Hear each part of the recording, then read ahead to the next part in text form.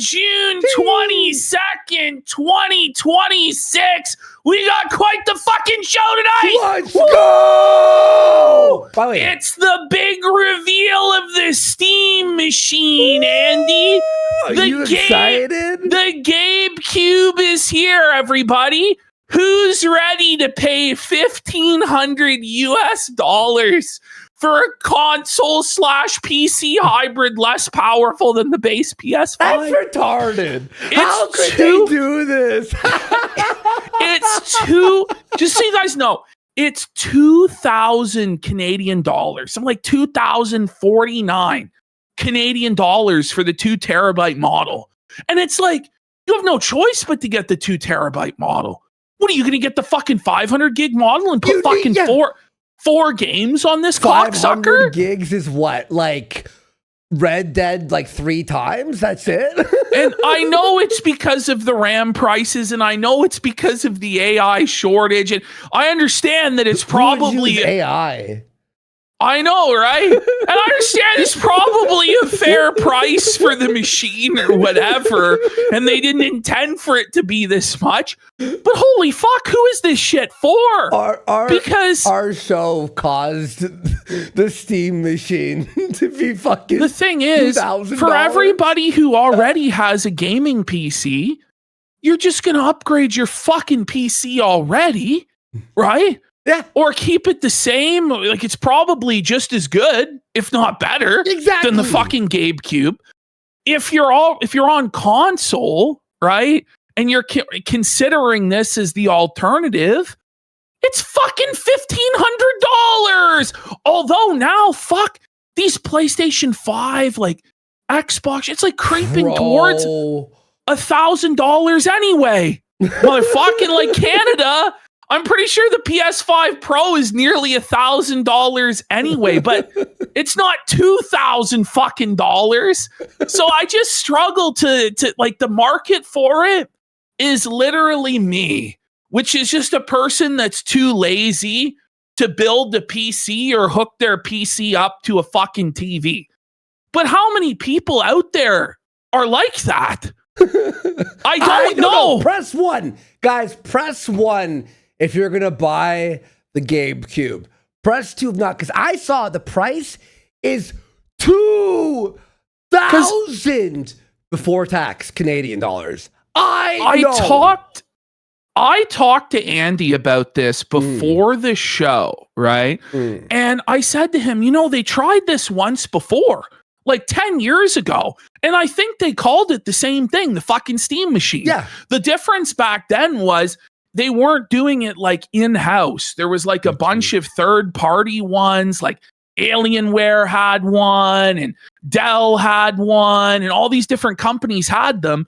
And I think the fatal flaw was it was too confusing for people. They were like, what the fuck? Like, and also I think back then, even though Steam was still a big deal, it wasn't as big as it is today. Yeah. You know what I mean? 94% say no on the poll, on the quick poll. Wow. Really? 93%? And so it might work now because it's like there's just one of them, although there's two different SKUs. So many games in your backlog. If I were to buy one and plug it in my TV, I would have like hundreds and hundreds of games immediately, like on the first day. So that's the benefit. But it's like, am I that lazy? To like, yes. See, we are that lazy and retarded that we may buy it, but I don't think that most people will. You know what I mean? And then it's like there's a fucking lottery system. It's like, oh, no, sir. You can't just buy it, sir. Yeah. No. You have to enter a lottery to pre-order, sire. I did enter and give us your $2,000. It's like, fuck, you motherfuckers. Like, it's brutal, so you want to spend your money, huh, bud? Well, yeah, you think here's the artificial scarcity, buddy. You have fear of missing out. It's like, but it's not like, I don't know. It's not like it's like there's like an exclusive that's launching with it, or some sort of killer application or anything like that. Imagine Half-Life 3 was on the box only exclusive and locked on it. That's what they should do. That's what they should do. Buddy, can you imagine if it came out at launch and they were like, Half-Life 3, Left 4 Dead 3, Portal 3 is all exclusive to Steam machine. Get fucked. Get fucked, buddy. On PC, it makes a virus on your PC. Like the Steam machines. Somebody tell us Gabe will never do that to us. But you know who will? His son. Shit's gonna get bad when Gabe dies. Everybody who believes in Steam, it's like, listen, bro, everything's on the fucking balanced on this fat fucker's heart, you know? It's like, listen, this fat fuck heart, if it skips a beat, we're all fucked and we're gonna lose everything in the fucking library is gonna go. The licenses will be gone. It'll be fucked. So you better hope he lives forever. You better hope he uploads himself to the AI or something. That's what it's he'll gonna do, get probably. fucked. That's if funny. it happens. In gaming news, ever since we covered Joe on Friday, he has been crashing out on everyone. And everyone is now I was going to Joe. bring it out too. So Angry Joe buddy is super emotional about the Supergirl movie. And just for me, right? I just feel like on both sides of it, this is very performative. Because I have to ask, who gives a fuck about Supergirl? No one. Is there... No, I'm gonna ask everybody in chat. Do any of you actually care about the Supergirl movie? Whether it's good, whether it's bad, are you gonna go see it? No one cares. Or it's just tap dancing on DC for being retards, I guess. But I think the truth of the truth of it was this movie was going to fail no matter what. Yes. People are like, well, what if they cast, you said this, what if they cast Sydney Sweeney? What if they pandered to the chuds? No, it was going to fail. Supergirl has never, ever succeeded. Neither has Batgirl. None of this shit is ever gonna fucking succeed. No one gives a fuck. Guys don't give a fuck. Young kid, they don't care. Look at this. So this is the thing. He's butthurt, right? Because he really loves DC and he wants it to succeed, right? Yeah. But at what cost, sir? And it's like, bro, if it was up to you, Joe, would you have greenlit Supergirl as the second movie in the franchise? It's insane. Probably fucking not, buddy. And we just have to get to the point. Somebody said, imagine caring in 2026. This is the thing, bro. DC Comics has failed and been rebooted as a universe. What? 3 different fucking times now? There was the original DCEU, right? Where you had Batman versus Superman fucking failed. Oh, worst movie ever. I hate that movie. And I love that movie. I like the Snyder bullshit, right? Come on. But then, I like it. I like it. In terms of it's ridiculous. I like it because it's a different take. It's not always the same old take, but I have a different view on that than people where people be like, it's ruining the other movies. It's like, especially with Batman. My thing about Batman is we've had so many different versions of Batman that I don't mind a one-off, Elseworld take on Batman. You know what I mean? Yeah. But these fucking failed with Justice League. They did a soft reboot. I watched that on the airport. They kept some of the fucking characters. They kept Wonder Woman around. But then they got rid of Ben Affleck as Batman. So there was a soft reboot. And then that fucking failed. Remember? Who played the new Batman after him then? Well, they didn't fucking show Batman anymore, right? Yeah. Where it's just but then they did with Flash, fucking Michael Keaton. And then they just aborted the whole fucking thing. It eventually became so fucked, they had to abort it. So then it's okay, let's bring in James Gunn to fix this shit, which and then they had Peacemaker. They had a cameo at the end of Peacemaker, by the way. Have you ever watched Peacemaker? It was decent. I liked for it, what it is. But the ending had the cameo of all of them, including Jason Momoa. But now Jason Momoa is like the Waterworld villain. Is that what's happening? Lobo? It's like, I'm going to be real. How many of you motherfuckers know who Lobo is? How many of you know? I don't know. Like, nobody does. Fucking Nerdrotic does, I'm sure. Like, Geeks and Gamers, fucking Jer Prime. Half know. Some know, right? Yeah, but, like, this is a pretty nerdy fucking audience, you know what I mean?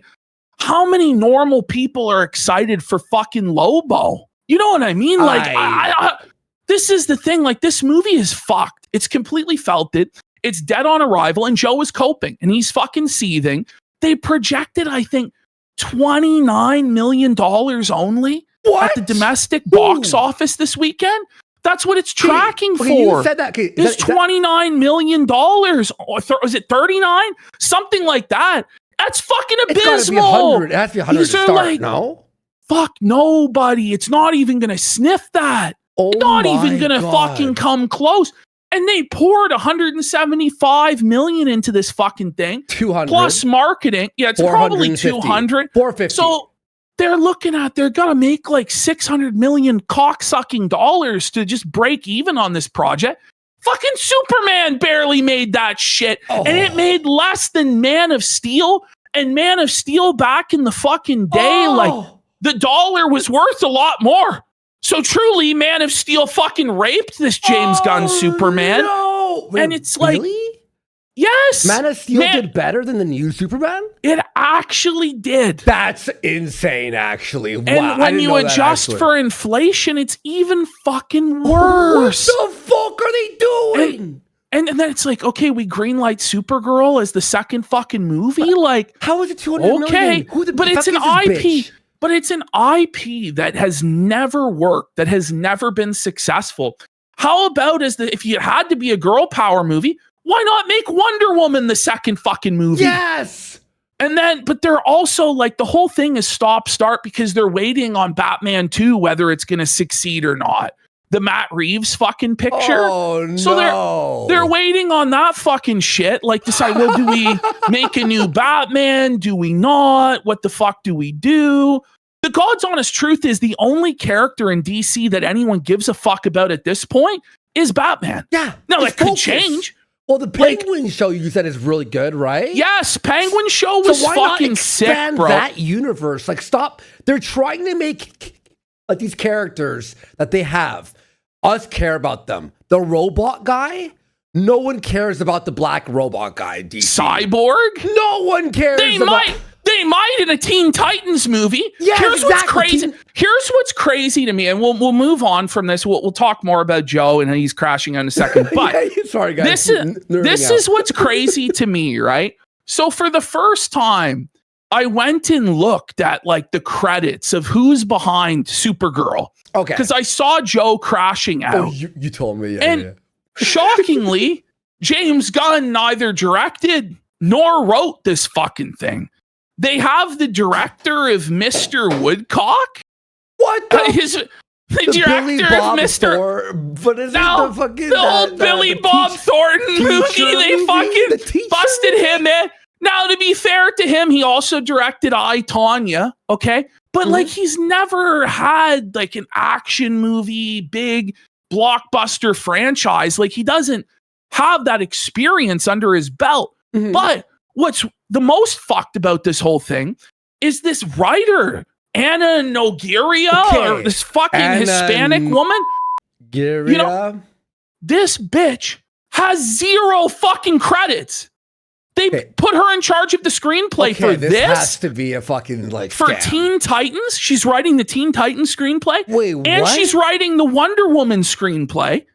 And this bitch has only written one play that I don't even think was in Broadway. That's it doesn't what even you meant in the it text? doesn't I thought even she already wrote Teen Titans. No. They've given her all 3 of these IPs to write. What's her name? Oh, it's in the fucking Wikipedia article for like Supergirl. It's like Anna Nogueira or something like that. Or Navarro. It's like all she's done is this play, like, what's it called? Extravagance or something it's fucking called? It's like, how is this fucking possible? Like, you would do this and give her the helm of 3 fucking massive franchises? I just don't get it. This shit's going to be a disaster. I have to see what the fuck she's done. Hang on. She was a... Wait! You're not even, like exaggerating at all. It's like literally... It's nothing! The Michael J. Fox show? Well, no, she acted in Vampire Diaries and the Michael J. Fox show. She didn't even write Vampire Diaries. Fuck. These are all his actresses. She has no screenplay credits. She must have sucked a mean cock. Bro. She sucked James Gunn's gay fucking pedophile soul out of his cock. There's some sex happening in there. Allegedly, man, in our buddy. Opinion. Okay, so I don't know. An actress is like, I'm gonna... By the way, you would think for DC, the repair of the DC universe, you'd get someone... It has to be done right. Yes. Listen, the problem with Superman, was it the worst movie ever? No. But, like, it had to be really good. And it just fucking really wasn't.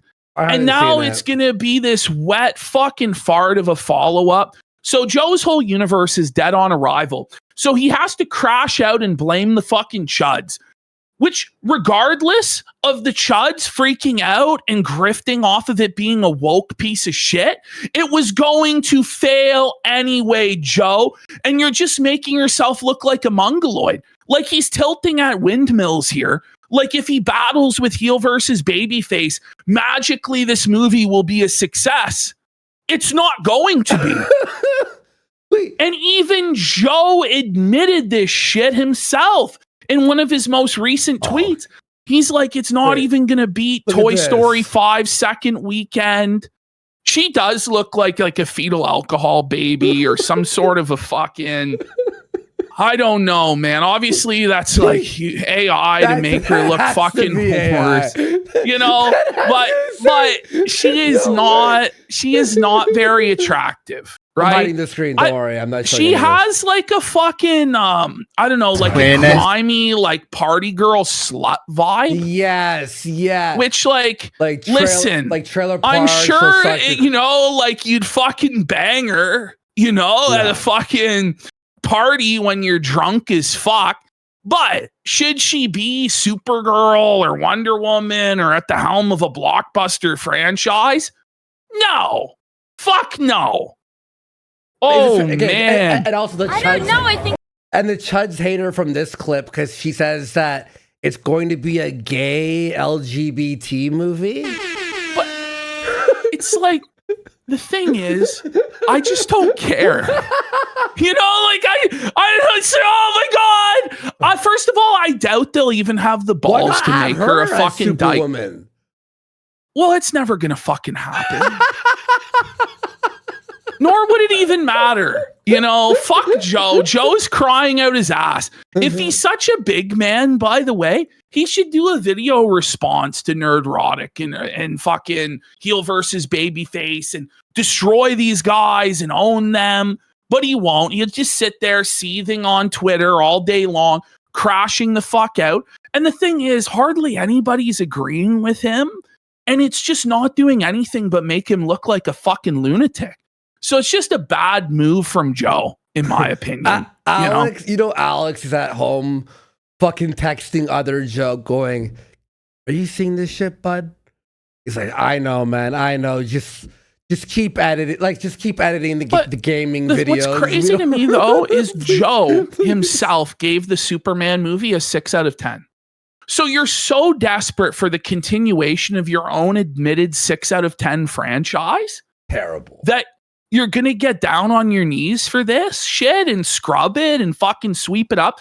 And Joe's whole argument is a big time cope, bro, where he's like, oh, well, what? So like when the actors give an interview, you know, like we're not going to talk about the quality of the film itself, how you're going to criticize the actor. Well, I know right well. In fact, it probably happened when Gina Carano talked her fucking shit. Did Joe not criticize Gina Carano for that whole thing and get fucking fired up about that. Yeah, but I'll tell you exactly. this right now. If a fucking actor came out that played Superman or Batman and said that they were anti-LGBT and they were pro-Christian, do you not think Joe would fucking complain? Yes, so I don't think his argument holds any fucking water whatsoever. And he should just shut the fuck up. Oh, well, like, he's like, fucking, he's rattled. And then all the responses are this. Look at this. I'm going to keep it real with you, Chief. They're bodying you in the comments. You deserve it. Look at this one. I think you should stop being such a well, he should. He should.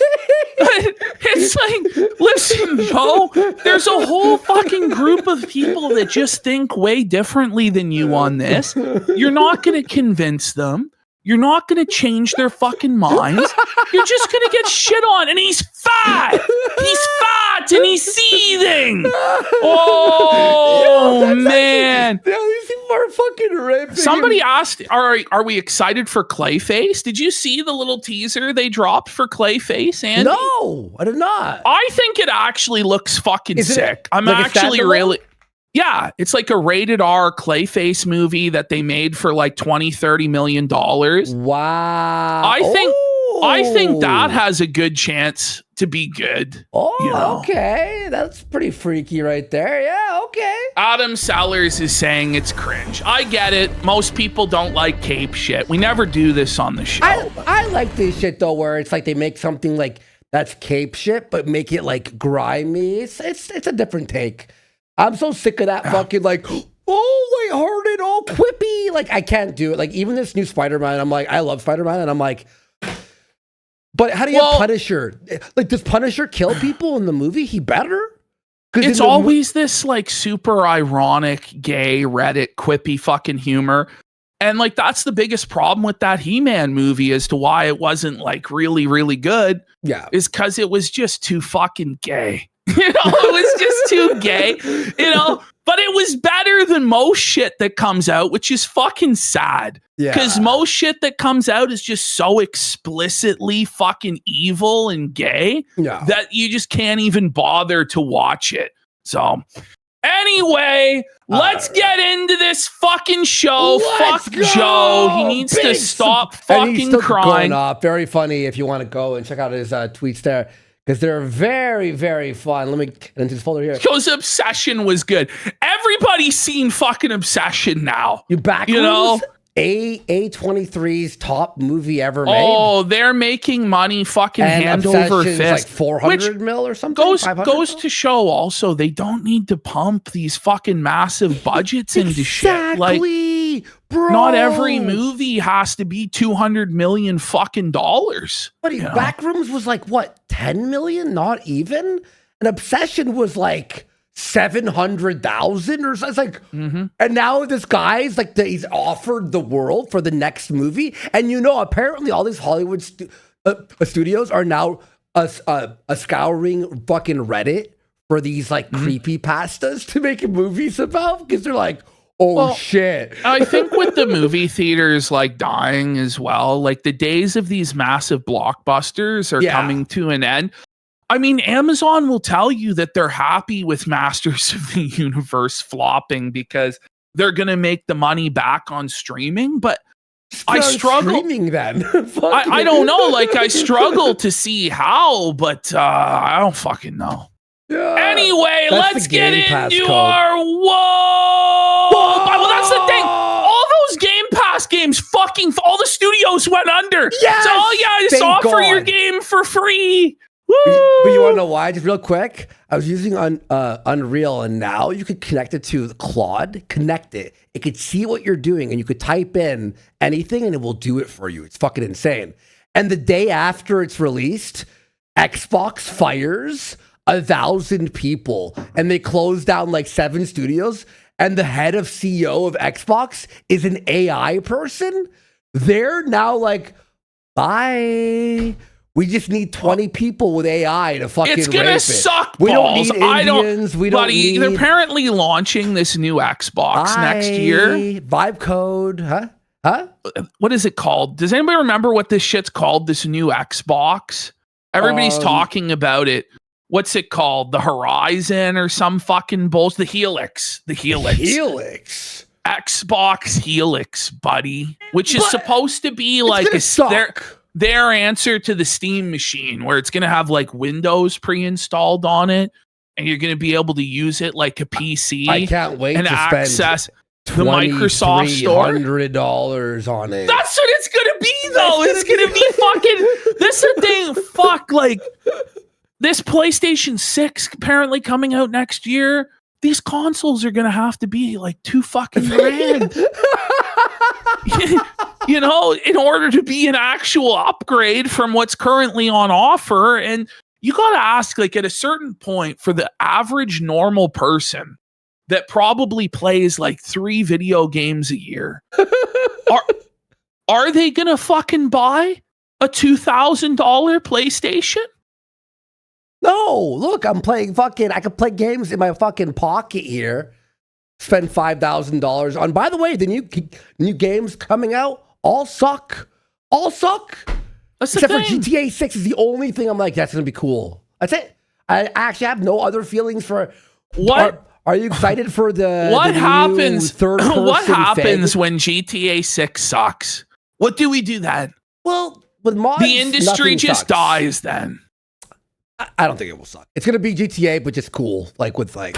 I don't know. Watch that it's like the story will wokest, suck. The story's gonna suck. Shit I hope ever. they changed. I hope they fucking didn't make it woke. Get ready for just getting to be nickeled and dimed with the shark cards to an unreasonable. They're gonna be rape. You know they're gonna crank the grind worse than Red Dead Online, bro. And that grind was fucking. That grind was brutal to make like a nickel in Red Dead 0.01 gold. Remember? They gave you 0 point gold, and you're like to buy a hat, and you're like, I gotta spend 18 hours to buy a hat or $10. They're just like, it doesn't matter. You're gonna fucking pay for the shark card. That. Oh, by the way, they closed down all the GTA RP servers that were charging, which is all of them. What a scam, buddy! Because they now own 5M.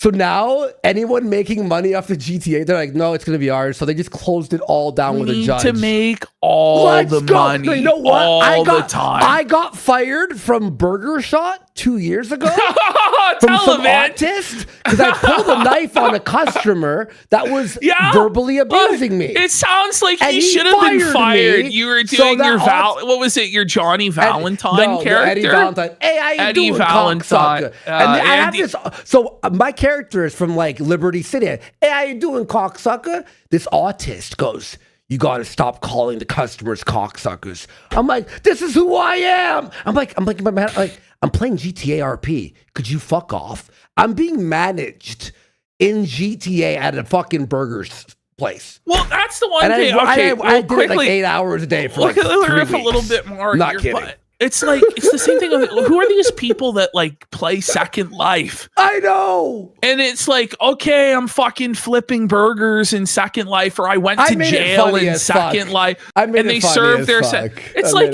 life is shitty enough as it is, but when you get home, you decide to pretend to do the same shit that you do in real life anyway. No, but I was planning a heist in the back, so it was like also / action movie. But I was fired by an autistic guy, so I want to find where this guy. I want to go. By the way, your server's closed, bitch. On the topic of video games, who saw Phil today? Who saw DSP? One of the greatest Phil Feltonings ever, bro. He was at like $15 for like over 3.5 hours. Just fucking starvation, poverty ass wages, bro. And he was fucking rattled. He got to like $17 and he was stuck at $17 for like 2 hours. It was a fucking nightmare for Phil. He almost soft locked himself. Yes. And I was like, this is it. The wage quit's happening, bro. We were texting. He's like, he's soft locked. You were fucking losing your mind. Lock. We're like, he figured it out. No. Well, because he was like, we're going to play in like, it was at the beginning of the stream, right? Yeah. He's like, we're going to play here in about 30 minutes. no support came in. So he just kept stalling and stalling and stalling. Finally, he had to start gameplay. It was fucking terrible. He was awful at the game, had no idea what he was fucking doing. Mina. Yes, he rage quit Mino the Hollower or whatever the fuck. He couldn't handle it, bro. He just can't handle anything with any sort of challenge now. And he went on this big rant against having challenging video games. He's fucked in the head. I was so glad to see him get felted today and only get it was like 58 or something like that, $64. Fuck you, Phil. Andy did the SP tries it. No, so he was like doing OT. He was like fucking there till like 7:45. And then he like stalled it out for 15 minutes of like the slideshow, hoping that somebody would give 15? him. Yeah, bro, it was one of the longest stalls I've ever fucking seen. Yeah, he had the Minions meal from Wendy's. So he had the Minions Froster. No. And he cried that his Wendy's Froster that was DoorDashed was melted. But of course it's going to fucking melt, you retard. He's like, well, it's just around the block. It's like, why don't you go fucking get it then? He took 4 bathroom breaks today. 4 bathroom breaks. Yeah, a slosher. And they were long too. Diarrhea. It wasn't like they were short breaks or anything like that. It's like, you couldn't go get the fucking food. Like it would have taken him 5 minutes, maybe 10 minutes max to go get this Wendy's and then have a Froster that wasn't fucking melted. But oh no, Phil had to have it fucking DoorDash because he's afraid to leave his goddamn house. The Frosty, I called it the Froster. We have at the it used to be Max Milk, now it's Circle K. We have the Froster, which is like a slushy or an ice puppy. Yes, yeah, the icy or whatever the fuck the icy, called. you know what I mean? So Mina, anyway, that part of Mina, by the way, wasn't hard. Ash saw, even if you don't play, you could see that you can't make that jump. And I'm like, it's like me just jumping in a hole like in Mario. I felt like he absolutely had to do it. Like I feel like he did it on purpose just to quit. Like how do you fuck up that battle? But you know what? I've seen him play so many games where he just lacks like spatial awareness.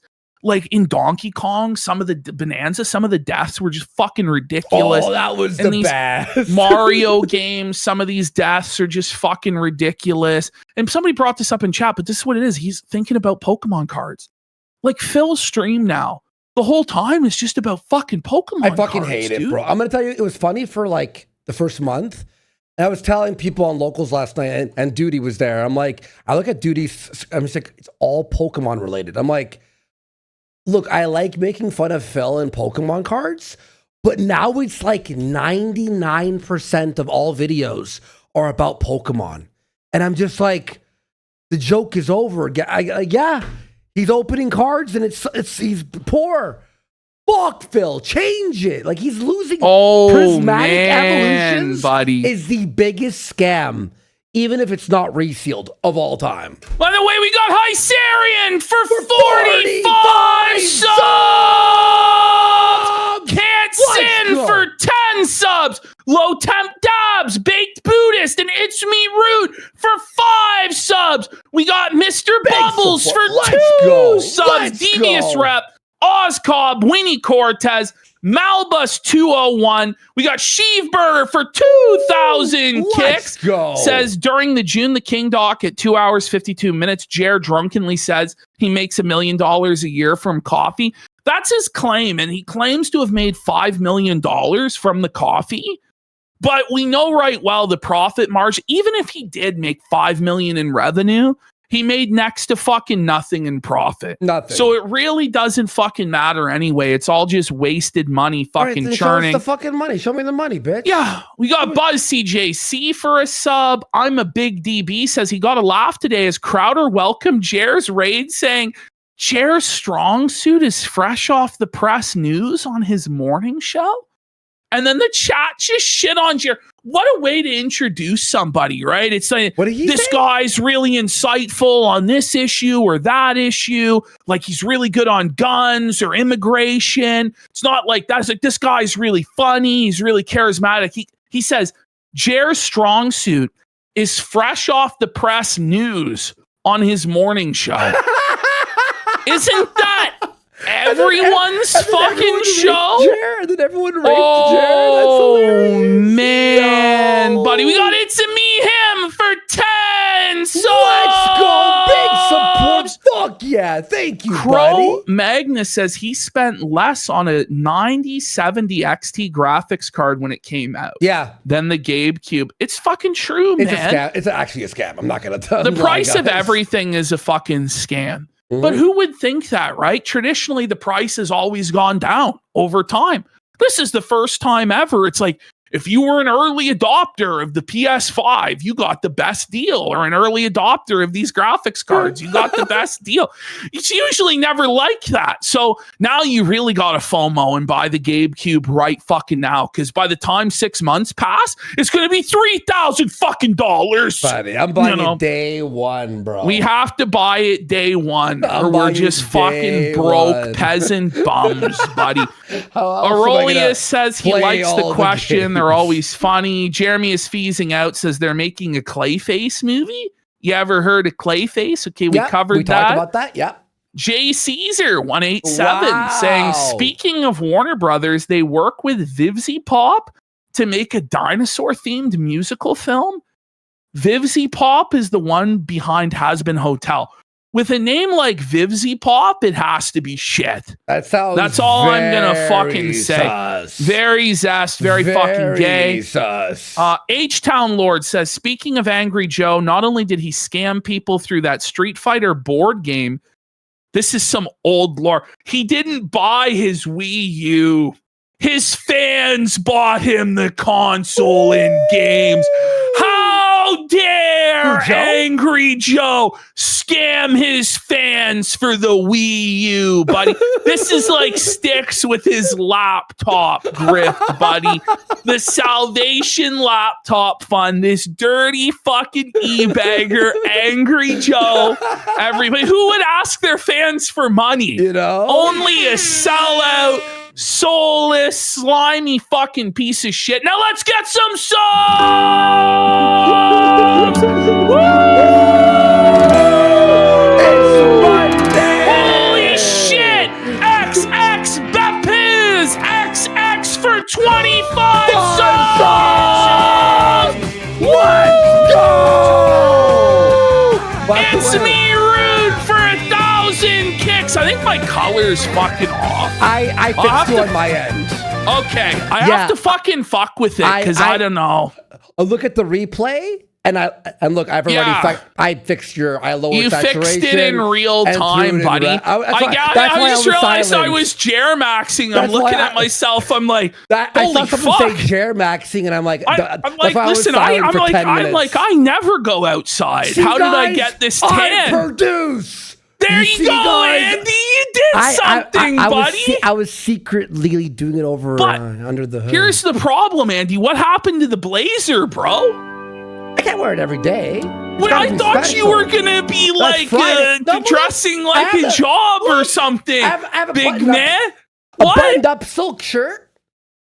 Okay, I thought you were gonna rock the blazer. I thought you had multiple blazers, buddy. Friday nights, that's it. Friday nights. So instead of casual Fridays, it's formal Fridays. Exactly. At the casino. Yes. Okay. I'm not gonna fucking wear a blazer. They're saying in chat you had to return it. That you were broke, buddy, and you couldn't. I bring it? You want me to bring it? You fucking yours is like Phil. What are you gonna dig through your trash? That's actually to find the Pokemon card wrappers, buddy. Oh shit.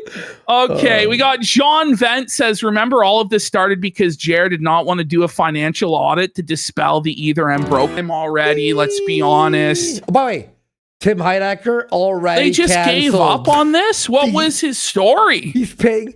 Did you watch his stream? No. Can I show you 1 second of it? Yeah. Oh my god, it is. Oh my god. What a fucking loser, bro. He had one bit and that's it. Yo, they thought it was gonna be like the main show. He's paying $65,000 a month for a year for this. Okay. What? You ready? Yes. I can't believe. Why? Yo. What was he thinking, bro? I can't even like this. You're gonna die. I can't believe you didn't see this. Oh my god. Guys, Ash didn't see this. Watch this. This is the bit. He was no, I saw. Well, this was from months ago, right? On the internet. Thank you for joining. That's it. Yeah. I thought there was some new update. No, the update is it's over. He's canceled. Where did he do this, on Twitter? No, he just hasn't uploaded. It's over. They just didn't upload. That's it. They bought it. So they had one 18-minute bit. Yeah. Because the thing is, I thought, because Alex Jones has been claiming The Onion doesn't own this. Tim Heidecker doesn't own it. He's fucking gay. You know, they're lying. The judge and the receivership and the fraud, the globalists, right? So I'm like, okay, maybe they didn't fucking get it, and that's why they stopped. Well, they didn't because they could only rent the name. They could only own it temporarily. What? So Tim spent $500,000 on a temporary InfoWars so he could legally make that 16-minute sketch. Does he really think he's owning Alex Jones? No! The thing about parodying Alex Jones, it's like parodying this show. We did watch that. It's a fucking cartoon. Yeah. He's a fucking cartoon. You can't go any further than what he already fucking is. Unless you actually are a really good satirist and you actually... This is the biggest problem, right? With Tim Heidecker taking over InfoWars, is he never watched InfoWars. Yeah. He has no idea what Alex Jones is.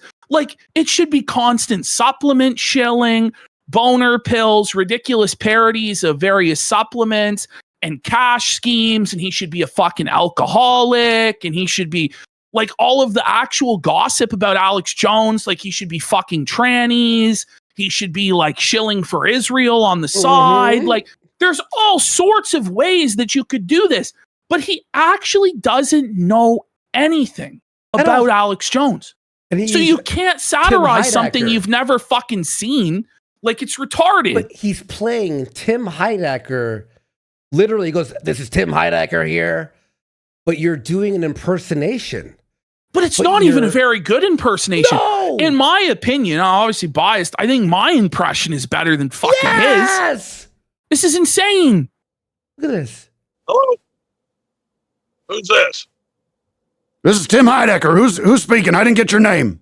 Call me AJ. I'm not who you may think I am. But Amazon. It's not terrible. The facial expression. Terrible. The facial expressions are kind of there a little bit, but it's fucking not Everyone right. Could do this. It's not. It's terrible. He could do a lot better because he has done some stuff that is funny. Now, mind you, it's been 15 years. 20 years, and it's all that ironic humor, and I'm just not really big into that anyway, but if you're stoned and you're watching Adult Swim, but even that stone content doesn't work nowadays, that kind of shit. I'd rather watch Aqua Teen Hunger Force any day. On cinema, at the cinema, buddy. Okay. Anyway. What are we talking about? This isn't a show. Well, no, buddy. This is a show. This is. What are you talking? What do you mean this? What do you mean this isn't a show? I prefer doing just sitting down, guys. Now let's do the switch to get on with it. Okay, so Star Fox. You guys saw the voice acting is fucking abysmal. No, I didn't. Buddy, why would you need to play a demo when you've already played the game 3 fucking times on various platforms? No, you didn't see the voice acting, buddy? I actually haven't. You didn't see the voice acting, buddy? Oh, no. Yeah. Come in, Star Fox. This is Corneria Defense Force Headquarters. Do you read? I mean... Okay, let's... It's just... Listen, it's fucking... No trust me. Yet of any it's very activity. soulless. We'll let you know what we find. Proceed with caution. You're the first to set eyes on that place in years. Is this AI? Something's and we're you know, doing this job just wait until you hear Slippy, bro, and you're gonna fucking seethe. You're gonna seethe, buddy, when you hear Slippy. Where's Slippy? Hang on. 5 years later. Oh, that's his dad. There we go. Wow, this flies just like the real thing. Wow. Okay. So it went from I'm probably gonna buy this to I don't think so, Tim. Are you kidding me? I don't think so. That was shit. Let's start off in our Whoa Buddies. So we're going to start off where we're actually going to end the stream. And that's with Styxx Hexenhammer 666. Today is finally the day of judgment for Tara Warwick. We're going to be going through Mikey No More's documentary on Styxx Hexenhammer. Are we? But before I think so.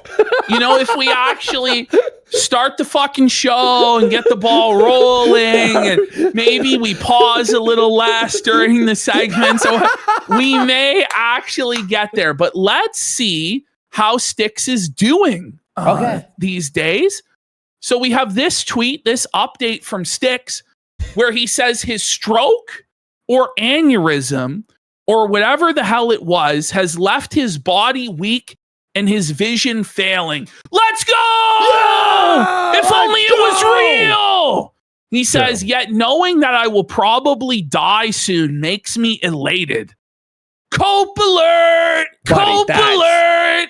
I laugh at things and find everything hysterical. Probably brain damage. Got a brain damage alert! Brain damage alert! Obviously. Now that's the alcohol, Tarl. Let's be real. It's the alcoholism, buddy. He's my age. It's the lack of hygiene and getting drunk as a skunk every fucking day that's doing this to you. By the way, he said he went to the hospital. So wouldn't they have diagnosed it as a stroke or an aneurysm and figured it out? His whole story on this never made any sense. So just so you guys know what happened. Styxx had a court date where he was probably going to have his bond revoked and there's going to be he was going to have a warrant issued for his arrest because he broke his probation conditions. So what did Styxx do? He faked a stroke, sent his mother into the other room to speak to the judge on a Zoom call, who explained that Taro couldn't make it to court today because he had a stroke. Yeah. Then Taro claims he went to the hospital. He was there for 2 hours and they said he had a stroke. And then they released him and he walked in the snow home. That's how There's happens, no hospital that's going to fucking do that after you've had a stroke. And if they did do this testing, he would know if it was a stroke or an aneurysm. He made it all up. It's fake. He's been saying he's going to die next week for the last 6 fucking months, that he's terminally ill. He needed money for his daughter because he was going to fucking die, even though he hasn't seen his daughter in years, his wife in years. And by the way, the whole gambit of, pretending to have a stroke to get out of court didn't work because the judge issued an arrest warrant anyway. And there's 2 of them. There's one in Vermont and there's one in Louisiana. And they're fighting over who's going to take possession of the fucking vampirate and force him to serve time first. Okay. So Styxx is now on the run, from the fucking law. Living with a mentally disabled woman in New York City. This is his life now. And trying to tell everybody when he's drunk out of his mind and can't make videos that his laptop is in the repair shop. No word of a lie. His laptop has been in the repair shop 18 times this year alone. At some point, you'd figure you would buy a new laptop, But if this was true, these laptop technicians are taking this guy for a fucking ride, bro. It's a song this is buddy, we're fucking making a fortune off this guy. He's paid $10,000 so far to fix a $400 PC. Yeah, it's just insane. It's just insane. Hanging off duct tape. It's got glue on it. It's got staples on one part. Oh my God. They so nailed anyway, the fucking keys. We have one more from Styxx. Uh-oh. Where he says, note to self, manifest against the current system of jail and justice. What does that mean? Well, it means that he's going to use his magic powers to defeat the justice system and overthrow the rule of law in America. Like how he killed the... So how he claimed he killed the district attorney of New Orleans with his mind and all this fucking nonsense. Shit. Yeah. Someone sent me a picture of the laptop. Have you seen it? Let's have a look at the laptop. Yep, that looks about right, buddy. And of course, you know, he goes in and he pays out the ass to have it repaired every few fucking days. Somebody, I'll have to show it sometime. Somebody on Kiwi Farms actually made a comprehensive breakdown of every single time Styxx's laptop has had issues. It's fucking insane. And that was just like his tweets. Yeah, that was just his tweets, let alone all the times on video and live stream. Okay, we have a spotting of Eugenia Cooney and her brother at Disney. This is one of the craziest things I've ever fucking seen. Like, one's fat, one's super fucking fat. Oh my God. And one's super fucking thin. Look at this shit, dude. Bro. We have a video actually of That's it. fucking crazy, dude. Let's have a look. That's crazy. Oh my God. That's crazy. Man. Now we're going from anorexic to super fucking fat. We have a quick little Chantal clip for you guys here in the Whoa Buddy. So we have Chantal fucking hacking a dart, as we call it up here in the Great White North, in her fucking hijab. And she's smoking that ciggy, hacking that fucking dart outdoors, bud. But she's going to do a sweet fucking burnout for us here, boys, in the fucking wheelchair. She's going to take her out for a fucking rip, bud. Oh, yeah. This bitch can't be smoking. Pick a fucking health struggle. Pick a fucking health struggle, you big bitch. What are you thinking? You're already 500 cock-sucking pounds in a fucking motorized wheelchair, and you're fucking hacking darts too? Bro. Bitch. She's not even taking her fucking meds either. Like, no. Disaster. How could you smoke at that weight? Watch her go.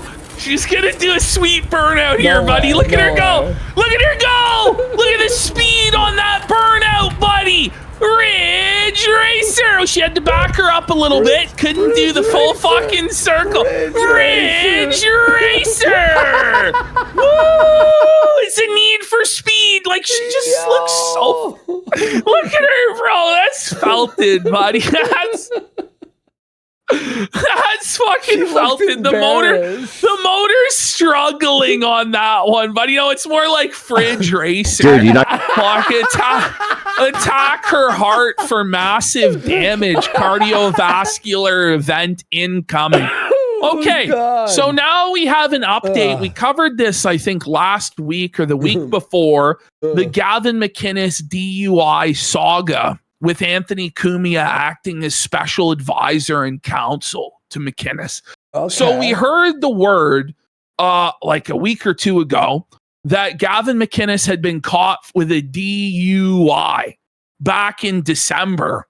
We only heard about it recently, and they've got him with the alcohol monitor on, where if you sweat any booze, they catch you and you go to jail. Okay. Well, Gavin has some bad news for us. I'm not going to believe this. So, okay, you're never going to believe this. Well, I do believe it because you're a fucking alcoholic, and every single thing you're about to say makes you sound even more guilty than we already know you are. But okay, how do you do that knowing that they'll find it immediately within like a second? They immediately found out. Of course. So he has a technical cope though, bro. Okay. The computer was wrong, bro. Saturday night, or was it Friday? Was it Friday? Look at Anthony. Look at Anthony's face. He knows he's about like, to hear some shit. He's like, no, he's buddy. Like, what now? What now? Was it Friday or Saturday?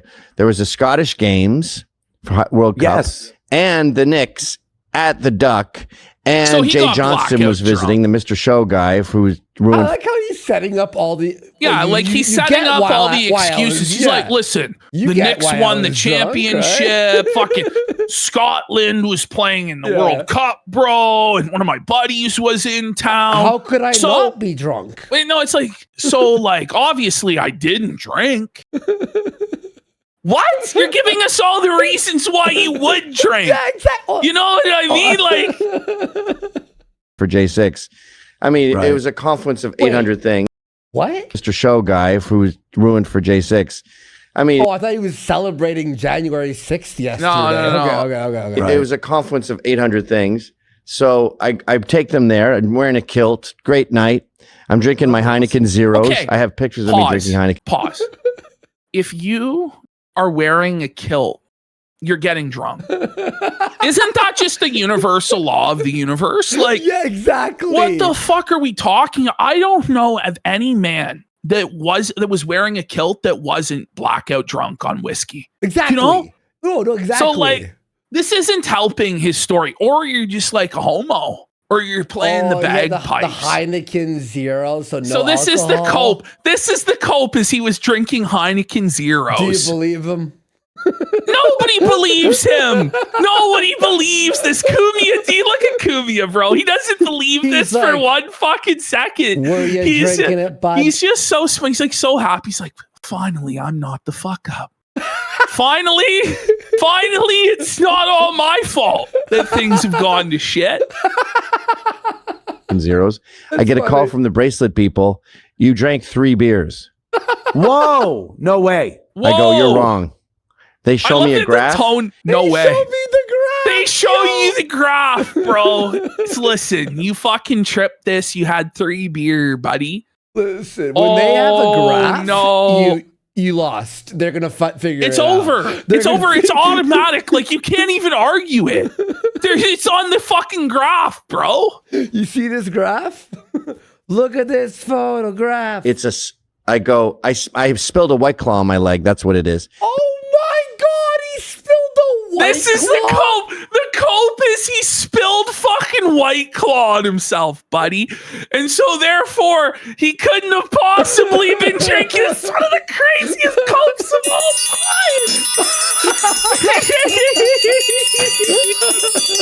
But it's like, bro, this is the thing, right? If you're risking potentially going to jail or, having a criminal record or any of this fucking shit, losing your driver's license, you shouldn't be anywhere near alcohol.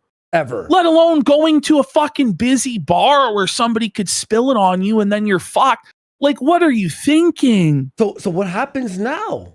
Well, he's going to explain. We'll watch. I mean, I'm actually scared for him. They go, no, this is a spill and it's a spike. They go, this is you. Whoa. Okay.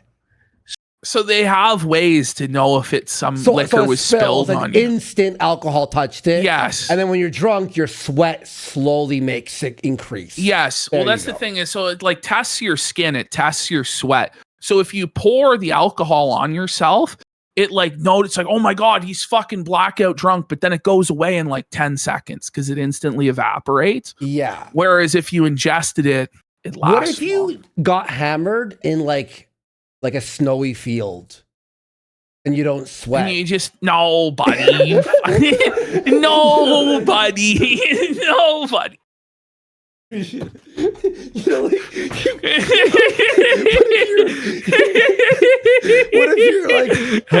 if you're in a freezer, you're bro? Drinking like, oh my God, it's so cold. I gotta drink this. So I go, that cannot be. You're already thinking of ways to get around it. This is the addict. That's the addict in my brain right there, right? Listen, if they had a way to detect me eating cheeseburgers, I'd be like, there's got to be a way, bro. Because you're Fargo maxing, exactly. Yeah. Staring at the label, like you see it. Heineken Zeros have 2 fat zeros on them. They're very unique. Yeah. How'd you fuck it up then? And then, so I was so sure that they were wrong. I went and got a piss test. I get it back in the next day or two. But I called the lawyer and I go, either the machine is broken, or I was being served real Heinekens for 3 hours. I had 3. Listen, they were serving me real Heinekens in the zero fucking can. That doesn't make sense, sir. Like, you would know, You would taste. Come on. You'd be like, come on. I'm getting drunk right now. I feel like I'm buzzed. Well, even Kino calls him on it and was like, you didn't feel any buzz at all? Okay, there you go. It's 3 beer. You didn't feel any buzz. He's like, no, dude. Like, it's only 3 tiny beers. You don't feel anything. Said the fucking alcoholic, maybe. It's more evidence against him. You know what I mean? It's more evidence against every single thing he says during this makes him sound so fucking guilty. Didn't look at the label or notice. And he goes, doesn't matter. You're Of course it doesn't matter. What the fuck, bro? He does not. Bro, the bartender held me down and poured it in my mouth. A likely story, but I love how he goes. This is what a totally innocent person would say. I had pictures of me with the Heineken Zeros. It's like premeditating, like his fucking. No, listen, Your Honor. Look at me here. I have the picture with the Heineken Zero. Come on. It's zero tolerance. Yeah, look at him. He's like, you're fucked. You're fucked, bud. His eyes. He's like, so. He's like, could you not go to jail? I need to make money. Come on, like you're gonna fuck. It doesn't matter how innocent you are. You like we used to use the machines to help. Oh, this is an insane call. This isn't like a Kuvia is dying, bro. We used to use machines to help us. Now they're just hurting us. What the fuck? Because now we're at the mercy. Now we're at the mercy of these machines, bro. It's like, what's the likelihood they fucked us, bro? This is a whole new world dystopia, man. Like, what am I supposed to fucking do? Just don't drink for 90 days, you stupid cunt. It was 90 days. It wasn't even like Ricada, like 5 years. And that's what's crazy is if he made it the 90 days, it will all get expunged and it would be like it never even fucking happened. And now it's like, okay. Now he's getting a fucking criminal record. It might affect his ability to travel to certain countries and stuff like this. Idiot. You better have a good lawyer. I'm sure he does. See the machines. So I go to court tomorrow morning. Yeah. If they're probably just going to say misdemeanor. Look at him. Oh, he's like, no. He's like, no. We had it good. Oh, I finally got out of the bad, dark place I was in, and you've ruined it. DUI, criminal record. You're You're fucked. It. That's it. You must have been like, God, these taste exactly like Heineken. They do, though. I have. Come on. Stop. He's like, they do, bro. How could you tell the difference? You can tell the difference. Come on. Do you believe him? Nobody believes him. He should just fucking cop to it. You know? But his defense was, this is like, I cut out a lot of this. It went on forever and ever.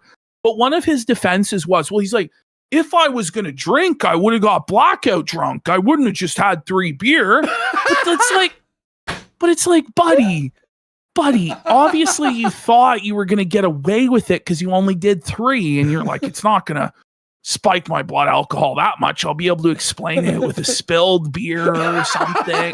That's 100% what he was thinking, bro. Yes, exactly. If I drink a whole 26er whiskey, like, I'm not going to get away with that. That's so fucking funny. Him at the bar, people are like, hey, is that thing gonna pick up? No, I got this. Don't worry, guys. Don't worry. I'm good. I've had 100 zeros this month. That's the thing. Apparently, He's had 100. No, if you had to drink 100 non-alcoholic beers this month, you're an alcoholic. Like, there's something seriously wrong with you where like you're addicted to beer. No, bro, it's fucking crazy. Why would you do this? Listen to his stories here about the non-alky beers. That's the thing that concerns. But you do know he likes a little bit of the white, the whitey. Well, that's the thing. Like, he could do all of that, and they're not testing for that. He was probably he could smoke all the weed he wants. Like, fucking. You know, when you're on that stuff, you feel like a hero. I could do it. They won't figure me out. Because on Sunday, I had the exact same diet, Guinness Zero at lunch, 3 Guinness Zeros at dinner, and it didn't register at all. Lemons from lemonade. Wait, 3 Guinness Zeros? First of all, drinking 3 Guinness at all is quite the fucking task because they're heavy as fuck. They're like a meal. 3 Guinness Zeros. 3 Guinness Zeros, buddy. He sounds so guilty, doesn't he? Every single thing he says is like so incriminating. Like, that's the most alcoholic shit I ever heard in my life. Man. Or lemonade from lemons, perhaps. If they do that, do they take the ankle monitor off and you could drink? Well, that's the thing. Always look on the bright side of like he's presenting it now as a win-win where it's like, well, listen, if I'm found guilty, then I can just go back to being an alcoholic. Now, sure, I'll have a criminal record and probably lose my driver's license for a while. But fuck it, I can drink again. But you don't have a problem. You definitely had it under control, eh? Oh, yeah. And I get this. You know when you're doing air quotes to defend your alcoholism, it's over. Actually over. It's over. When you're like, yeah, I was drunk. Yeah. It's kind of win-win. Yeah, I pissed myself. Yeah. Because I'm either... Yeah. And I get this thing off, and I can start doing it. Drink. Why is he even doing it there? And I get this thing off. It's not an air quote moment. So yeah, I'm getting this fucking thing off. Like, what? The cope quotes? They're calling it cope quotes when you air quote when you're felting yourself. King barrels of bourbon tomorrow evening. Right. I'm already a miscreant. I keep it on and it's no longer a criminal offense. Okay. So I'm winning tomorrow no matter what. Yeah, you win.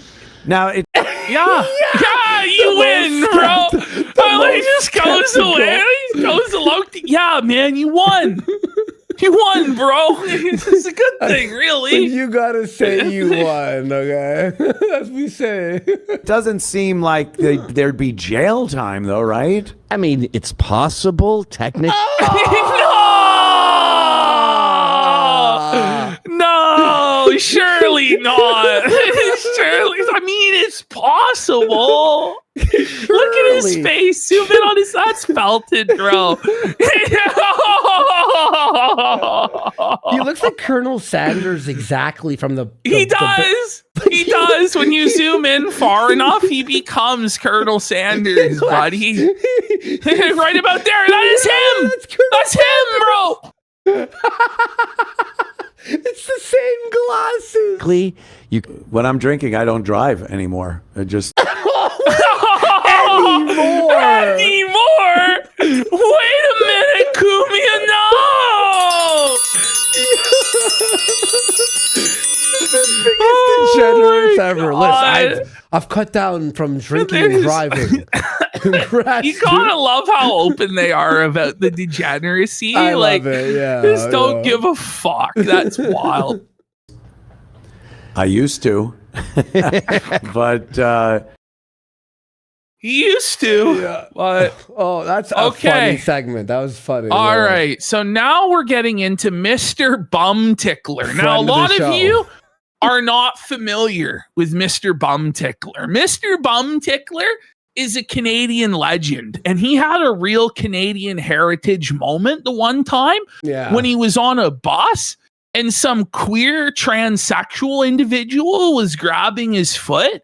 So he started kicking the fucking homo in the head for touching his foot on the public bus. He went to jail for it and everything. Some Indian guy tried to intervene, and Mr. Bum Tickler was cussing him out and using all sorts of slur words. Now, sadly, apparently in Canada, that's illegal. But it shouldn't be, because it's fucking base. So, Mr. Bum Tickler did a little time for this shit, you know, but he's back out. He's sweeping He's policing the streets of the Hammer, of Hamilton, Ontario. He's the fucking Hamilton hero, buddy. Yeah. For those of you who don't know Hamilton, It's like the Canadian equivalent of Pittsburgh or Detroit. So it's this, it's like this blue collar degenerate fucking town. Yeah. All the guys there, fucking alcoholics, drug addicts, blue collar, fucking salt of the earth people. They all have a hot water tank with a Hamilton Tiger Cats logo on it that they were upsold thousands of dollars by a door-to-door salesman to put that shit in their fucking house, but it's like the best decision of their lives. Like, who the fuck is looking at this shit? It's your fucking hot water tank. But I'm sure every time they go down there, they look at it with pride. Yeah, it's my Tiger Cats, dog. And anyway, like Hamilton, Ontario is the salesman's dream. So many fortunes have been made off of the people of Hamilton because they don't really think so good in Hamilton, you know, and they're very emotional people. Imagine so if Trailer you get Park them, Boys as a city. Basically, yeah. Trailer Park Basically, Boys yeah. as a city. And the ultimate honey hole of Hamilton, Ontario is Barton Street, where all the fucking beauties live. Oh, fuck, all dude. the fucking I used to DJs. work And that's in where the Hamilton, bro. football I used to stadium is work too. It's a dirty the top fucking of the hill. North James, you know, the top hill. But so we snuck. We were always have our nose up at the people from the bottom of the hill, the Main Streeters.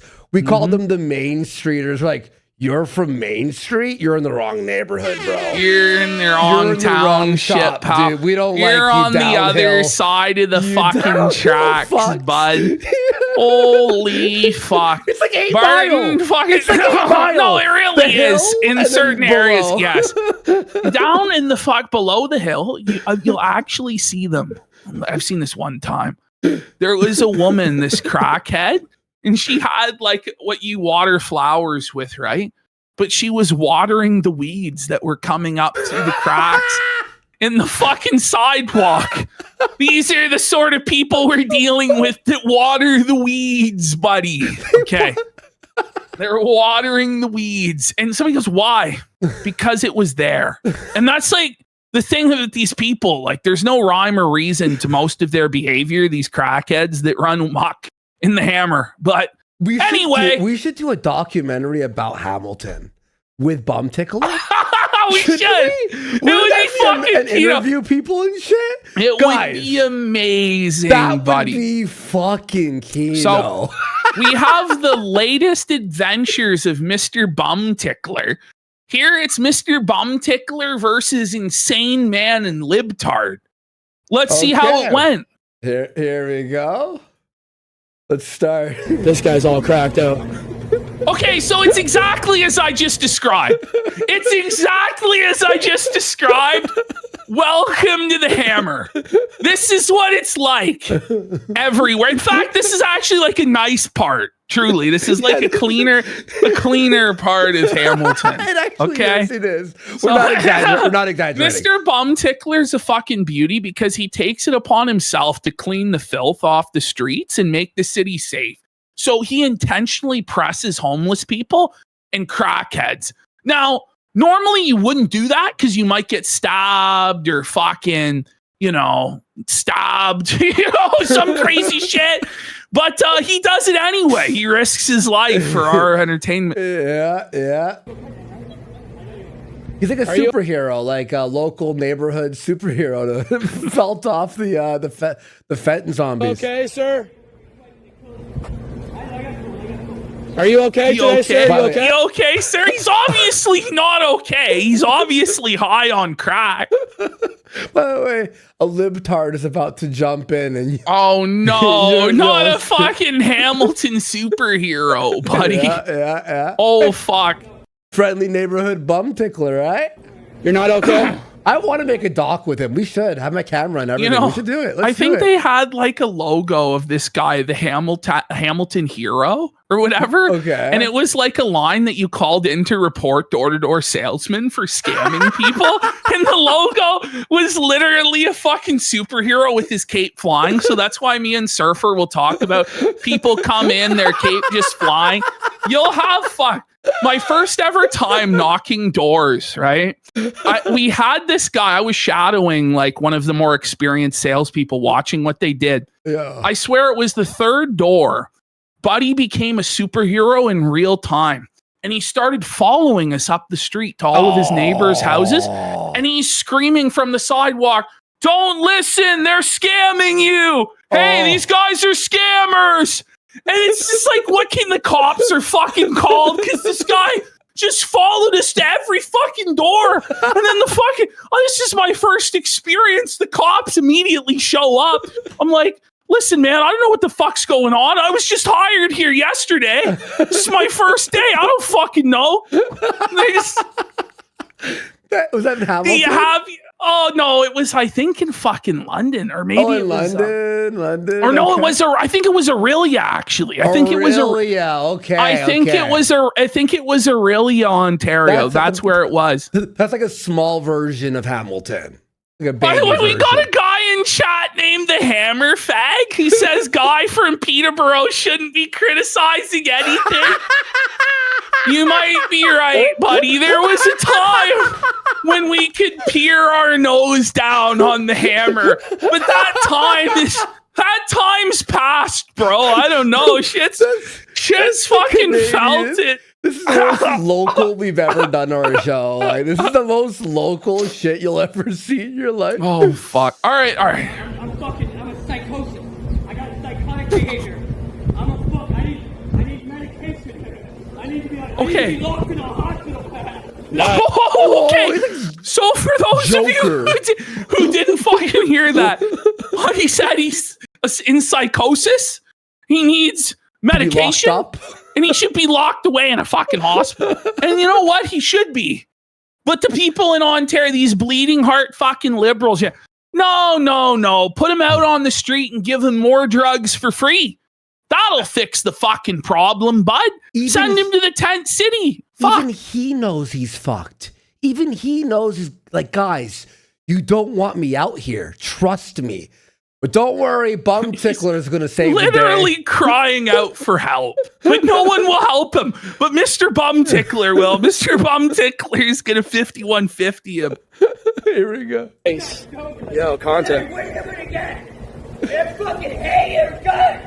He looks like Jesse from fucking Breaking Bad, doesn't he? He does a when bit, he was at like his lowest. It's hard to tell from this distance, but bro, this is rough. They're fucking haters, guys. Tell the world, man. Get it out. Vent, I say. We got George Floyd in chat. George Floyd's in chat. One of his fellow brethren here. Oh, boys. He's cracked. Well, at least he's got plenty of food. He's munching on some food right now. Yo, my boy. He's eating better than a lot of Canadians with fucking jobs. What the fuck? That's true. What's going on? That's actually true. Okay. All right. I'll leave you alone. Okay. My name's Christopher, man. My name's Chris. I feel you, bud. I feel you, man. He's de-escalating. Yeah. Read this book a little bit, and this is doctors in America. You know how many houses they have? They have 25,000 doctors for fucking psychotic behavior in the United States. Okay. They do it for fucking money. Okay. For fucking money. Yes. Okay. They fucking actually took my family. Yes. And I took on a hitman because I knew Musitanos and the motherfucker. Watch your language. Hey, don't watch your language. Let's go. Hey, bud, watch your language. This is Canada, bud. What are you doing? Keep your stick on the ice there, pal. You're going all sideways. What are you doing? That's so funny. You gotta keep it PG, bud. There might be kids around. Kids are around. Watch your hey, sir, language. Kids are around. I'm sorry, miss. I got this one, miss. Don't worry. I got this one, miss. Don't worry. It's under control. Hey, shut up, libtard. Fuck off. We got a libtard superhero who's trying to say that this is exploitative and wrong. Like I saw some guy in chat say, and he left. But you know what? This is fucking righteous, buddy. You got to get out there and press. He was upset. He said it was exploitation. Libtard. He couldn't. Libtard alert. He may as well have alert. been. He may as well have been. I'm kidding. Bleeding heart from the vagina. Hey, shut up, libtard. Fuck off. Yo, shut up. I'm going to film you, libtard. Yelling from the apartment Shut the fuck above. up. Like, it's Don't none tell of me your who to fucking business. What the fuck? This guy just inserts himself out of fucking nowhere. It's a chick. It's a oh, random of course it's some dumb fucking Karen cunt has to run her fucking dick licker. This isn't right. You can't fucking abuse these crackers. They abuse us every day by their fucking presence. They make life suck ass. Fuck them. Fuck them, I say. You libtard. I want. We got a libtard. I want to make a documentary with this guy so bad. Right up there. You're on live, libtard. You're on live. Okay, shut up. Go back to your condo. We'll probably end up in jail for that fucking documentary. You know, we will. So it's why we're not going to be doing it. But, you know, we appreciate the real heroes like Mr. Bum Tickler. Anyways. Okay, sir. All right, so we continue our adventures so here. now we have Bum Tickler versus homeless junkie sleeping in a fucking doorway. Oh, my God. Okay, here we go. Mister. I can't hear you. You're fucking mumbling. Get off the school property. I thought it was a school. It looked like a fucking school. Okay, we're going to call the police. This dirty fucking bum on a school grounds just sleeping in the fucking doorway. Now, let's hope this is a weekend. But if it's not, he should be fucking beaten senseless with nightsticks. Where the fuck are the police? They don't Where care. are they? Bum Tickler I know. is the actual, like, he's literally like Spider-Man at this point. When the cops can't handle it, like, don't worry, Bum Tickler has this. You better hide the fentanyl. The police are coming. Is that a boy? Okay, good. Correct Is that answer. a man or a woman? Fuck me. Sounds like a guy, but they have tits. It's some sort of tranny creature. No, isn't it? Look. I think. It's hard to tell in Canada these days, bud. Okay, meth. I don't have anything on me, you fucking piece of shit. Okay, good. Bullshit! I'm not the one sleeping on the school fucking steps, so who's the piece of shit? Tell Really? him, Okay, tell cops him, are coming, Bum dude. Get Tickler. out of here.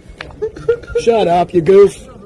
You're a little You're a goof. fucking You're a goof. homeless So this fucking is that junkie. spoony. You're a homeless Buddy, scumbag, when broke you ass call bitch. somebody a fucking goof in Canada, that's fucking fighting That's words, the N-word. bud. That's the N-word Holy in fuck, Canada. pal, yeah, you can call somebody a fucking goof or a fucking hose head, and you better be prepared to square up. Fuck, you're in for a fucking one hell of a tumble, tussle, whole fuck.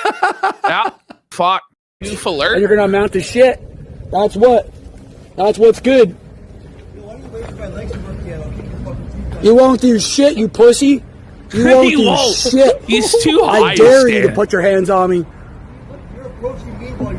You're on school. I'm drinking a cannabis drink, you fucktard. What a king! Fuck off. Cops are coming, dude. He's high out of All his right, goof. mind. I'm Enjoy- fucking, but I can't imagine actually going around pressing people on a weed drink. Holy fuck, will that shit rip your head right off?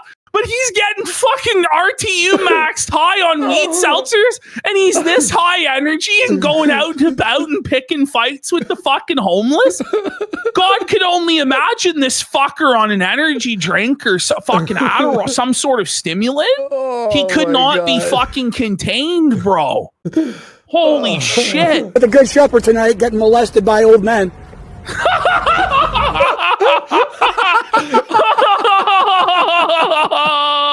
Let's go, bro. The thing is, he has to nerf himself with the weed seltzer, or he'll just be too powerful. I have the power. Like, this guy's got it, bro. No, he has to. He has to bring his power level down. He's like fucking One Punch Man or some shit. Like, if he uses his full power level, he'll probably split Hamilton in two with a seismic shockwave. I've been saying this the whole segment. How he's like Spider-Man. He has to like like pull his punches like Spider-Man. So he's got to drink the weed seltzer to lower his power level, or else it'd be too much, you know? It would be too much. These homeless people would honestly die on the spot when confronted by his righteous, like, Fustu Raw buddy. Goofdu Raw! And he goofed them right the fuck into hell, buddy. Holy. I know, because you're a bitch. You like that, don't you? They stood up. Oh, now Mr. Bum Tickler is like getting out of range. Wah, cry about it, pussy. This guy's gonna start using long-range attacks. Cops are coming, dude. All right, we got one more. Cops are coming. All right. Gun 69 Felted says, reminds me of Letterkenny. The God's honest truth about rural Ontario is it's far beyond Letterkenny. Like, that's like an under exaggeration of what the fuck's going on. Oh, yeah, definitely. And like Listowel and fucking Madoc and fucking Bancroft. I did stand-up with Trevor a bunch of times back when I was doing stand-up. Oh, yeah? The big guy with the beard. Like, he was really funny. He blew up fast. No, he won't. That's amazing about them. How the hell does he do it? They don't fall down. He just defies physics. Oh, look at him go! It's crazy. How does he do it, though? Holy fuck. That's crazy, isn't it? If he sees me recording, he's gonna kill me, guys. He won't. You guys got my back, right? No, he's as soon as he looks over and sees me recording, he's gonna lose it. I love how this is like a national pastime. Everybody else joins in. Yeah, he's a goof, bud. Yeah, we got your back, but yeah, film him. He's a nuisance. He's a spectacle. Yeah. This is crazy. Okay, well, he's out of service. We're just gonna lock the door and we're gonna out of service. Out of service. Out of service. Even like the like Muslim guys, like he's out of service. Do you know? I forget what project it was, but I think we were trying to build like a railroad. It might have been a housing development, but I think it was a railroad. Mm-hmm. And this was just a couple weeks ago. The court stopped the development because there was a homeless encampment where they needed to build. What? And Doug Ford was just like, what are we supposed to do? We just can't build anything anymore if a bunch of fucking homeless drug addicts sit there. Okay, Yeah. so Ford's like actually like, okay, this is too much now, right? Well, yeah, but I mean, anybody would be. Like, it's fucking insane, but there's these fucking libtard city councilors and fucking judges that just allow these tent cities to go unchecked for fucking years. What? They gotta bring in the fucking bulldozer and just take it the fuck down. That's how it has to happen. Yeah, they have to quartering the But seriously. park. That's ridiculous. That's actually insane. All right, well, that was our Canadian segment there. Doesn't that guy smoke crack? No, that was his brother, and he would have been way better as premier. He would have smoked that fucking crack and then smoked those dirty fucking youth homeless out the way, bud. The fast segment here, guys. Nobody fucking talks like that, by the way, like that Toronto accent. There's a few people, but it's not like... I know who talks like that. There are some, listen, but let's just say I know a bunch of those people. You know, you're saying fuck Clav. We'll do a little bit of Clav here. Clav. So this is sad. So Clav has lost all aura. His nose ruined him, bro. It's over, bro. And now he can't even like sniff a pussy. No. It's over. All the women are rejecting him on camera.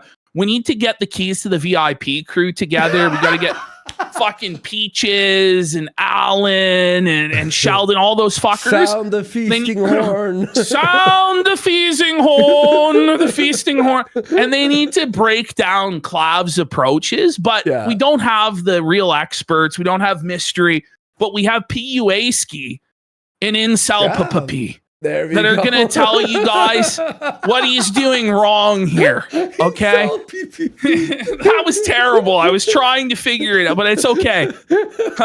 So let's have a look here at Douchevicular's approach and how he failed. And he was Rizless. There you go. To hold the camera. Bonjour. And more like the pussy slayer. Bonjour. Oh, yeah. I'm American, so I don't really speak. You speak English? What a brutal fucking self-felt. They're laughing at him. They're laughing at thing, right, is this is so demoralizing because it's like, if Clavicular can't close these bitches, what chance do the rest of us have? But I guess we didn't botch our noses in a dirty fucking Bogdanov surgery now, did we? That was fucking joke. Well, you're very beautiful. What are you guys up to later tonight? Ashton, you fucking slay me, Well, bro. that's the real question. We brought this up in chat, but what is more missed right now? Clav's nose or Blade's toes? It's a serious fucking question. Like, Buddy, honestly. Clav's nose makes him look Indian. I was thinking about it. He looks Indian. What are you guys up to later tonight? They're like, are we gonna give this bum a chance? There's not a fucking hope or a prayer, buddy. Look at how icked out they are. This is beyond. Buddy, when you get that fucking that stare on your approach, like, it's over. Like, you can try and objection handle it all you want, but it ain't going fucking nowhere. They're looking at him like he's a 600-pound unwashed fucking mongoloid from the ass crack of Arkansas or something. You know, like, they're looking at him like he's the most uncultured Philistine swine this side of West Memphis, man. Like, holy shit. You were saying they're lesbians? The problem. Fucking on fire. Oh my God. There's scissor sisters. I don't know. I think these bitches love cock, to be honest. Just not his. You filthy American swine. You will not get no pussy tonight. Oh. A restaurant. You don't want to spice it up a little bit and hit like a club or something? Not. Whoa! It's bro. His approach is so weak. He's like, is that actually his game though? Like, oh, we'll see him explain how you want to go to a club tonight. Don't worry, he will explain his game in a later segment part here tonight. All good. Well, I hope you guys enjoy. Why is he so meek and timid? Bye. Yeah, not. Oh, bro, but first of all, his first problem is he's dressed like fucking Aladdin. Like, why is he? What the fuck is? What is this fit, bro? He thinks that his like fucking beginner gains at the gym there are gonna carry him. It's not gonna work, buddy. Bro, holy fuck! That nose makes like it does not fit him. A whole new nose, a whole feltastic plastic face. All of the girls say no. I have no pussy for me tonight. It's clap. It's tough. All right, let's see him here. He admits he has no game. No, you can't do that. It's like negative aura and Riz. You know, I have the worst game, so I don't claim to ever be something I'm not. I'm not a fucking pickup artist. I'm a fucking autist. You know, I'll tell you everything. Oh, he's autistic! Going up to chicks, not my specialty. Okay, that sounds like cope. It's a big cope. What's the point if you can't get bitches of your looks maxing to have sex with men? So he says, I thought I did something wrong to upset people in France. But it turns out the French are impolite shitbags. So that's true. But this is also a cope. No AC, terrible economy, horrible quality of living. I'd be pissed. You are coping and seething. His nostril here I is just way can't bigger. believe what I'm seeing. Isn't it not even? It's not even like... He fucking lost everything, bro, with that nose. Okay, here he is, scared because he's surrounded by black people, which... Look at that. Look at it. Buddy, look at the ass rapist. So Clav couldn't find any pussy, but he looks like he found a big black cock up behind him. Oh, no. Like, this is like the prison shower scene, buddy. American history, no, buddy. You can smell the fear. Yeah, but do. No, I just hear the bars closing on the cell. He looks like a fucking... Bro, he's getting mogged by that black guy. He is, bro. He's getting gorilla mogged. Bro, why is everyone black in Paris? What the fuck? Yeah, well. It's apparently been like this for a long, long time. Bro, look at the fear. You can sense it. Look in his eyes, man. Yep, yo, He's dude. fucking scared, bro. Clap, dude. He's breaking eye contact. He regrets. He's that got nose like job penis so shame, much, bro. man. Oh, it's over. What am I looking What the at? fuck is wrong with Paris, bro? You're France. What You're the Paris. This is crazy. This is actually like you hear about it and then you see it and you go, oops, oh. all black. Oh my god. That's a nightmare, man. Shit, it looks like Atlanta. Dude. Bro, what's up with the top of that guy's head? Why is it so indented? Like there's all these wrinkles on the head of his on the top of his bald ass head. Like okay. You think they ever in Paris when they walk down a street like this go, you know, maybe it wouldn't have been so bad had Hitler won all along, you know. Sure, we might be speaking the Deutsch, but, you know, they're not so bad compared to what's going on. Fucking dude, yeah, you're right. Like that. Isn't that what like Batista has? It's like whatever this is. Like I don't know. Like, bro, this is just what every jacked fucking bald guy has. They have like these fucking head wrinkles. It's gonna get bad later when people start drinking too. Once people start drinking too, it's gonna get bad. Damn, yeah, Paris, it's an interesting city, let's say that. Oh my god. Bro, it looks why like is he's it so like fucking ghetto here? he's ghetto, but he's scared. Like, what is this? It's the most ghetto shit ever. Ooh. Wait, left side. Oh, there's a few white. Whoa. Whoa. I was about to say, oh, there's a few white people. It's like going to Toronto, you play spot the white person. Yeah. It's a pretty serious game. And then you have almost sometimes like a solidarity. I see you. Oh no, it's like owning a Jeep. How Jeep drivers always nod at each other or honk. Because I have a friend who has a Jeep, right? They always wave and honk.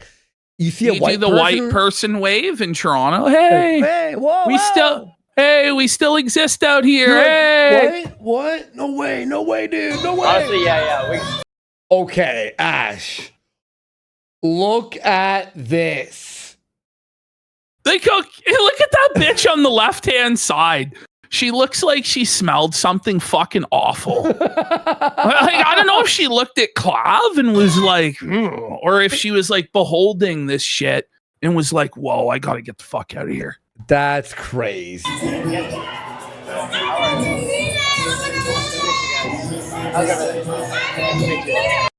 It's true, Terpiz.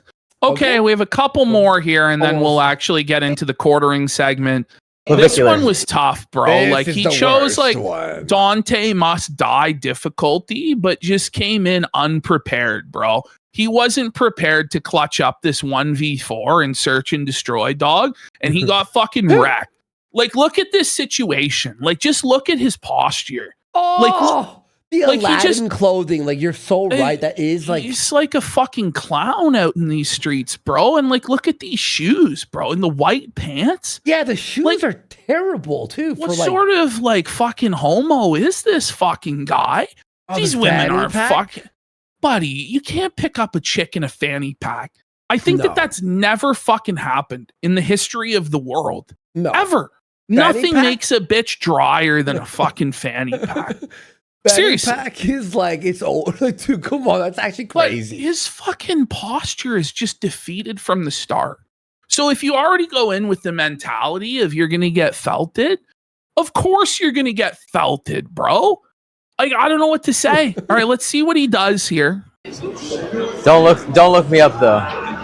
Okay, so it's already sad, sad demonstration of lower value. You know, desperately trying to be like, I'm famous. Don't look me up.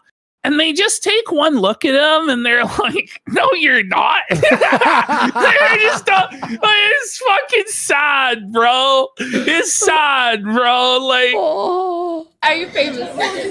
Oh, look at her. They laugh. They don't believe it. Have a good time in Paris. I hope you will enjoy. It's immediately a brick. Goodbye. Look what he's doing. Oh no, that was a disaster. A disaster in so many different ways. She's like, all right. She didn't even care. She's like, yeah. What other girls to job game Oh on? my god. That's a fucking nightmare, man, getting laughed at by these French women. This one is brutal. Well, bro, like, you can't be picking up that bitch. It's just not gonna fucking happen. You know what I mean? Yeah. Like, what is he thinking? She's already icked out. It's cringe. What are you doing? What are you doing, bro? That's fucking rough. That's milady. rough. Milady, I come in on my white stallion for the... He's like, are you fucking kidding, bro? Oh my god, he's simp maxing, bro. This is tough. Fuck. This is tough to watch, bro. This guy needs to figure it out. She didn't even look at him. Oh no! Wow. Oh, she's just like. I don't mean to bother you while you're working, but you're very pretty. The fact that she went, what? Like, while he was She's actually looking at him in complete disbelief, as though he's like a fucking hobbit, as though he's like some sort of troll or disgusting gnome creature. Like, he's not even a human being. It's as though like some sort of fucking Sasquatch crawled up and tried to rape her. She's what? Oh. What?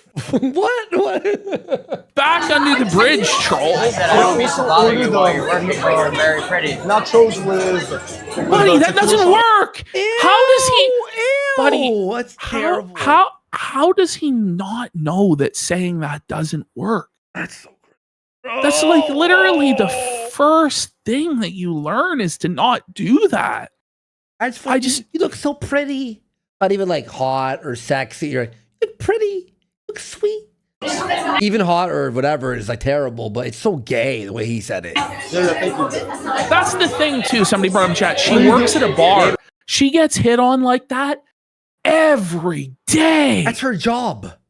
Every fucking day, guys say that shit to her. What are you thinking? Oh, this is not good, dude. What are you doing tonight? Game is gone. You just got I'm dropping game, but like it's not hitting. I'm dropping game. You're No. so pretty. Is game? No, Bro, it's not, so you fuck. This is, we can clearly see what this is, right?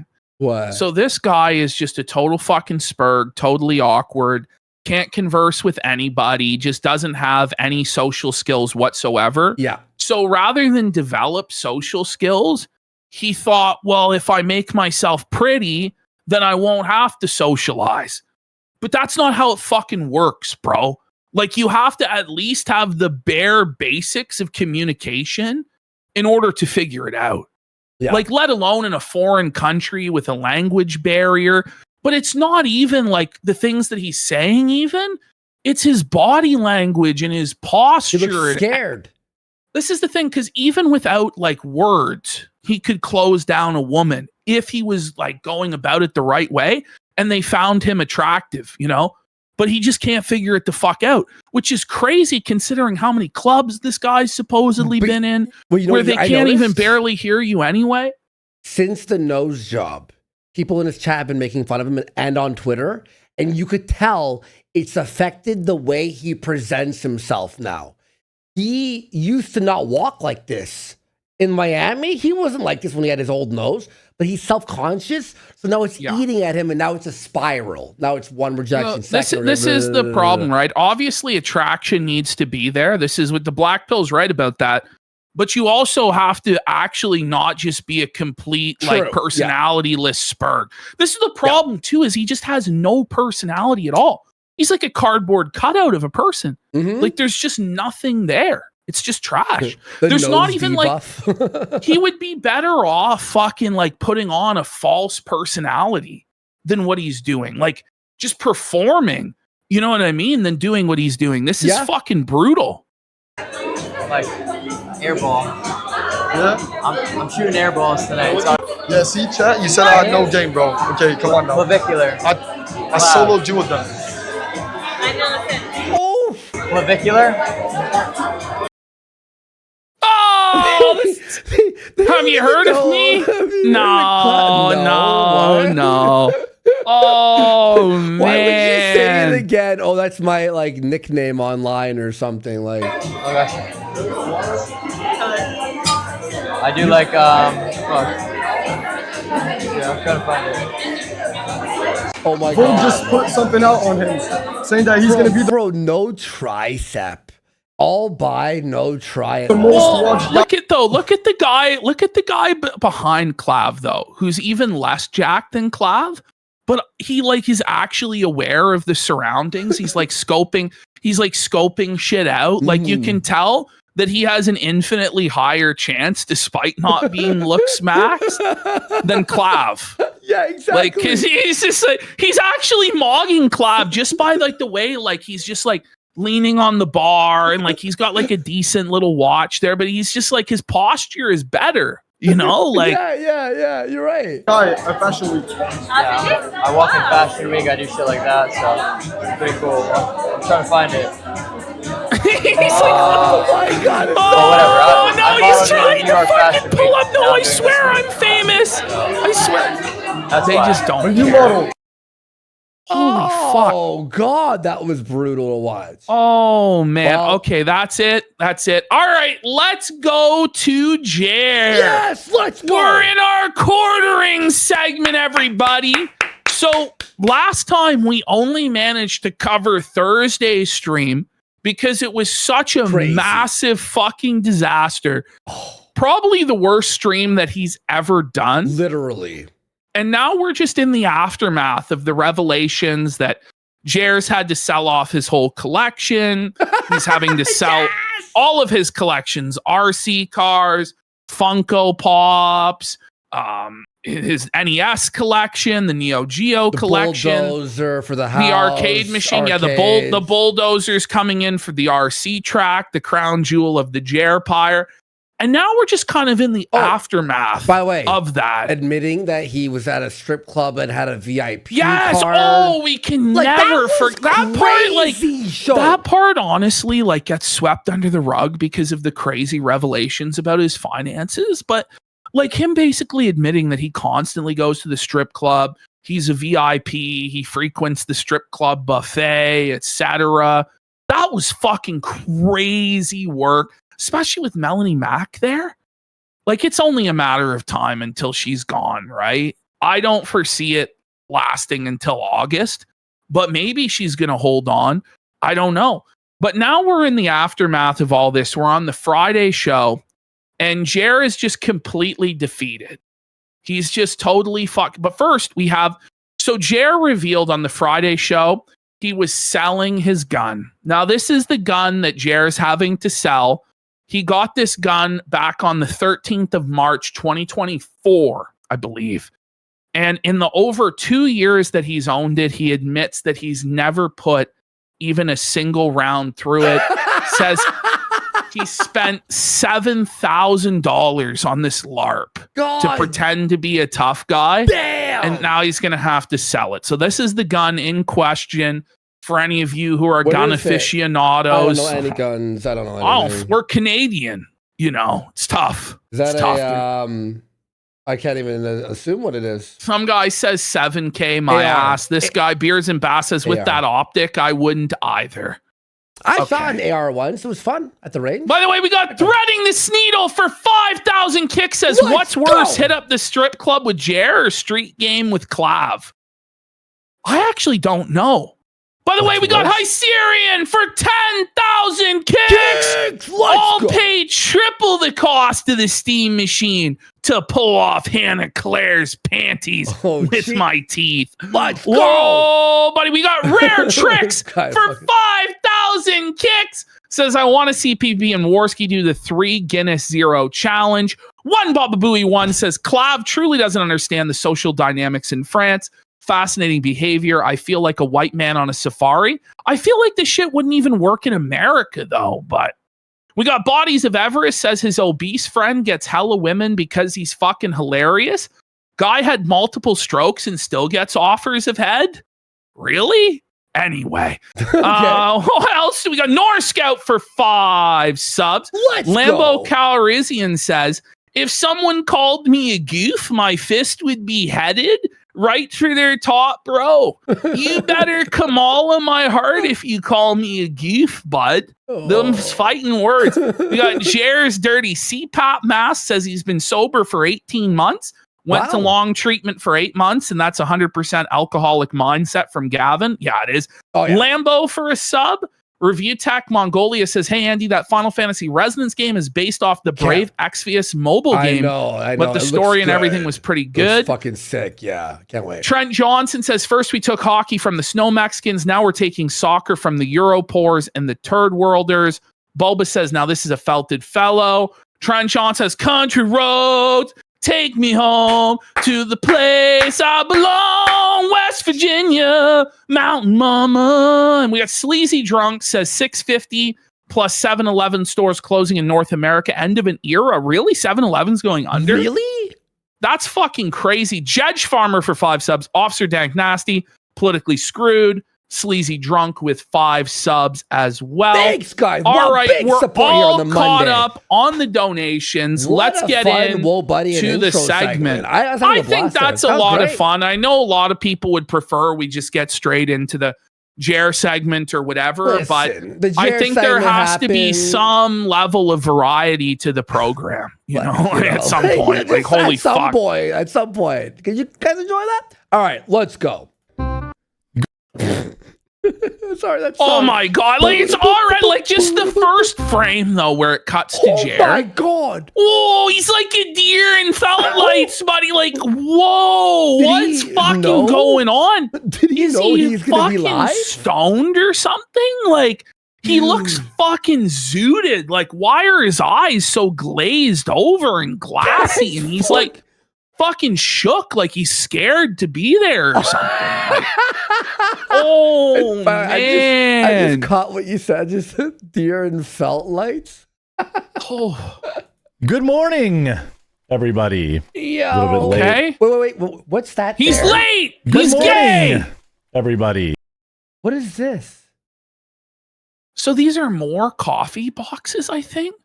So he had to sell all of his earthly possessions, and all he has left are these coffee fucking packages.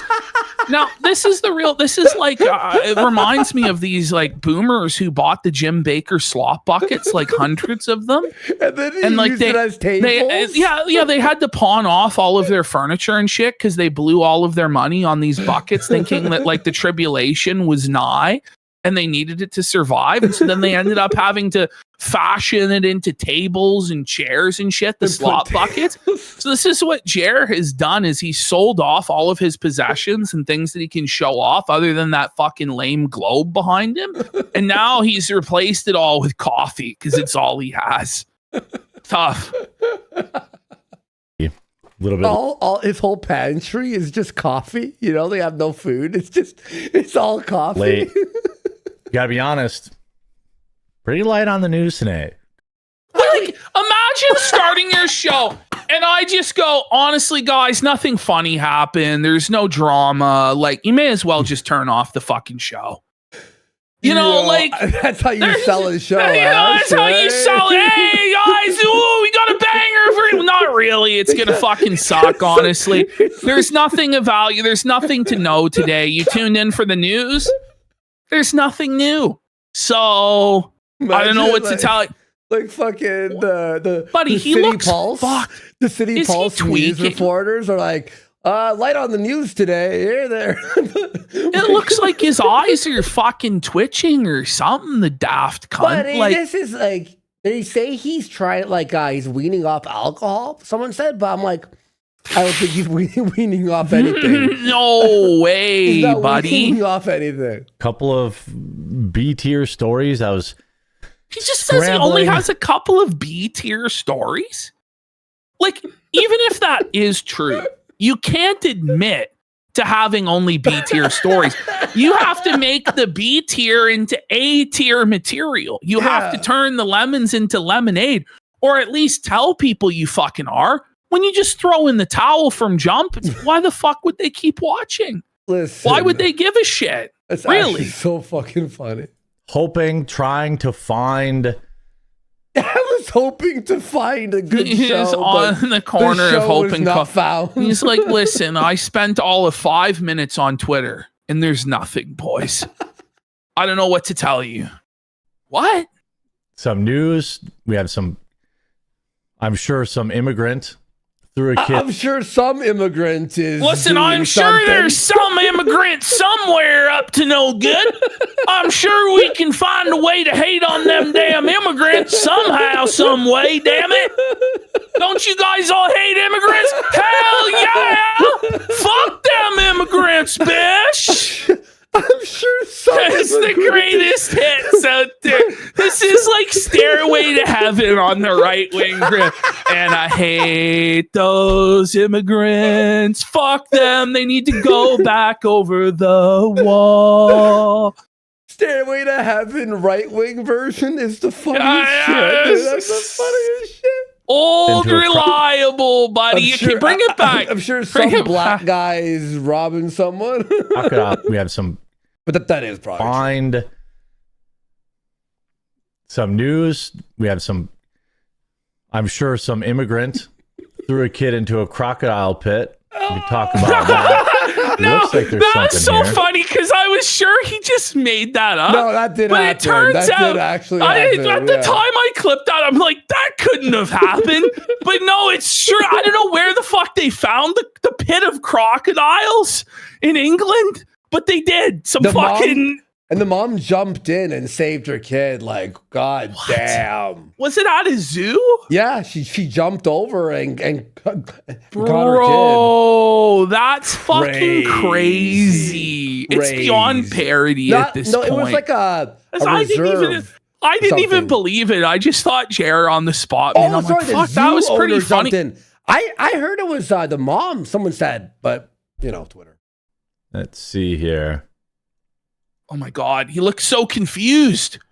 He's like a cow chewing Spit cud. the zin out, you fucking bozo, you bum. Look at that. It's so gross. Why do we have to watch you suck a zin, bitch? Let's see here.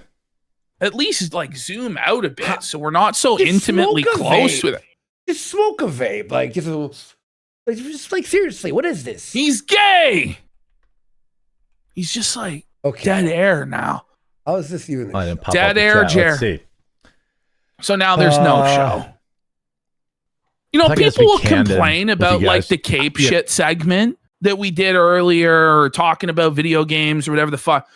But at least that's something. Exactly. This is literally nothing. It's just straight up dead air. Like, I don't know.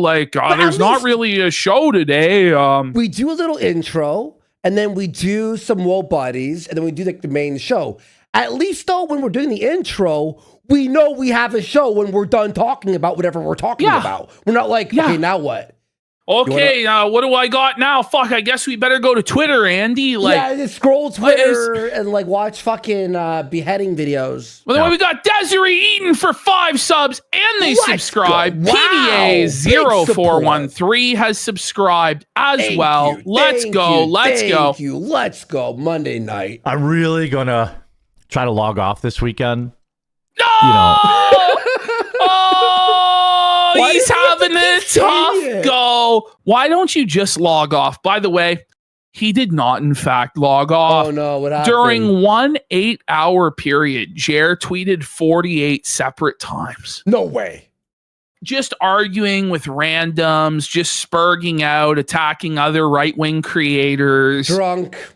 Yeah, he was drunk out of his mind. He did not detox. He did not step away from the internet. His replies were filled with people bringing up the drama, talking about the oranges, talking about him flagging other people down, and he's a bitch, and he couldn't block them all fast enough. And so it's only a matter of time before he crashes out. In fact, he's trying to own the meme. He tweeted out the retard alert. He tweeted out the Mr. Garrison. We've got a retard you're alert not allowed class. to do that, Jer. No, Jer. No. So, yeah, he did not make it through the weekend doing this detox. Once again, it was a lie. Weekend? We got Willie the Composer for 5 subs. Somebody says Phil's chat's revolting against him. When are they not revolting against him? For a second? Let's have a quick look at Phil, but like this, every time we interfere with the Phil directive, shit doesn't go right. But earlier today, Phil got completely felted and only made $64. Let's see how it's going for Phil now. Well, he's already at 126 only, bro. Bro, that's tough. But he's already at $174. So, he won't open the card. He wants to mark it. What if I try? What to a go for fucking like loser, buddy! Look at the chat. They're all putting the fire emoji. Oh, but they're saying the $100 was an anonymous tip. Oh no! So that's why he won't open the pack. I thought. Oh no! I thought that he was going to do that earlier. He was going to fake $100 tip to hit the goal and then not open a pack. But he saved that trick for the late night stream. But if Phil doesn't open a pack, you know it's fake. And the cope he'll give, I bet you this is the cope he's going to give tonight. They didn't ask for a pack to be open. So that's not how the rules work there. Well, I make the rules because I'm a king. By the way, we got Cher Rattler Real for 5 subs and Willie the Composer for 5 subs as well. Thanks, guys. Appreciate you. Let's go. I find myself really, really like black. Did he really blackpilling? So it's all between 2 donos. So somebody donated $50 Canadian and he said it doesn't count because it's $4 short after conversion. Well, it's a lot more than $4 short. It's probably more like $20 fucking short. His dents deserve all the abuse. You know how like a lot of really detractors do. are like, he's mean to his viewers. Good. I hope he's the worst human being to his Bring it back. viewers. So Jer's telling us he's in despair. He's blackpilling, which is really good to hear. Phil, bro. I hate Everybody him. does. I'm really gonna try to log off this weekend. Log off. I find myself really, really like blackpilling. Not blackpilling. Let's go! He's sad. He's blackpilled. Apathy pilling?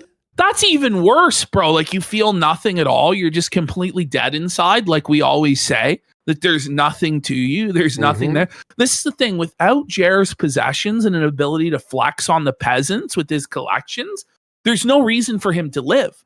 He is a man without a purpose. He is floating adrift. Doesn't know what to do with his life. This is tough for him, honestly. And it's just because like these last couple months have been really crazy. Yeah. Like there's all that stupid drama. Oh, the stupid drama. I like the stupid drama. Oh, the YouTube algorithm alert. YouTube algorithm alert. YouTube algorithm. Ooh, he's already coping right away. He's losing it, buddy. Buddy, when you have to rely on the YouTube algorithm, it's over. Changed so that, suddenly it wanted these cringe titles and thumbnails. I figured that out. No, Jer. The only only thing that got you any extra views was this Carmelo Anthony trial. It's now over. Views have returned back to the fucking toilet from which they fucking came, buddy. It's over. You're fucked. Okay? The algorithm, the cringe titles and thumbnails, you were always doing that, Jer. There was no point where you ever put out a thumbnail or title that wasn't cringe and gay in your entire history of YouTube, buddy. Sorry to say. But imagine hating like how you have to do something. It's like, then don't do it, you bitch, you pussy. Imagine being a millionaire and I'm like, I gotta do that. It's fucking retarded. You know, if he really had saved his money and he was financially secure, he could do whatever the fuck he wanted. Exactly. And even more so, if he had an actual audience that backed him and supported him, he could also do whatever the fuck he wanted.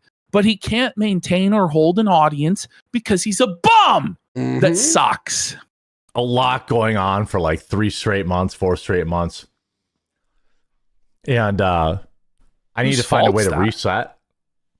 without taking a vacation. So I'm going to try. Did you to see just, him like, take leave that my Zen phone. out of his mouth? Just fished it. So he has to. Oh, he fished that dirty old Zen right out of his blowhole, bud. That's crazy. It's like he needs to find a way to reset without taking a vacation. But why can't you take a vacation, Jer? It smells broke, bud. There's no money for a vacation. And he's a slave, chained to this fucking grift, chained to the algorithm, to the sinking ship of the SS Jertanic.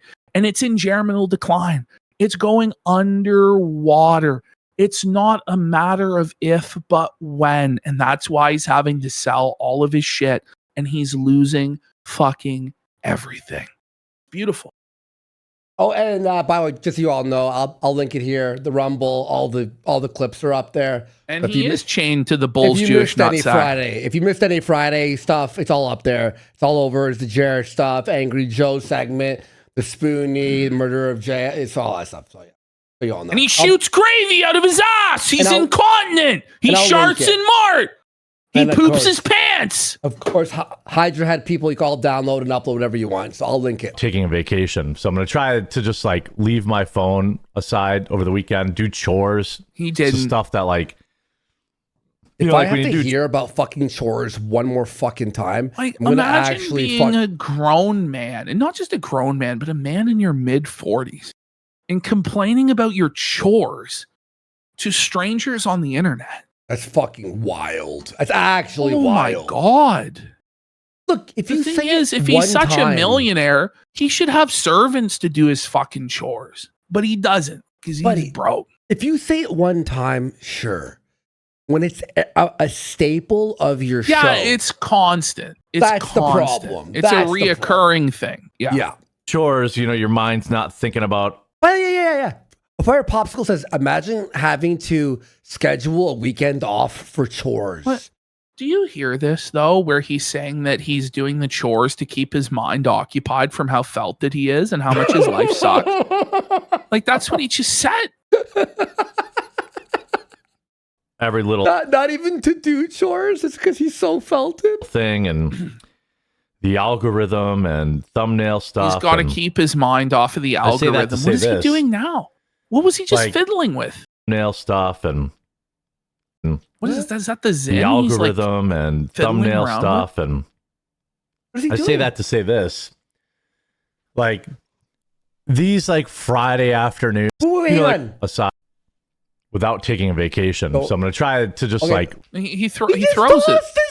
Did he just toss the Zen on the floor like a filthy degenerate? Without taking a vacation. So I'm gonna try watch. He just throws it. Ew. That's gross, bro. Oh my God, it's actually gross. Saliva, like a spit absorb. But you're gonna have to pick it up anyway. Like, what the fuck? To just leave my phone aside over the weekend. Was it a beard hair? No, I think it was chores. It was a Zen.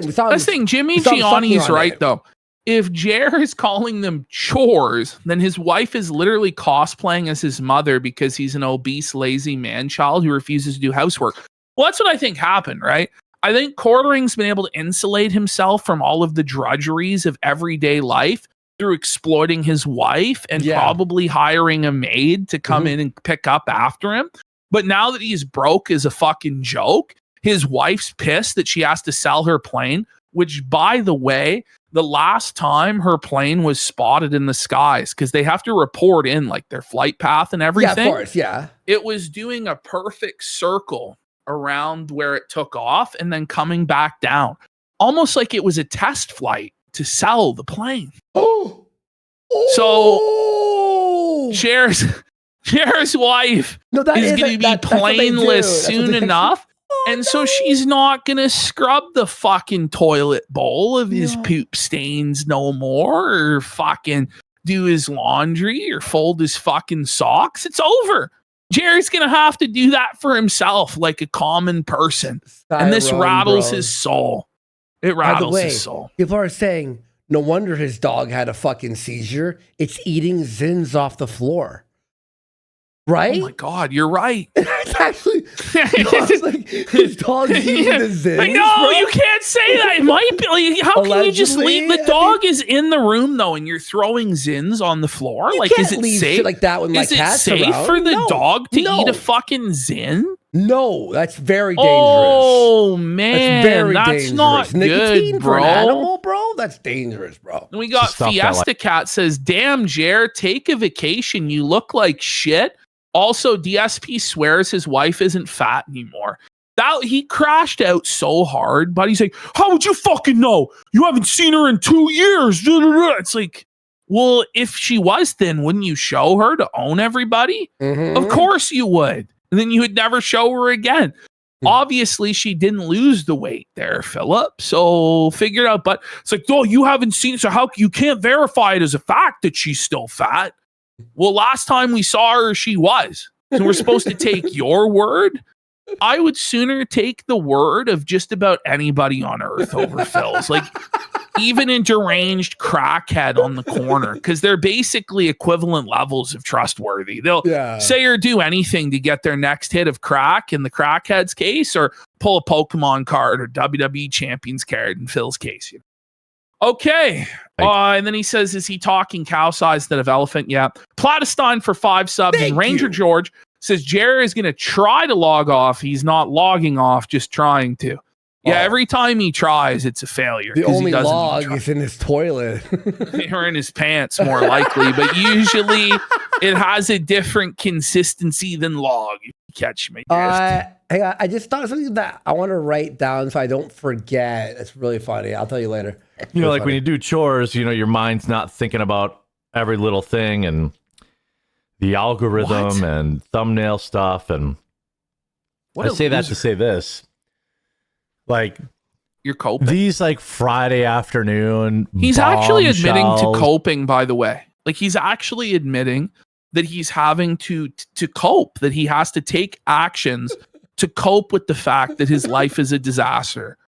And how he's going to do that is by mowing the lawn and folding the socks. Mowing the dog and folding the cats. Like, how is this a fucking show? Like, this is like a therapy session, man. This is just a cry session of a middle-aged man who's sad that he can't get paid millions of dollars a year to poorly read news articles other people wrote. Sad. Are basically dumb. They're fun to talk about, but what? You know. So now he's just like discredited the entire concept of his show. He's saying that there's no way that there could be a Friday afternoon bombshell. So you may as well not watch the Friday news because all of the Friday news is manufactured, I guess. I don't really know what the fuck he's saying, you know? He's fucking such a... I have no idea. I have no idea what's happening. Single day of uploading VODs and like... It's all cope, but here's the thing. It's all cope, though. Like, it doesn't make sense because none of it is real. So it's all just said fake. Go ahead. He just said, I haven't missed a day of uploading videos in how long, Jer? He said, I don't know how long it's been. Maybe Grok could like... No, stop with Grok. He has to ask Grok's AI psychosis at this point. Yeah. Hey, Grok, how long has it been since I took a day off, Grok? I mean, it was Memorial Day, wasn't it? But I guess he uploaded a video that day. So. Okay. Calculate it. I have not missed a single day of uploading VODs on my channels in 6 years, 7 you're a years, slave. Probably. Yeah. 6, 7. And it's not, and it's not even like working. It's like not, it was all for naught. Like, you spent every fucking penny. Yeah. Like, well, and now the real cost is weighing on his soul. Because, you know, he exchanged all of these moments, all of these memories, all of these things he could have done in exchange for money to buy NES games and Funko Pops and RC cars. And now it's all gone. And now he's thinking back over all of the things that he missed out on because he was grifting on YouTube. Let's have a listen. No way. I had COVID. I worked when I was on vacation. I worked when I had COVID again. You worked when you had COVID? How? Twice. I had COVID for 3 days. It was like even when he goes on vacation, right? He still can't unplug. He still has to do the grind of putting out the videos every single day, because the moment he's so afraid of falling out of the algorithm, because he knows deep down he has no talent. He has no ability, no capacity to build and retain an audience and entertain them. And so he's completely reliant on pumping and scamming an algorithm with clickbait to trick elderly boomer conservatives into watching 30 seconds of his slop. That's his life. Dead. He's already dead. And I worked the day my dad died. He worked the day his dad died. If you work the day your dad died, you are not a rich person. I'm gonna say that right now. But That's my imagine not taking that time to be with your mother, because it's not just about you and how you grieve, your family, but to not be there as the rock for your mother, for your sister, for the other family members, to not take charge on, okay, what are we doing? The death certificate. How are we doing the funeral? Hit the ground running, because he's supposed to be the patriarch of that family. He's supposed to be the multimillionaire. He's supposed to be the boss. He's supposed to be the guy with his shit together. But when the chips were down on the day his dad died, what was more important to him than that, or his family, was making sure he grifted on YouTube to stay in the algorithm so he could buy Funko Pops, RC cars, have Rolex watches, and now it's all gone. And he lost it all. And now he's reflecting on it and he's crying. And it's his own fucking fault. He's the one to blame. What video do you think he made when his dad died? Brie Larson in an interview. It's like, you're going to do a Brie Larson video or an anti-woke or a Trump video when you should be with your family? Like, I think Negative's right. He dedicated his stream to his dead dad. Like, he announced that his dad died. I think the day of it happening. God. And then it's like a badge of honor for him.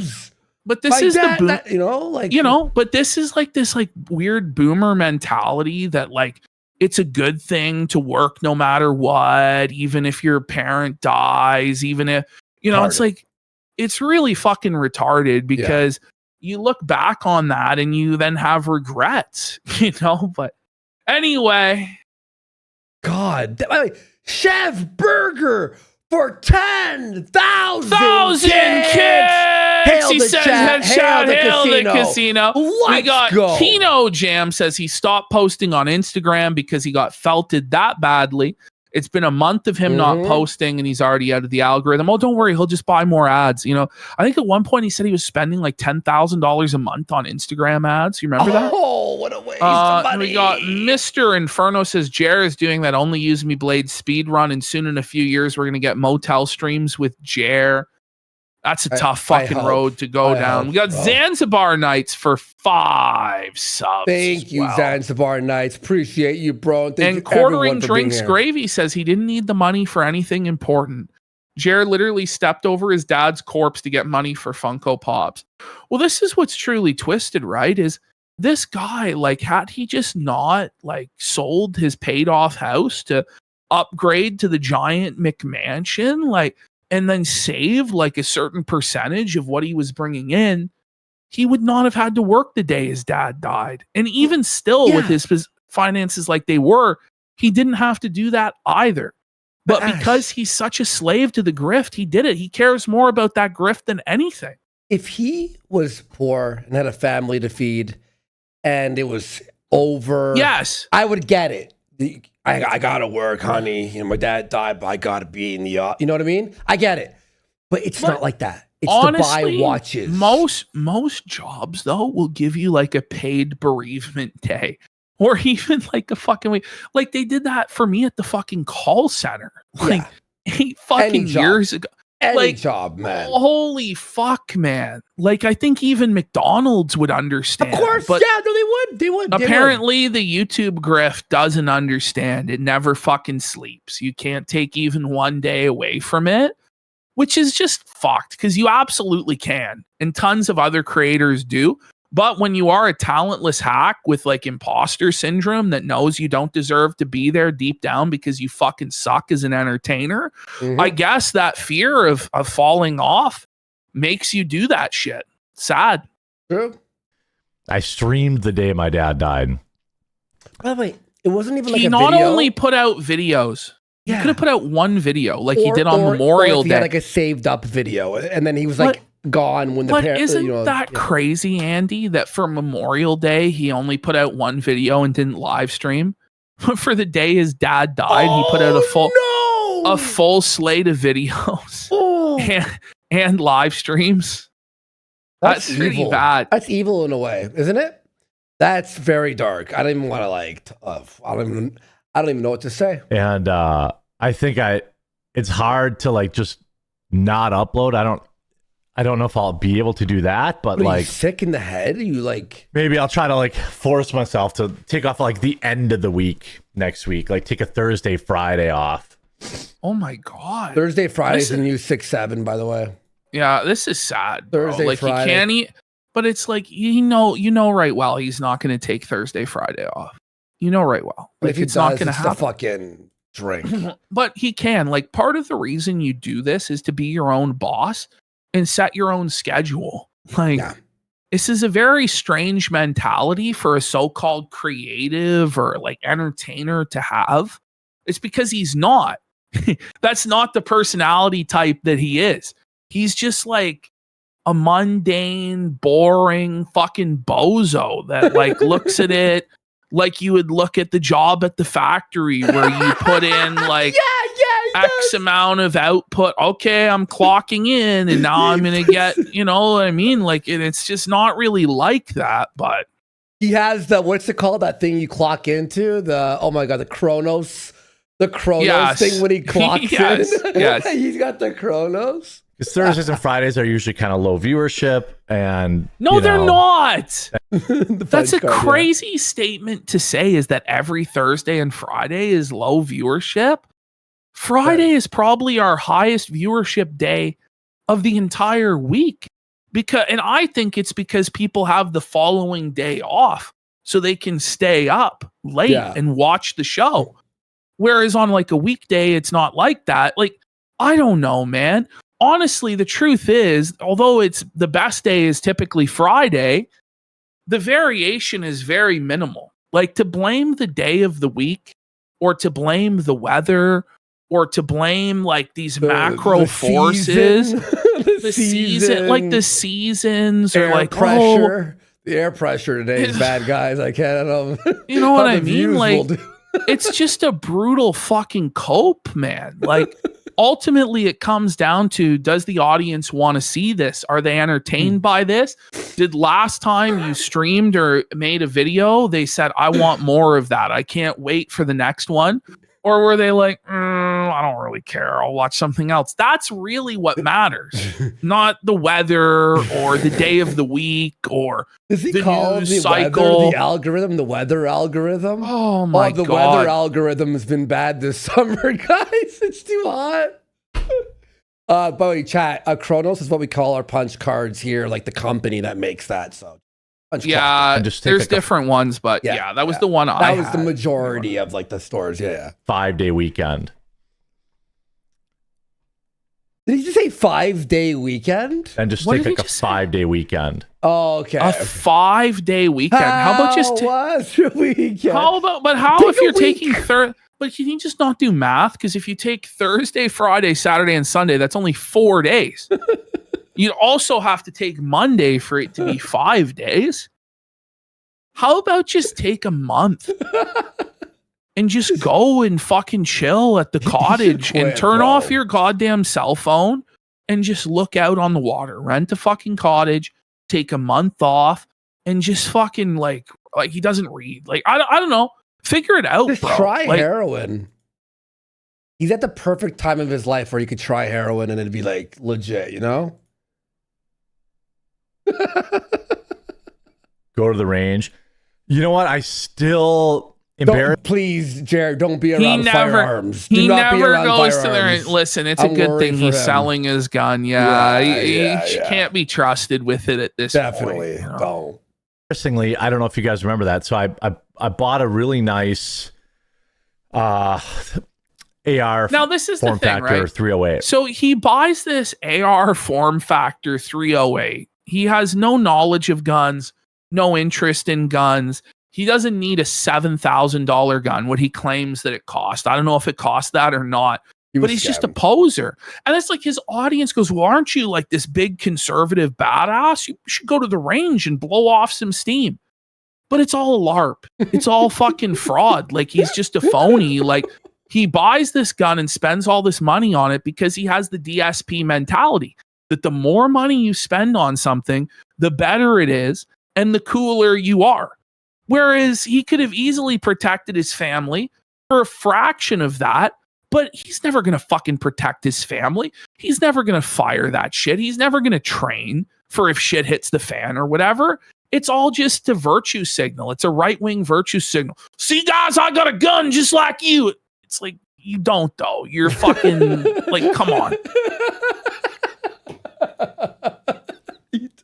3 years ago? 2 years ago? 3 years ago? Got a suppressor for it. Got a really nice optic for it. Still have not fired one single round. What the? I thought you were kidding. Not a single time? No. Buddy, shooting ARs is fun as fuck at the range. It's a very rare I go. It's been like twice here. But those things are fun. You had one, and you're like in a country where it's like encouraged, and you don't shoot it? Here's the craziest part of all of this, okay? What? So, Jer actually lives less than a 5-minute drive from a range. Are you kidding me? Basically, in his backyard is the shooting range, the gun club near him. I think it's like a 2 or 3 minute drive from his house. Oh my God. I go all the time. And by the way, he could shoot on his 40 acres of fucking land. You make an RC track? Why not make it like a cool, like John Wick style with all the mannequins and shit, and you could shoot? That would be fun as fuck, So he genuinely had no interest in this whatsoever, outside of getting like points on the internet for being a right-wing badass, you know. Buddy, you could have used the Funko Pops as like targets, right? But this is the whole thing about Jer, right? I don't understand why he doesn't just go to the left, because he doesn't live the lifestyle of a right-wing person. Yeah. Every single thing he does is just being like a left-wing, like consumerist fucking blob. Like the only real issue he has with the left is simply that he wishes it was the 2003 left. That's all. He just wishes there was less black people in movies. That's the only thing that bought. And even that is probably fake and performative. Yeah. Because he'll defend a lot of these woke movies. Like he defended that fucking Welcome to Derry show that was woke as fuck. Like, and that's why he doesn't even do the woke grift anymore, because he actually feels ashamed, because he enjoys a lot of the slop that Hollywood pumps out, because he's a fucking loser. Buddy, he's fucking done. But you're right. He should be trans. Honestly, Jer, it's time to be trans. You know what I mean? I'm thinking about selling it because it's like probably $7,000 gun. You think? Probably. What do you mean? You don't know the price? Like what do you mean? He just like, spends this is the money. Thing. Never looked at a price tag in his life. Exactly, bro. Like he's just not even looking at what this shit cost. Doesn't even remember.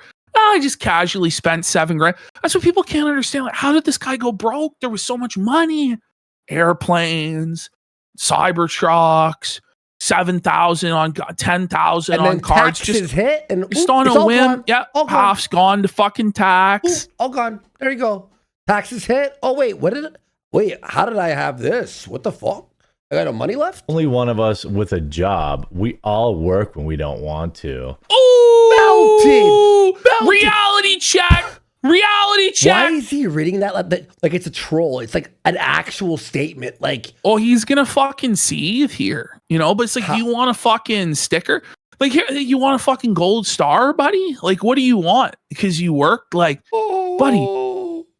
Most people don't get to set their own schedule. They're not their own boss. Like, if you had to work, that's your own fucking fault. But everybody has to work, and everybody has to do chores and do shit they don't want to do. You learn this.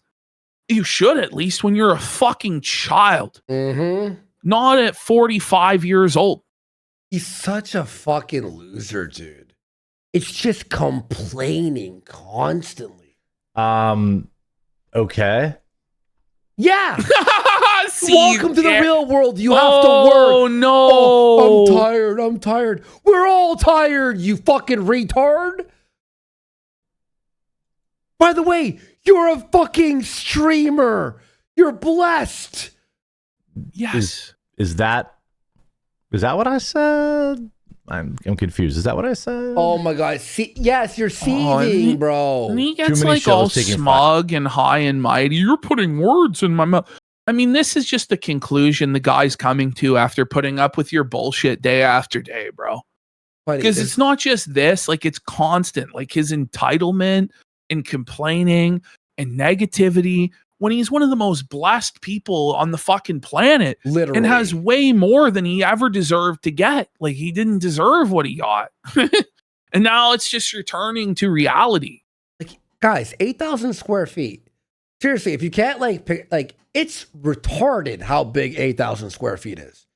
That is like a streamer house where you have like 7 friends all streaming from different rooms. Ghost Balls nailed it too. He's like, this is like a guy complaining his 40 acres is hard to mow. And that's what he'll do. It's not even an exaggeration of what this guy will do. Seriously. Fridays off. I know. That's, you know why I got out of taking Fridays off? Money? Struggle? It's because everyone else takes Fridays off and it's like no, a they good don't. opportunity. Who? What? What are you talking about? Everybody takes Friday off. Like an owl here. No, seriously, who? Like, I'm pretty sure the fucking Crowder streams Monday to Friday. No, you know who? You know. Is it Tim Pool? I can't believe I fucking didn't think of that. I'm sorry. That is actually Tim Pool. For me to find new viewers. Day 3 of my new job, happy and thankful to find one. Hey, shout out Wendigo. I remember you were looking. Oh my god. You are apparently aren't allowed to have vacations or long weekends. Yeah, that's he said vacation, by the way. But that's his decision that he's not allowed to take vacations or long weekends. It's not anybody else. Nobody can force him to do anything. He's his own boss. What's wrong with him? It's actually insane that he's fucking crying about this shit. No, that was a troll. I realized that after I read the username. How is it a troll? Oh, yeah. Look, trolls Everybody are right sometimes. who ever disagrees with you is a troll. The truth is, like, trolls are right a lot of the time. Yeah. Because in order for it to be an effective troll that bothers somebody, typically there's a hint of truth to it. You know what I mean? Or the person is just in like a pissy attitude, or they're just easy to fucking get to. Yeah. But the most effective trolling is true. You know, and that's why like this show is very, very effective at pissing people off, is we find the weak point that's true and we just keep pressing it and irritating it relentlessly until the person loses their fucking mind. Maybe I just grind it out to the 4th. That's actually not. When you have to call like your videos grinding it out, like it's not a good show, dude. Not a bad idea. Grinding out fucking grinding shit. It out. But he'll talk about his process as shitting out a video. Like, what do you call it? The shitting out a video or shitting out a stream? Like, just shows what pride in his craft this guy has. Because he just considers it a fucking bowel movement. This is a necessary biological function that I put very little effort into, you know? And he expects to be paid for his bowel movements, which is really the root of all these problems in the first place, is he expects to be paid for pooping his pants in Walmart. That's really funny, man. Because a lot of people travel for the 4th and viewership goes down. I just like hold on here. Like, obviously, one of the most successful shows we ever did was our July 4th Super Show with Jaden.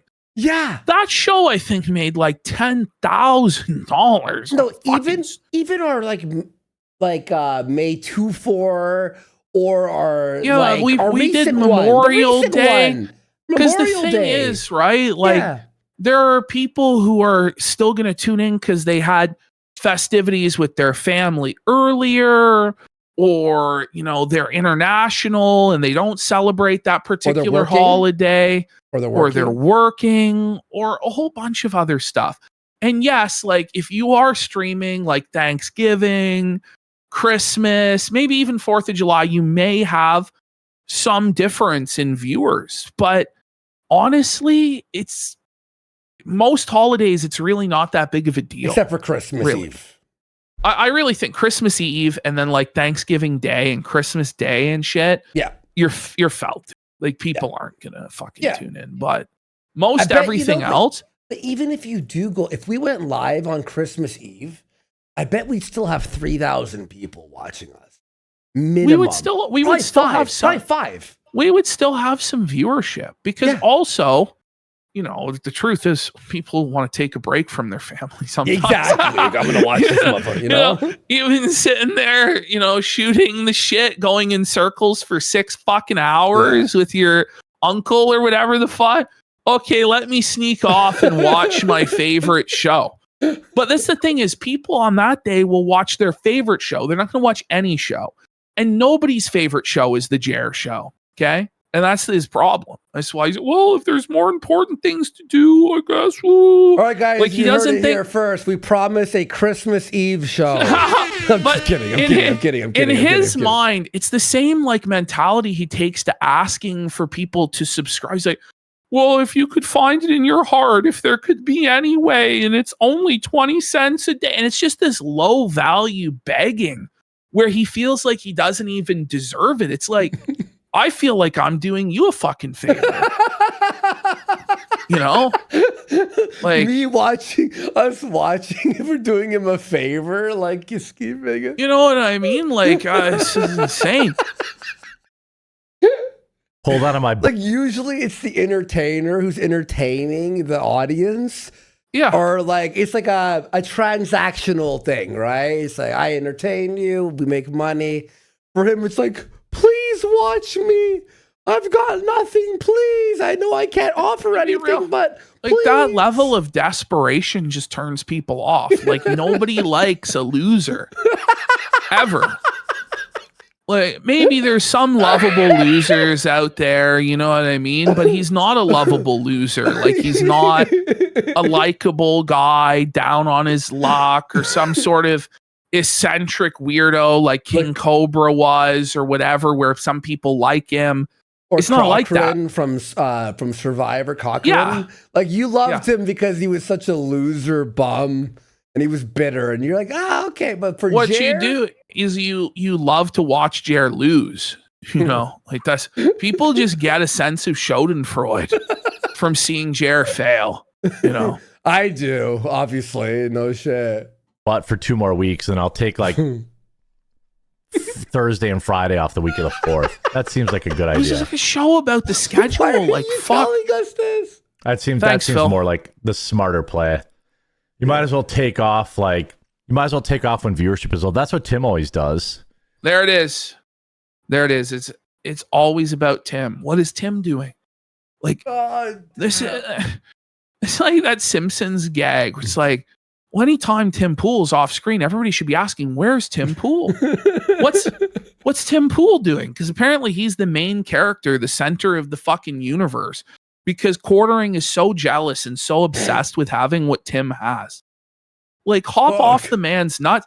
Be happy with what you had. I mean, you don't have it anymore, but you should have been happy with what you had. Instead of trying to be Tim, which you'll never fucking be Tim. Because as badly as Tim bungled his operation, he actually did surround himself with some competent people who help him keep the ship afloat. Whereas you just throw money at problems and hire pure mercenaries who don't give a fuck about you, and you get no return on investment, and then just look like a fucking dumbass. Tim always takes off. He should have done it for like a month or like 2 or 3 months and been like, this doesn't work. I've got to fire everyone. Like, you know what I mean? Like, if you try and fail, okay. But you tried for years and failed and still are paying Melody Mac $500 a show for no return? End it. Like, what, between Christmas... Your show, not your life. I wasn't saying that, by the way. To New Year's? You know... Oh, Everybody shit, the bank's should be closed taking- today? I was supposed to go to the bank. I'm sorry. I'm just of the view that if you're like working between Christmas and New Year's and you don't have to, I just find that kind of sad. You know what I mean? Obviously, a lot of people have to work If you have between to, makes sense. Yeah. between Christmas and New Year's. Of course. But when you're your own boss and you're just like, don't want to spend the holidays with your family, like he has a wife, he has a mom, like he has, you know what I mean? Allegedly people that love him that he'd like to spend time with. You can't even take that time at the very end of the year. You just have to squeeze every last fucking penny out for that year. What's wrong with you? Yeah. That's my view. Yeah, and like, you know, back in the days of the Whole Foods days, I used to take all Christmas. I used to work all Christmas because it was time and a half. You know what I mean? Or double time and a half on Christmas morning. Yes. And I'm like, you know what? I need to. My family understood. And then you see them at 6 o'clock because you close early. I get it. But like, Jer, you're a multi-millionaire, 8,000 square foot with a fucking RC Nick track. Wickett's right. Like, Jared just needs to get a job. Like, because they won't let you fucking sometimes work. Like, a lot of companies won't let you fucking work during those days. They're just shuttered for like a week. Yep. Go home. Hank. Seriously? I forgot about that. I remember they would try to kick us out, like when it was like really slow on the Christmas. You're being paid double time and a half, and they're like, "We're gonna let you go early," and you're like, "No, I think I'm gonna stay." Like a lot of these white collar companies that Jer would supposedly be working at with his masters in marketing, which I don't even think would get him fucking manager at a call center at this point. But you know what I mean? Like, you wouldn't hire him, would you? Well, no. If you knew who he was, this is the thing. Like, when all is said and done, I think what he wanted to do was be able to take coffee brand coffee and show it to people as an example of what he could do in the world of marketing. Oh, but I don't think that pipe dream's gonna fucking work out for Cher. You know, I think that's what he thought he was gonna be, as like a marketing consultant, freelance, based off the success of coffee brand coffee, or in the C-suite at some fucking marketing firm. And I just think he's in for a rude fucking awakening when he goes into the job market and realizes that his master's in marketing from Whitewater, Wisconsin, isn't really worth a fucking roll of toilet paper in the real world in 2027 or 8 or 9 with the way the world is fucking going. Yeah. And he's not going to get fucking anything. And it's going to be tough. Marketing is tough now because like everything is just so easily marketable with like money and online. Well, like marketing is not a real degree. Like I hate to burst Jer's bubble, but that's not a STEM degree. These aren't like truly marketable skills. You know what I mean? Like when you're in sales and when you're in marketing, you either have it or you fucking don't. True. And like, it really is a field that's not so much about like a credential. And even if it was, like, it's not that impressive, Jeremy. Like, you even admit that you barely fucking made it through college, bro. True. And you never read a single book the entire time you were fucking there. Be real. The institution that Jer went to is, if you're just a warm body that sits in a fucking seat, you're going to pass through. That's just the reality of it. So he's in for a tough time, I think, when he gets out into the real world again. But it's just my view. More like mental institute, am I right?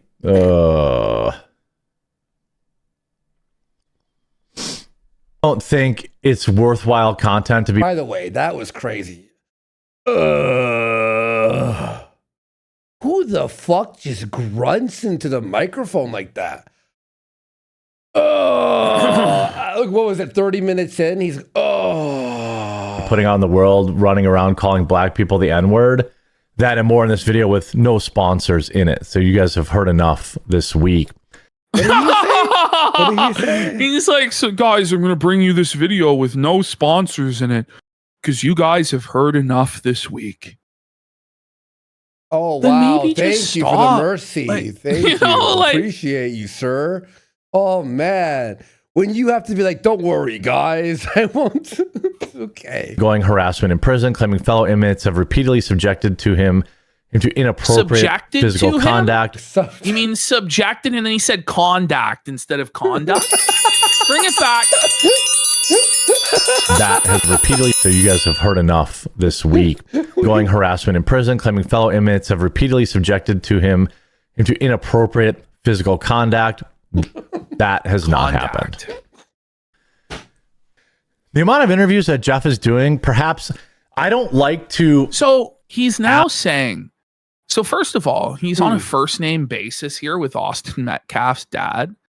And he's saying that he's going to come on the show for an interview. It's not going to happen, Jared. Okay, it looks like we're going to have to fucking by the way, this is Austin his new Metcalf's plan. dad. He thinks that these interviews with Tobuscus or Metcalf, if he can get them, it's going to bring in all these views and he's going to be such a big success. But by his own admission, this guy's doing the rounds on basically any fucking show. Did those shows suddenly become multi-millionaire shows? No.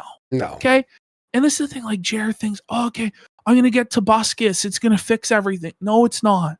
It's just like not. when Ralph still does it like a debate on his show. And he's like, yeah, this will save the business. Listen, if you can't hold it on your own, the show is not real. But it's not a real it's like, show. Jared, haven't you grifted enough off of this family, you greedy fat pig? Yep. Like you really have to go to the trough once again to directly, and by the way, listen to what he wants to convince the father to do. Okay. Okay. Let's hear this. Ask my connect. Don't tell me he's gonna ask his father to make a T-shirt with Austin's face on it. Imagine. You know how you can grift on your son's dad? It's actually even worse. It's even worse because it's for Jer's benefit what he's going to ask. Oh my! Actions for favors very often. I really don't. But maybe I'll ask Sarah if she can put me in contact with Jeff. Okay. I mean, Jeff went on Jason Whitlock's show. I mean, my show is bigger than that, you know? Probably not. No, it's not. Maybe he would do it. Maybe I don't like to burn favors unless I absolutely positively need them or think it's really important. Go. And I really don't like none of us asked I for a really breakdown don't of like your business mentality when it comes to asking for favors. And he's going to say here he doesn't like it when people ask him for a favor. So he's just a selfish prick. Selfish piece of shit. Yeah. Yeah. asking friends to connect me with another person. That's always pretty rude. By the way, like a lot. Is it? It's really not that. It's called networking. By the way, right? And because that's his mentality. He's projecting on how he would feel. If we asked one of our pals, like our online, like with friendly mutuals, hey, Alex, you know that guy? We really need that guy. Like, you mind if you fucking message him? He'd be like, yeah. You know, if there's like this animosity, it means no one likes you for real. There is no friendly business relationship. That's what he kind of found out, is that nobody actually liked him. That people just merely tolerated him at best.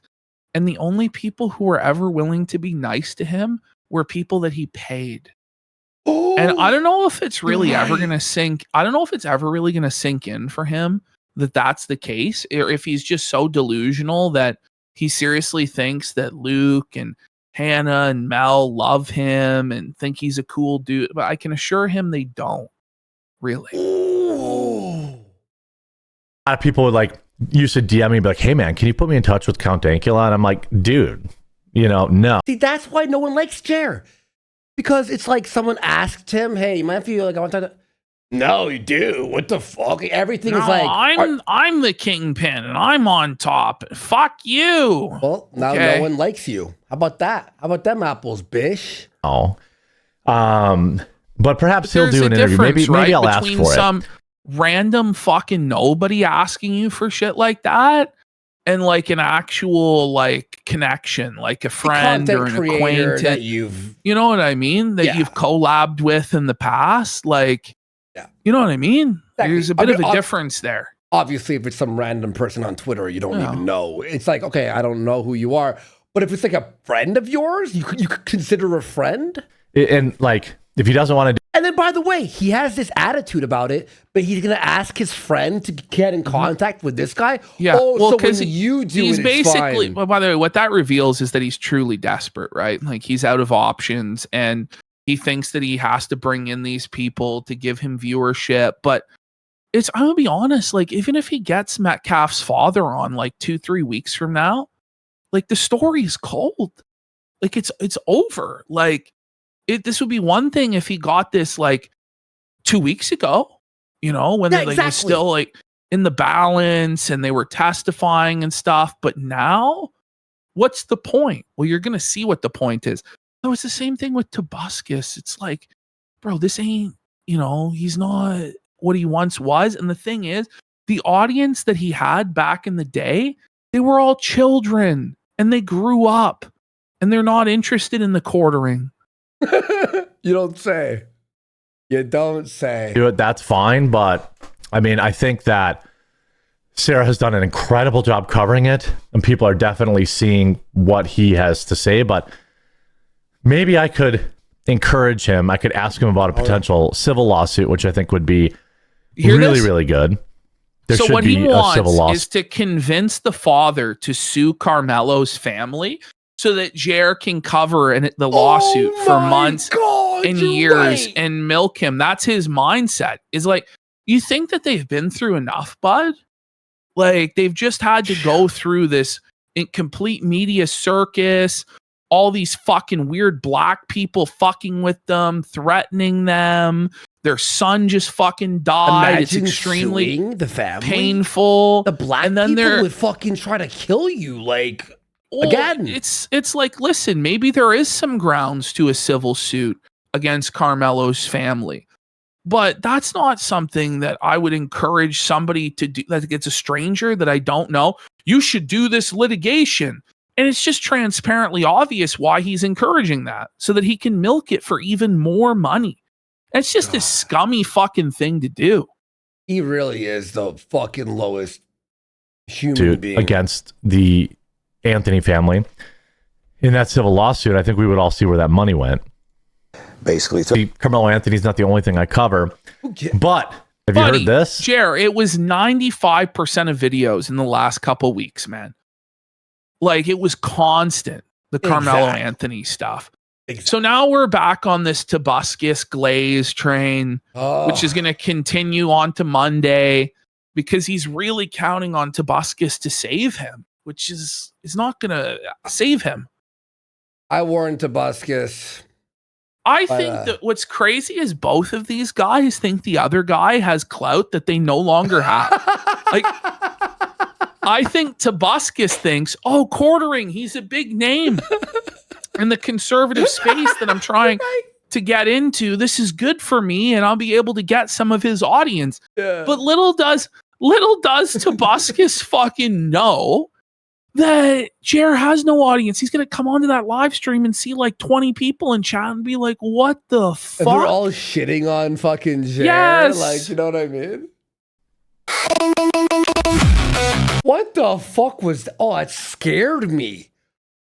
But have you heard this?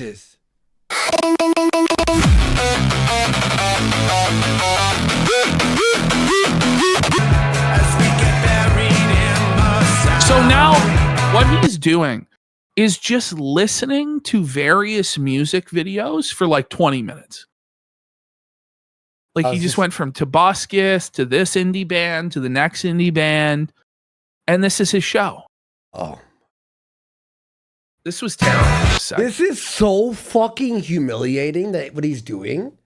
I know that every time I talk about music that I like, my viewers are like, your music sucks. That's okay. he's Beavis and Butthead. Oh, man. But you know what's funny is I actually like drill rap. What do you mean you like drill rap? But like, by the way, he'll constantly talk shit about rap music and black people. And then like, he takes his mask off and is like, I like drill rap. Okay, Jer. Like, you know who likes drill rap? His wife. Get it? Okay. Being drilled by rappers. Back to the news, actually. huh? You can tell I'm burnt out because I'm just looking for any excuse to not do work. Oh, burnt out alert! Just like any excuse to not do work. Burnt out alert! He's tired, boss. He's tired. I'm tired. Stop. I'm tired. Imagine admitting you're burnt out. Then take a fucking break. Like, fucking monkey. Your job's to entertain us, not to cry like a fucking bitch. He does cry. It's just crying constantly. It's like fucking embarrassing, dude.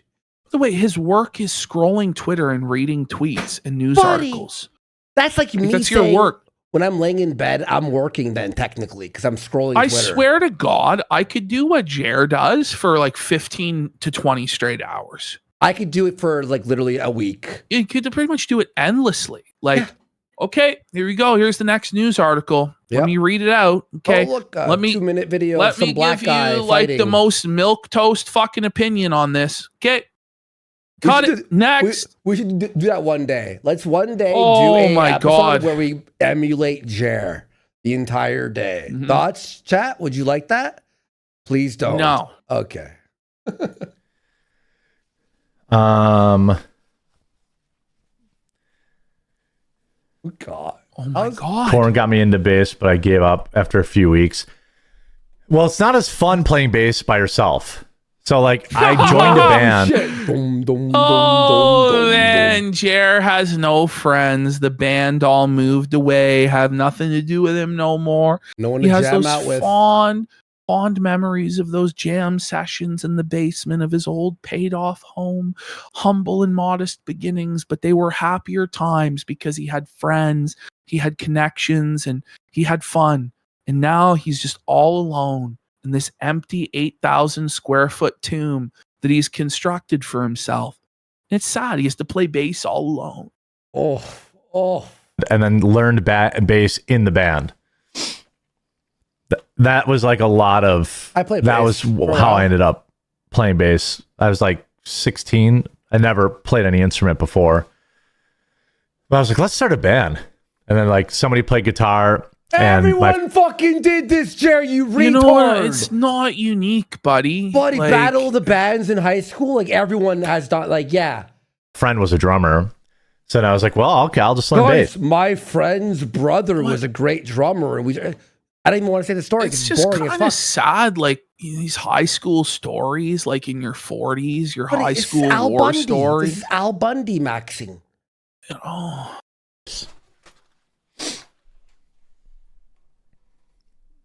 It was the summer of 69. 69. That's That's what I was thinking of the whole time was that Bryan Adams, you know? Joey quit, Johnny got married, never knew we'd get that far. Jerry's gay, his wife getting fucked by big black bulls, yeah. It was the best days of my life. Oh, yeah. Oh, my God, dude. Like it. And then I just paid to have my old bass restored. I still have the bass. Why would you do Oh, my God. You're never going to That's so fucking cringe. use it. That's so cringe. I'm going to restore my old bass for memory. Like, you're not going to play it. But You're not isn't gonna it play. isn't it better to leave it like how it actually is? Yeah, and buy a new one if you want to play. Like, what the fuck? What? Fucking cringe. That's crazy. Bass my girlfriend bought me. My girlfriend bought me a bass, my very first bass. You mean your wife? Yeah. Or his first girlfriend? Because Doesn't I didn't matter. have any money. Jeremy has a lot of stuff. Not anymore. Let's go! Yes, he's poor. He's broke. He'll be homeless Suffer, in 6 months. Jan. You lost all your stuff that you worked the day your dad died for. How does that make you feel, bitch? By the way, I didn't show his dad, but his dad was fucking bald, bro. So this Wow. idea that Jer's not bald is a mega fucking cope. He is in That's fact fuck. bald as There fuck. we go. There we go, guys. The proof is in the pudding. There's a reason that these stories come out on Fridays. Do you want to give a huge shout out to Rumble Wallet quick here too before our next top? Is this the worst ad read or is it? No, that's in the next show, but I think this was a pretty bad one.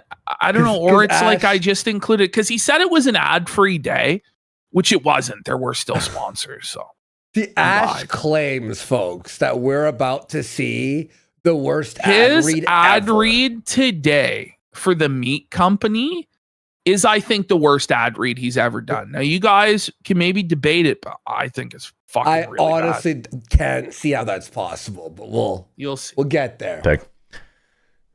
We hear a lot about crypto, but here's the part most people miss. Crypto was created so you could actually own and control your money. It never closes.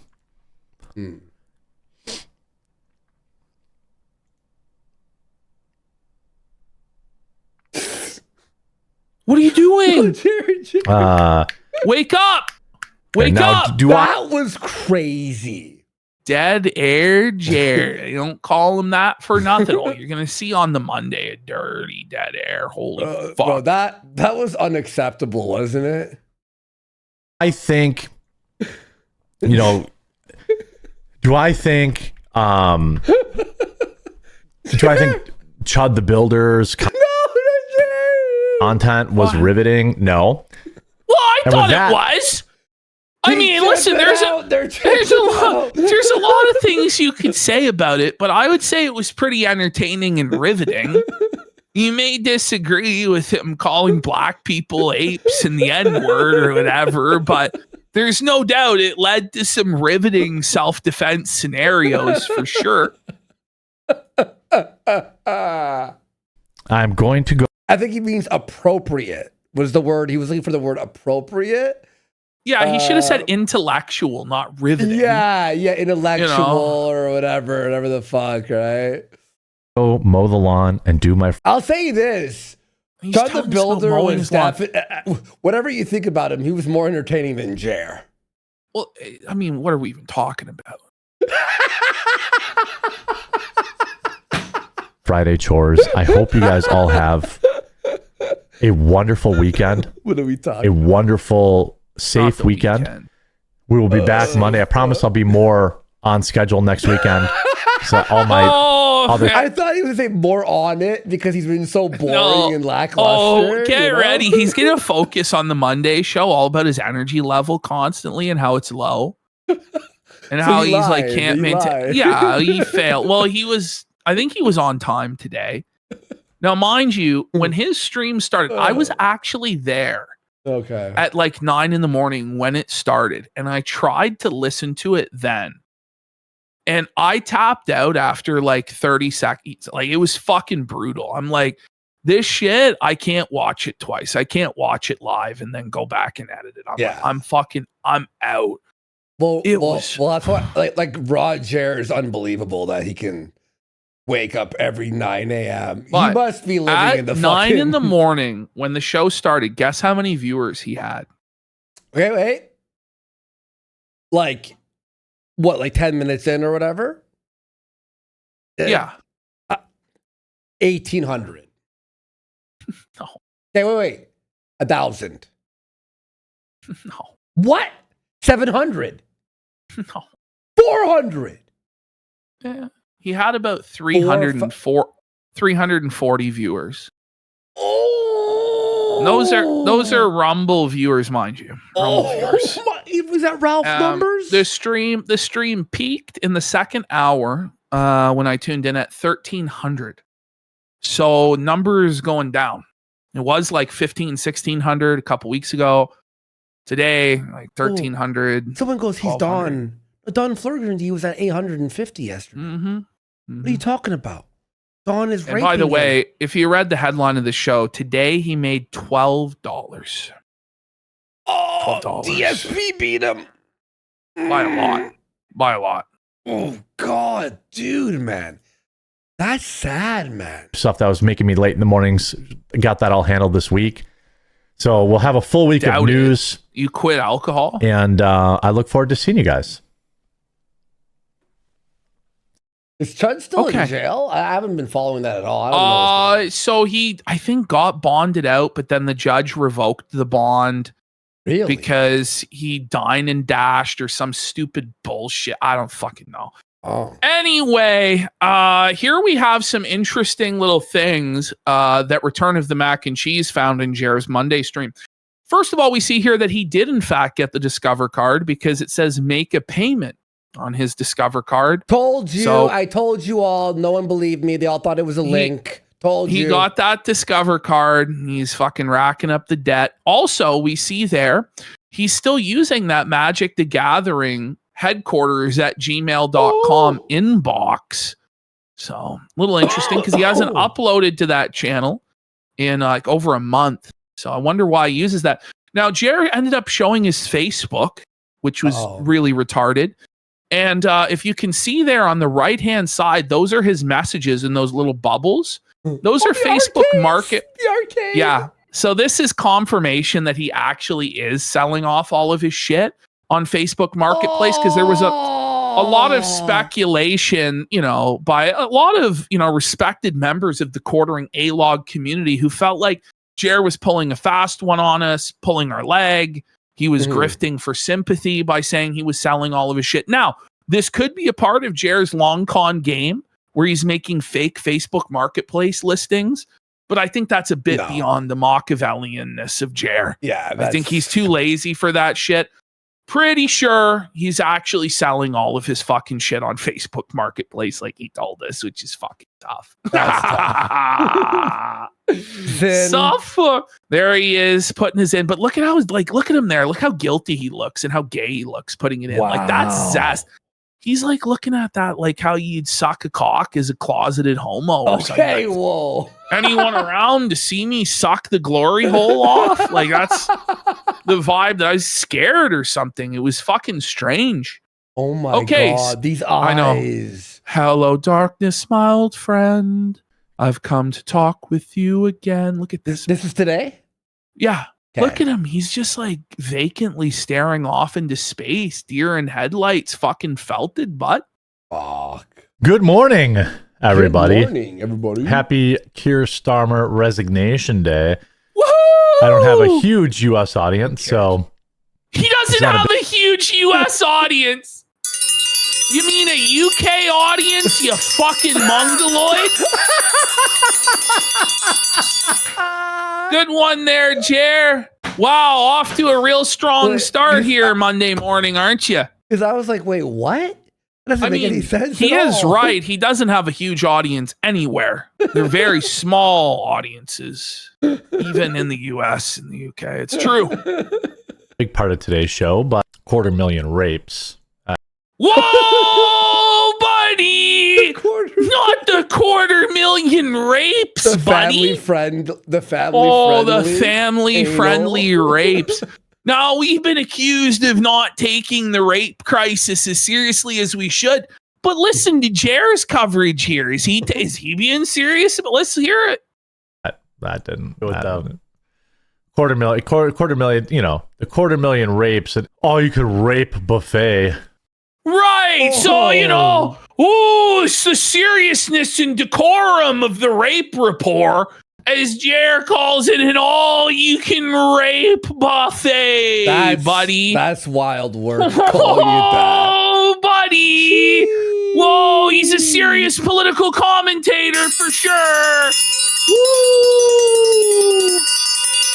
Buddy, that was the funniest segment when he... that was the funniest. I thought it was funny as fuck. You know what I mean? What, two guys were crying? Oh, it's a very sensitive subject. Yes.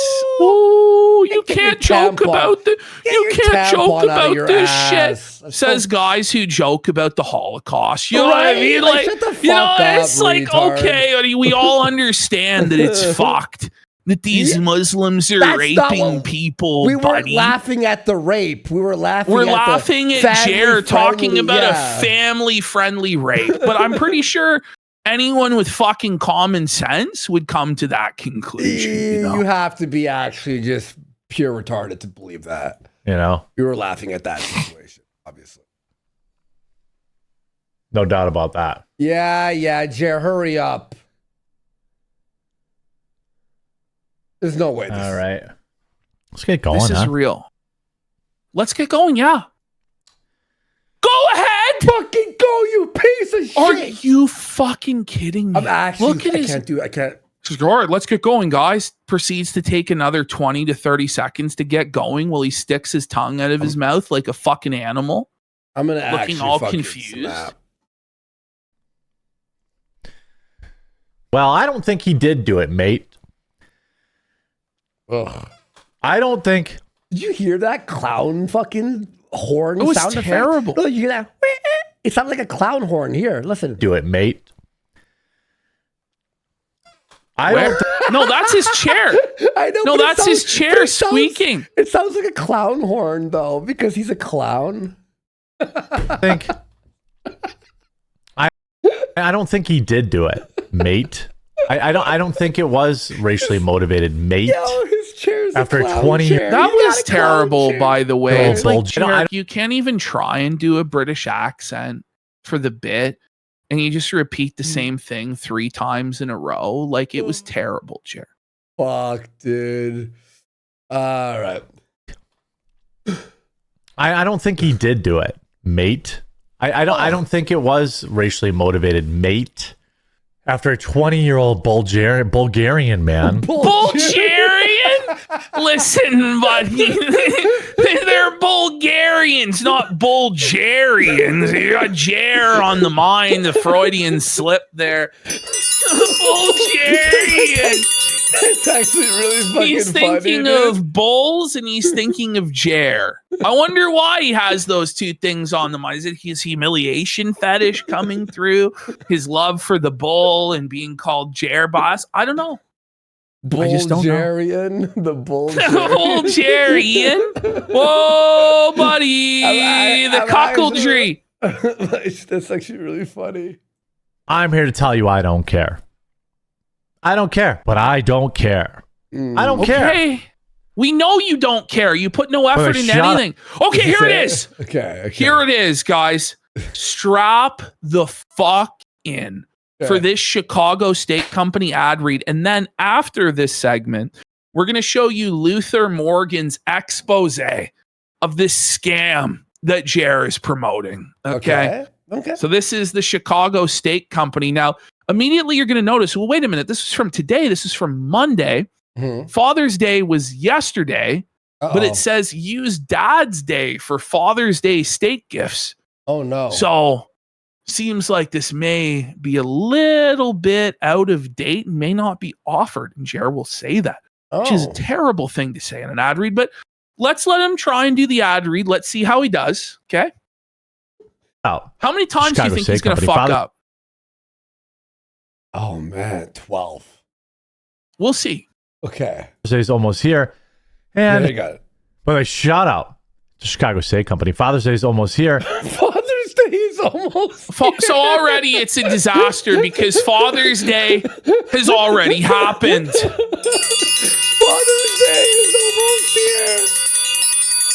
Father's Day is almost here. Already happened. But okay. Father's Day, hit the gong, dude. Hit that's gong worthy. Yo, Ash, hit the gong. Hit the gong. That's hilarious. It's only 364 days away. It's right around the corner. And if Dad is hard to shop for, stop overthinking it. Give him the grill. Give him the grill tonight. There it is, fucked up again. Give him the if Dad is like, give him the grill tonight. No, that's not. You bring it back. Like, it's so fucking botched. Like, this is like the second big fuck up. Or stop overthinking it. Give him the grill. Give him the grill tonight. Chicago Steak Company sends premium steaks built for the kind of meal that. Okay, I can't even count how many mistakes. It's like because you just don't even know what the fuck is he even reading. Like, it's almost incomprehensible. Like, this isn't how a human being speaks. There's nothing natural about this. It's not flowing. There's no salesmanship to it.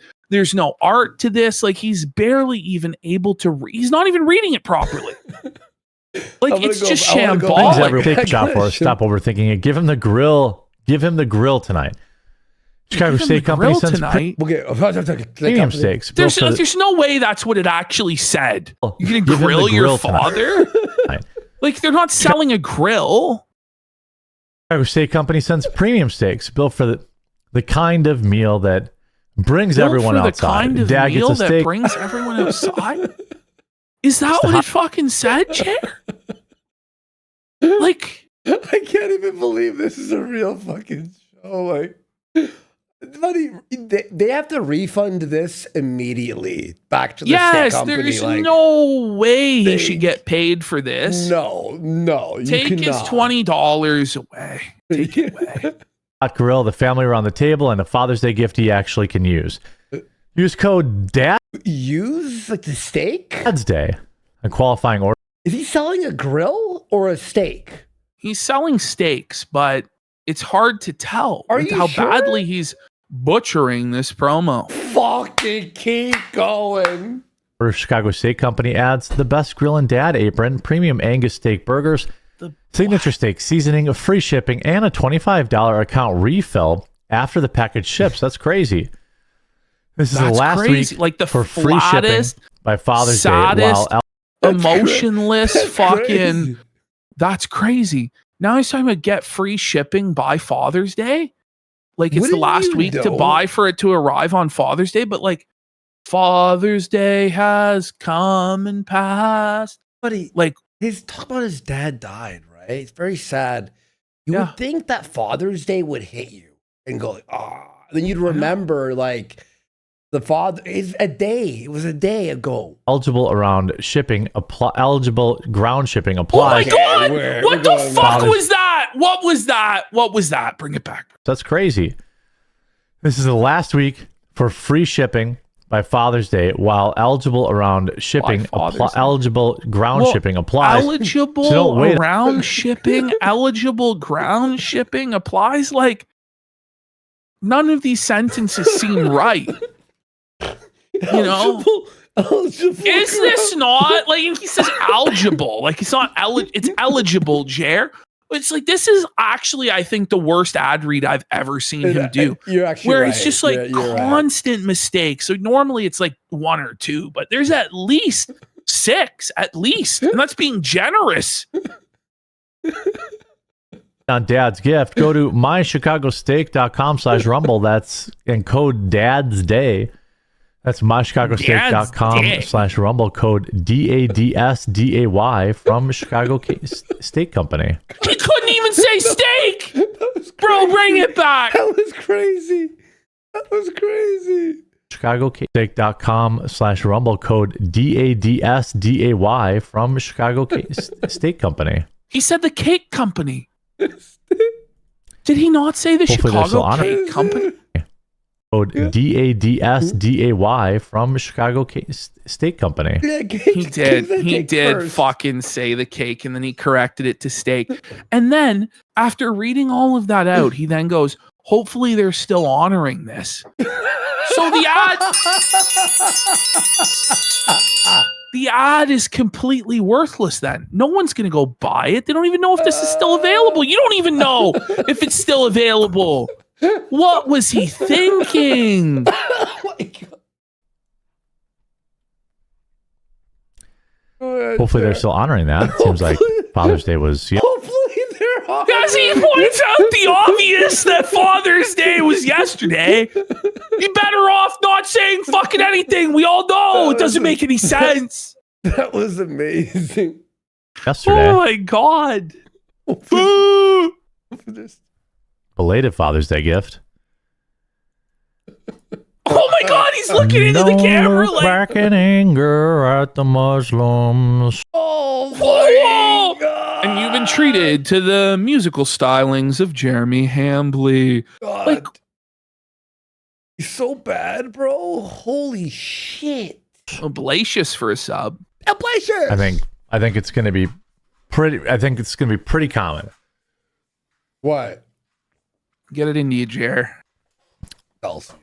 Thwarted by persistent green algae, but it was not persistent green algae. It was leftovers from report later in the video. What did he say? What did he think? It was what? Purchased by green algae? I heard thwarted by persistent green algae, but persisting green algae. It was not persistent green algae. It was persistent. Okay. Thwarted by a persistent green algae is what the sentence is supposed to sound like. Oh.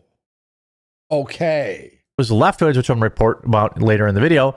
Leftoids. How about this one? Another man ripped the linking reflecting fuel sealant off. Okay, Fuel. From the top. You mean the pool? The fuel. Ripping the reflecting sealant off the bottom of the pool. How about this one? Another man ripped the linking reflecting fuel sealant off the ground. After green-hailed liberals also gets what H2O2 breaks down into. What? He did the thing. Doody dooby doo. Yeah, and he's trying so hard not to say doobie doobie doo, so he changed it a little bit. Yeah, it's a big time cope. Is Sarah Fields doing anything worth anything? Why do I keep saying Jared her name? Jared keeps claiming that this is like inside reporter that gave him scoops from the Carmelo Anthony courthouse and is going to get him the interview with Austin Metcalf's father. But it doesn't seem like she actually does anything for Jared. No. And that Jared is just clout chasing Sarah Fields, pretending like he has connections. How's you guys Saturday and Sunday? No! He didn't want to say weekend.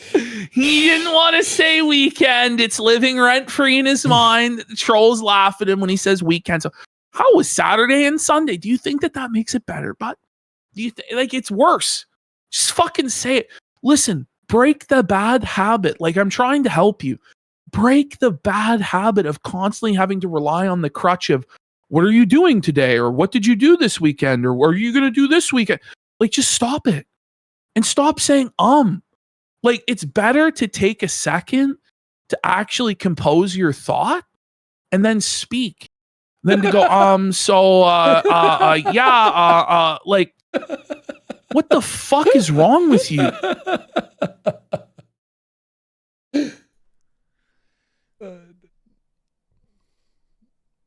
It's not. I wanted to pull this up. Oh, this is going to be a while on this dead air. You're warned. This is a real dead air JR moment. Like, look at this. Scrolling through her fucking Twitter. Here we are now. Entertain us. Okay, look at this. Whoa. Oh, man. Man, I would be convinced that guy is like going to murder me. Oh, yeah. Like, he actually looks like a psychopathic serial killer. He is fucked. He's one. Fucked. How do you... Then what's this one? He doesn't even know what the articles are. So again, he's prepping the show live. Again. Oh, this is going to be a rough one. This might be the ultimate big air. Big dead air. There's no way. There's no way. Yeah. There's no way. There's no way this is real. Okay. Yeah, we got the chimp out. We've got the chimp. We got. What else we got? There's a lot to talk about today. Let's see how much momentum or so much energy I can keep up near post. There's no energy. You're not keeping up any energy. Like, what are you staying awake? You're staying alive? Other than that, like, holy fuck, man. What are you talking about? Keep this energy up, the momentum up. There's no energy. There's no momentum to speak of, sire. We got Mandarin Mystery for 10 subs. Let's go. Big support. Thank you. Let's get some subs. Let's rape Jer. Let's go. Big support. Thank you. Mandarin Mystery. Is that a new person? Welcome. No, they've been here before. Are they? Oh, okay. And the femboy here says catching up on episodes, but just wanted to tell Weebski that he's fucked dudes less gay than One Piece. We got Dark Vision for a sub, and Warski Too Sexy for Casino for a sub. And Happy House says, fuck yeah. Derium for 2,000 kicks says, was me who sent Jared the message about everyone works. I rattled him because I used my real name and we have a history. Thanks for the props on a good troll. Based. Let's go. And Aurelia says he should be like a bass and be an audible. Felted Castles for a sub. Marv Hun says the weird obsession with Tim Pool is weird. Tim Pool is just as much of a lolcow as Jer. Monumenti Unyani says shout outs all the way from Bolivia. Jer is as good with money as a third world government. I should join the Hannah Claire harem to get a green card. Demon Psychiatrist says justice for Brad Cool.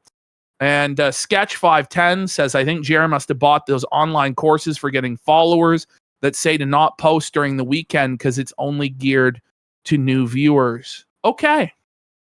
All right. Let's continue on. Very gay, but thank you so much for the support, guys. Appreciate you. And yeah. Murray. Yeah. Jeremy, I want to watch your content, but as a Christian, your constant F-bombs are hard to listen to. That's a good one. That's a good one, bud. That's going to send him, bro. It's clearly a fucking troll. Oh, no, Jared takes, he's rattled, bro. Well, that feels like a troll. Okay, I mean, he's aware. Did I even say the F word in this trail or in this stream? In this trail? What did he say? It's stream, buddy. Did I even say the F word in this trail? In this trail? Trail? What? Chair. Like, at least try. Or in this stream? I don't think so. Oh, I did earlier? Oh, okay. Now he's getting gaslit that it's a serious problem and he's alienating. Give me an Christian update in viewers. chat while I give you an update on Rumble Wallet. Oh, God. So sick of Rumble Wallet. Oh, shout out to Rumble Wallet. You just burped in the mic. We hear a lot about crypto, but the part most people miss, crypto, I could literally stream. I could almost definitely do 2 streams today. Or just one really long one, depending on how. Oh, man. No, buddy. My heart sunk when he said that shit. I'm like, no. Of course he did. No. And I was like, you know what, Jer? Fuck you, buddy. I'm not going to edit the afternoon stream. You can get fucked, bud. How much energy I can keep. Oh, Satan's butt. There's no energy. What? Satan's butt crack for a pack it up. Okay, something come road, but I can't find the iDub stuff. Give me 1 second. I'll find you the link to the YouTube channel that's uploaded all the iDub stuff. Give me 1 second, okay? Keep going. He passed. By the way, we're going to have the, I think either Tuesday or Thursday, we're going to have this guy on the show. Oh, let me see if I can. If you scroll down in the episodes, it will be highlighted like iDubbbz, whatever felt it, or whatever the fuck the I'll title be was. real. It doesn't sound like he has this locked in with Tobuscus either Tuesday or Thursday. I'm guessing he wants it to be when Mel is there so he can have Tobuscus and Melanie Mack interacting. But to me, it suggests that Tobuscus has not decided to appear yet. Jared doesn't have it locked in what day. But honestly, like, it doesn't really matter anyway. But he thinks this is going to turn or he's going to save the business. All right. Find it. I know you guys have probably seen it because you guys watched my stream. Thanks, by the way, for being here early today. I know it's a long day. I'm hoping I'm helping you get through it a little bit. Thanks for being here. I know it's really hard to endure this shitty show, but thank you for being here. Maybe we could have this other guy on the show too.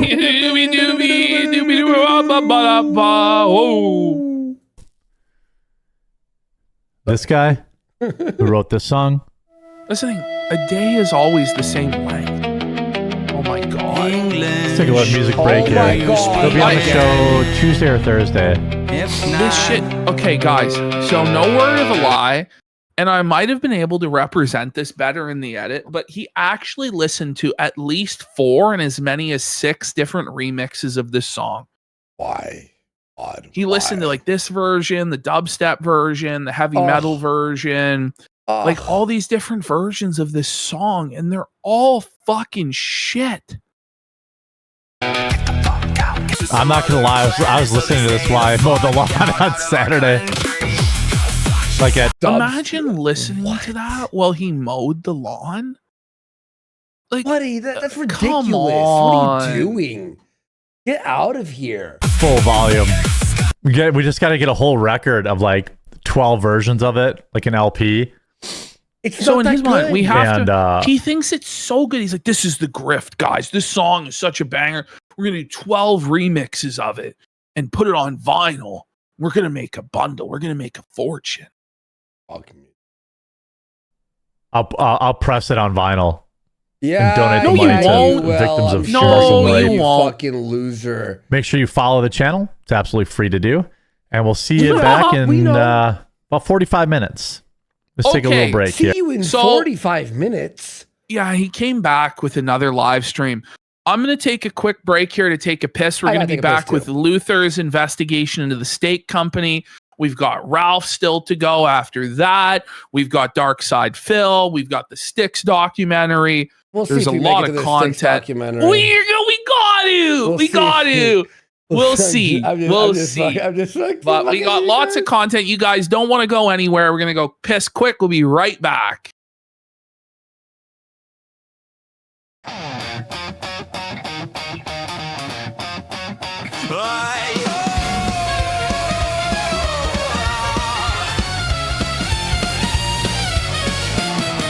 He slips in through the side door, sneaking in the night. Burger for a head, his quarters shining bright. Stops a guard and asks him, how'd your weekend go? God just stares in horror, hoping he don't know. But the cameras catch him creeping. Disguise is slipping. Security's beeping, strawberry starfish drops in from the ceiling. Shows he's got him cornered, his tits too appealing. The house always wins. Quarterless out before the night begins. He bet it all on his quarter spin. But the house always wins.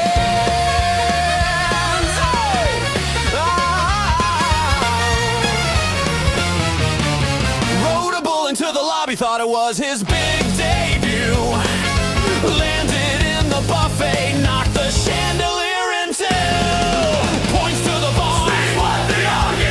Nobody had an answer. He stormed right out the door. Now he's creeping by the slot machines. Won't stop asking folks how their weekend's been. Strawberry starfish lands a final blow. Trotsky grabs a briefcase, there he goes.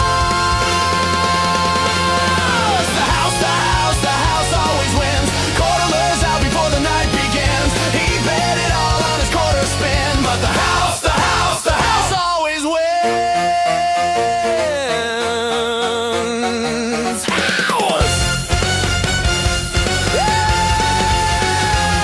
Every scheme, every plan, every quarter in his hand. Couldn't even give away his coffee brand. What's with the oranges? What you do on Sunday? Nobody's got time for this sad display. The house always wins. Quarterless out before the night begins. He bet it all on his quarter spin. But the house always wins. Alrighty, folks. We're back and we're going to go into, so we saw the worst ad read I think that Jerry's ever done so far for the Chicago Steak Company. It turns out like pretty much everything Jer promotes, this is a dirty fucking scam, buddy. So here we have, and by the way, this is what's brutal for Jer now and his sponsors. If you sponsor Jer, immediately an army of internet detectives and autists combs through your entire company history to expose you and embarrass you. So it's like Jer really is toxic to every brand associated with him. He's a fucking liability. And it's tough, but the thing is, he only gets ad reads like Ethan Ralph gets. So, you know what I mean? It's exactly. not really anything. You know what I mean? He's basically at rock bottom. That steak doesn't look that good. It's going to turn out that it's fucking terrible. And this is like an old scam that used to work on people like 30, 40 years ago, where like people didn't know what like Wagyu was or these exotic cuts of meat. And so they'd fall for this scam idea that like this frozen meat on dry ice delivered to your house was the premium gourmet meat. Like they'd get fucking retards like Phil to buy into this shit and pay insane prices for fucking garbage, buddy. Okay. So let's have a look here. Luther's going to break it all down for us. All right. I have not seen this. Luther Morgan, by the way, great channel on YouTube. He's blowing up, you know, part of the quartering A-Log crew. Let's go. Hey guys, Luther Morgan here, and we're going to be talking about a Rumble exclusive grift. That's right, it's the Chicago Steak Company. Top 2% of beef? Are you legally allowed to just say that? Wait, what the fuck? And this grift scam got put on my radar. Well, it's not even going to look like that. Let's be real. Our good friend Jeremy Hambley was shilling it. Now, of course, if Jeremy Hambley's shilling it and it's on Rumble, it's most likely a grift scam. So I started looking into it, and because it's meat, you can track it, and you'll be surprised where it actually comes from. So let's walk through Jeremy Hambley's mumbling, bumbling, and fumbling ad read. Then we'll get into the website itself, and then we'll get into where the steak actually comes from. So let's go ahead and watch his ad read. Oh, sorry, I thought it was paused for a second. Pulled the Jer. No, Jeremy, you're on the air. Jer is. You're on the air, Jer. Oh wait, I thought it was paused. I thought he fucked up. No, it was it was on the whole time. It was on the whole time, bro. I thought Luther fucked up. That's how bad Jer is, dude. Jeremy, you're on the air. That's what I'm curious about. Oh man, that was stressful. This is the show. Okay, here it goes. You know, if your dad is hard to shop for, stop overthinking it. Gift grill-worthy premium steaks. Chicago Steak Company makes the gift feel useful right away. You're not guessing his shirt size, buying another gadget, or hoping a novelty gift lands. He sounds tired. He sounds like he just went up 3 flights of stairs. Steaks for the grill and a Father's Day spread the family can actually sit down to. Why is he winded? Code Dad's Day. Like he's only able to spew out like 4 or 5 words at a time. Shit, dude. Oh my god. Hey, Space Cowboy for packing up. Proud of you, Sober Ski. Thank you.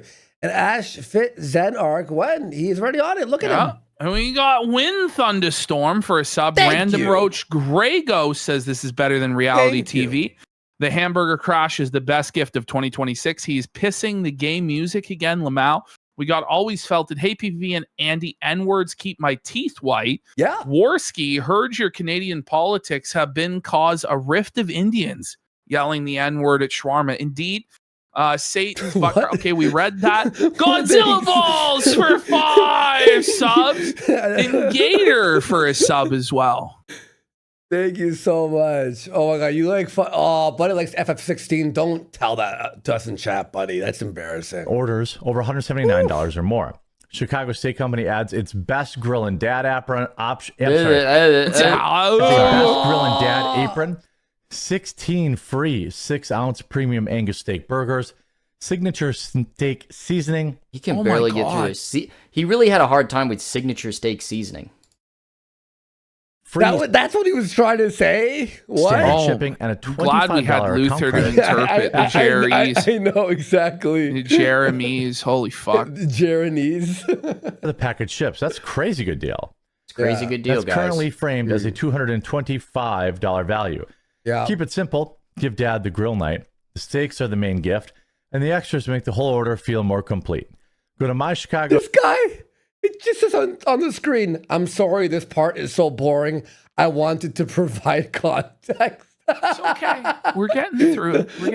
No, I'm just saying it for the audio listeners. It's on the screen on full big text. It just we says got that. Pre-Dawn Corpse for 2 subs. Let's go. Let's get some subs. Big support here. Thank you. Steak.com/rumble. Code Dad's Day.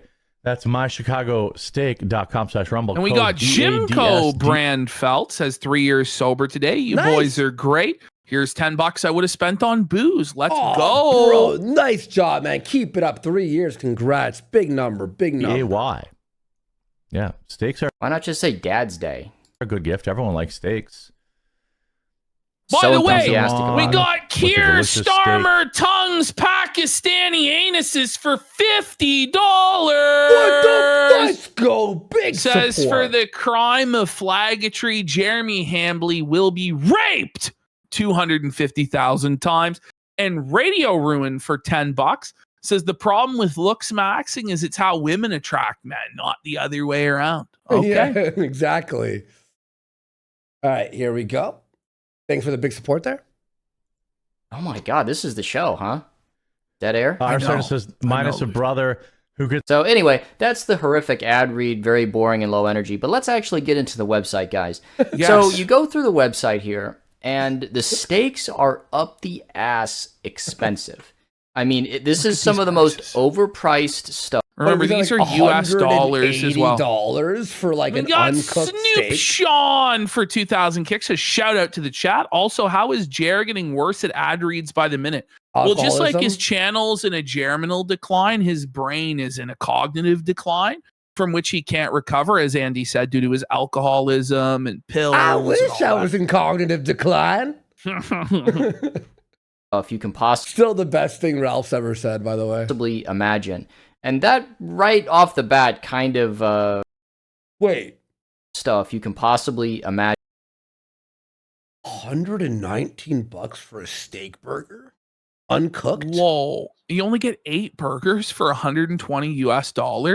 What? Then you've got 8 steaks for normally it's $495, but it's on sale for $259.95 for 8 ounce and 6 ounce? Oh, what a scam! Just go to a restaurant. Buddy. Just go to a restaurant at that point. And that right off the bat kind of really alerted me that everything in here is super, super expensive. I mean, I guess that they're trying to compete with... The hot dogs are $100 for 16 fucking hot dogs? $100 for hot dogs? It's $144.99 regular price. God. Fuck Yeah. you, How are they Jer, in you business? scam. 8 burgers, brisket burgers, $130 US. Brutal, dude. Brutal. Omaha steaks. That's why they chose Chicago steak, because it's supposed to invoke, the Chicago stockyards, which, at the early 1900s, it was the biggest stockyards in the world. Okay, but as you in can the see, early 1900s, but like, who the fuck thinks of that now? I guess some older people do. Boomers. Who I guess are the target for this scam. Yeah. I'm gonna guess. Yeah, it's for sure boomers. It's outrageously expensive. It's $130 for 8 8-ounce brisket burgers. So 64 ounces of meat is $130. I mean, I'll put in the graphic where you could see how much it is at your local grocery store. Like, there's absolutely no reason to pay these outrageous. Oh my So God. it's $5.46 per pound at Walmart. In Chicago steaks is $32.25 per pound. Whoa. Oh. And a Whoa. Walmart steak stock, but like a Whole Foods would be like a $10.50. It's like double Walmart, maybe? Prices. Maybe? So you say, well, what is this company? How can we learn more about it? So if you go to their customer service page, dry it ice says, shipping. committed to world-class service, whatever. Yeah, and then it's I'm sure this woman works in the... It's this definitely woman not is- an AI person, actually. Yeah, this is 100%. Or a stock image. No, this is for sure AI, because she's looking Yeah. off screen. It's not even the right angle. has the address here, which is the Chicago Steak Company of 205 North Michigan Avenue, Suite 810 of Chicago, Illinois. So let's go ahead and Google that address and see what comes up. All And when right. you look at that, it's a virtual office. That's right. It is a virtual office. Oh my God, a virtual office? Mm-hmm. Luther Morgan's going to take down like... He's like taking down the all the companies. grifters, buddy. They're all going down once Luther's on the case, bud. Offered by United Virtual Office. And you know that because there's multiple businesses that use that same address. And the way And we if you got actually the go into bull, the advert- Adam Sellers for 1,000 kicks says, "Whoa, buddy, Jer won't invite me over anymore. The bull grows weak." I don't believe you. That's the fake Adam Sellers. Yeah. We know Adam Sellers is in his life every night. Come on. Jesus. advertising itself, you too can get an address here for $50 a month. Let's do So it. if you also want to have your address at 205 North Michigan Avenue, Suite 810, Chicago, Illinois, you can pay for that for about $50 a month, and you too can have an office there. So that right off the bat got the red flags going for me, because obviously this company isn't really in Chicago. Otherwise, it would just have like a normal address that's Chicago. Yeah. So I figured, okay, well, what else is sketchy about this website other than, you know, the outrageous prices? And staring us right in the face here. So the other thing that these kind of scammy, grifty companies do is they have, I mean, obviously fake reviews, but also kind of like fake quotes. So if you look at the quotes here, they have 3 quotes. It's from Town and Country, Incorporated Magazine, and then Forbes. Your welcome gift, $170 burger. Did you see that? The Action Country Incorporated Magazine. The welcome gift. Claim your $169 cheeseburger, buddy. No, it's eight cheeseburgers with seasoning, and a $25 reward. All free. 150, I guess, after the rebate. Magazine and the then gift Forbes. Or whatever. So, that's but if you actually only applicable on your next order, I'm gonna guess. But go to like these magazines, it's a gift card for the place. Oh my god! If you actually try to go, how many ads pop up? But if you actually go to like these magazines, yeah, it's all. Oh my god! You Steak University. Actually, try to go to these magazines and find these quotes. You won't be able to find them. So if you go to, for example, like Forbes, you type in Chicago Steak Company, there's really no results. Like the only so it's just fake. They're just completely scamming and saying they're in publications that they're not even in, buddy. That's actually based. Holy Jer, what sort of a scam are you trying to run on us, buddy? Is that not like against the law? Like what the fuck? Result is this one, and they just talk about Chicago steak. You know, if you go to Incorporated Magazine and then you type in Chicago steak, nothing comes up.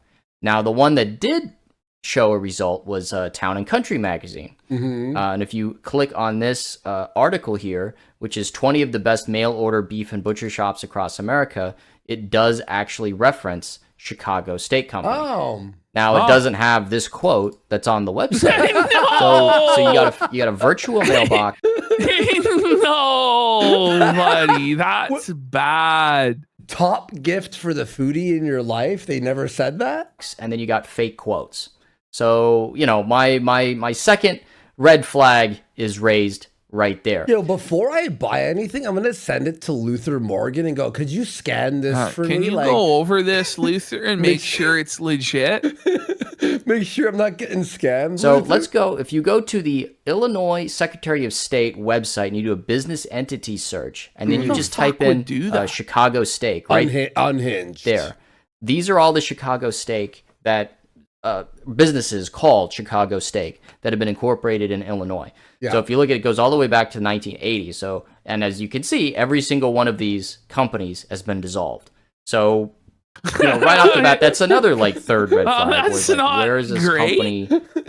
They've all been dissolved. Actually, out of. Like, where does the steak actually come from? Is my question. Now, of course, it is meat, so you can find that out. So if you go to the USDA Food Safety and Inspection Service page of the U.S. Department of Agriculture, as and one you go would to the do, Meat, Poultry, Egg Product Inspection Directory, and you go down to the downloadable data files and references, it has right here the establishment numbers, and you can bring up the PDF. So if you look at this PDF now, guys, it's over. You know how it goes when you find the meat sales and distribution line in PDF and the health and safety. Oh, yes, the USAG site we're all familiar with. And yes, you know how it goes, guys, right? Over 716 pages. Luther down, and this includes basically every single, you know, meat packing, meat producer, facility in the entire United States. No, it is amazing he hasn't found the coffee factory yet. It probably doesn't exist, but it has to come from somewhere. And the real question, what is Jer hiding? We might find out on Wednesday when we go into the next edition of Luther Morgan's investigation into the coffee. Well, we'll finish this one first, then we'll go into Ralph. Okay. We'll Control F, and then we do Chicago steak. I have the coordinates for the coffee factory where it's supposed to be, so I'm going to fly over it in Flight Simulator soon. Nice. We're going to find it. I'll let you all know. I'll try to land on the road in front of it on a little, Cessna. So it's going to take a second you to know, the run one that, but look at that. We got one result. So if you go all the way down, if you're watching this at home, you can go to page 552, or at the top here, page 558, right here. Chicago Premier Meats, Chicago Steaks, doing business as. And it's out of Cook County. Now, it doesn't have a address. It has longitude and latitude coordinates. They say, okay, so this is where the meat is coming from. This is where the fancy Chicago Steak Company is going to be. So if you type those longitude and latitude things into Google, this is the steak company. It's in Harvey, Illinois. So if you know anything about Illinois, you know Harvey, Illinois is kind of a pit. It's kind of a shithole. So this is right here. It looks like a shithole. This is where the gourmet premium fucking $500 steaks are coming from, eh? Ooh, fancy. Ooh, I think you can see the blood on the door. It's rust. This is world headquarters for Chicago. Bro, that's the fucking... Bro, no, Jared, no! Chicago Steaks. Somebody said buildings like this in Zomboid have good loot. Yeah, they do. I was playing Zomboid last night on Locals at the end. Yeah. 2025. And if you look at the sign on the building here, it says Skyline Provisions Incorporated. So you say, what the hell is Skyline Provisions Incorporated? Well, if you he'll tell Google us. Skyline Provisions Incorporated, here's the address that we just saw. So let's go ahead and get into their website here. And if you look at it here, this is where all the select cut meats come from. And they say it's a meat wholesaler. We specialize in meeting the unique needs of hospitals, senior living, and care facilities. So the steaks that you're paying hundreds and hundreds of dollars for are the same ones you get at the hospital, nursing homes, and senior citizen living. Oh my God. Oh no, buddy. It's fucking hospital food. Nursing home food. Oh no. Yeah, of course, he's selling old folks steaks to the old folks. We got a scam alert. Scam alert. So this is your hand good enough for grandma. It's good enough for you. What the fuck? Chuck roast alert. Chuck roast alert. You think you're too good for this hospital Salisbury steak? Come on. Somalia steaks? From Grandma a facility. just lost her fucking dentures in this steak, and you think you're too good for it? Fuck you. This is the Leering Center, but steak version, isn't it? A tin shack out of Harvey, Illinois that caters to hospitals, senior living, and care facilities. I mean, that's just absolutely ridiculous. Now, if you continue to think, okay, well, let's look these people up in the FDA website. Do they have any, ongoing help? Of course we would all think to go to the FDA website and look up that specific place. Yes. And just to also prove to you that it's the same thing. I mean, look at Skyline Provisions. You scroll down here, doing business as Chicago Steaks, right there. So their last food recall is actually November 2023. So this to guy January. is saying they also serve low-level convicts rather. Care also means jail. No. H-Town Lord Felting Joe here says Angry Joe has a history of cash-in mobile game sponsors as Let's Plays and more. Yeah. Also, Giannis to Miami and Tyler Hero to the Bucks. Is that finalized? I was hearing the rumors of that, but it's finalized now. 2024. So, it's your $30 convict burgers, sir. Currently 2026. So they've actually kept their safety record pretty clean the last couple of years. So I'd say the product is safe to eat. But yeah, it's not this premier, It's safe to eat. Yeah. Wow. What? Wow. I mean, at least what a bar we have. You won't die instantly. Steak company that people think it is. So you say, well, who's running like this ship of clearly overpriced crap? Like, whose idea was this? And like these pictures don't. Well, this is look Jared's good though. fault. No, they look terrible, They look and like they're they're obviously AI. fake. They're obviously fake. Like they're not real. Well, this is AI, dude. This is literally AI steak. It's not real. really, this guy, it's Matt Crowley. So Matt Crowley is the CEO. According to this, he's the owner of Chicago Steak Company. Right, that looks like a basically Jeremy trustworthy Hambley's guy for long-lost sure. brother. Let's see what he looks like and zoom. Buddy, this guy's like 26. You know, this guy What the is just fuck? the slimiest looking young hustler on the block, bro. Okay. Yeah, dude. Like that guy is like the used car salesman you wouldn't buy off of. You know what I mean? That's what a steak's supposed to like look like. Yes. Like, you know, juicy. You could see. That's pretty cool. Oh, I'm fucking hungry. I want to eat some steak now. Fuck. I've done that.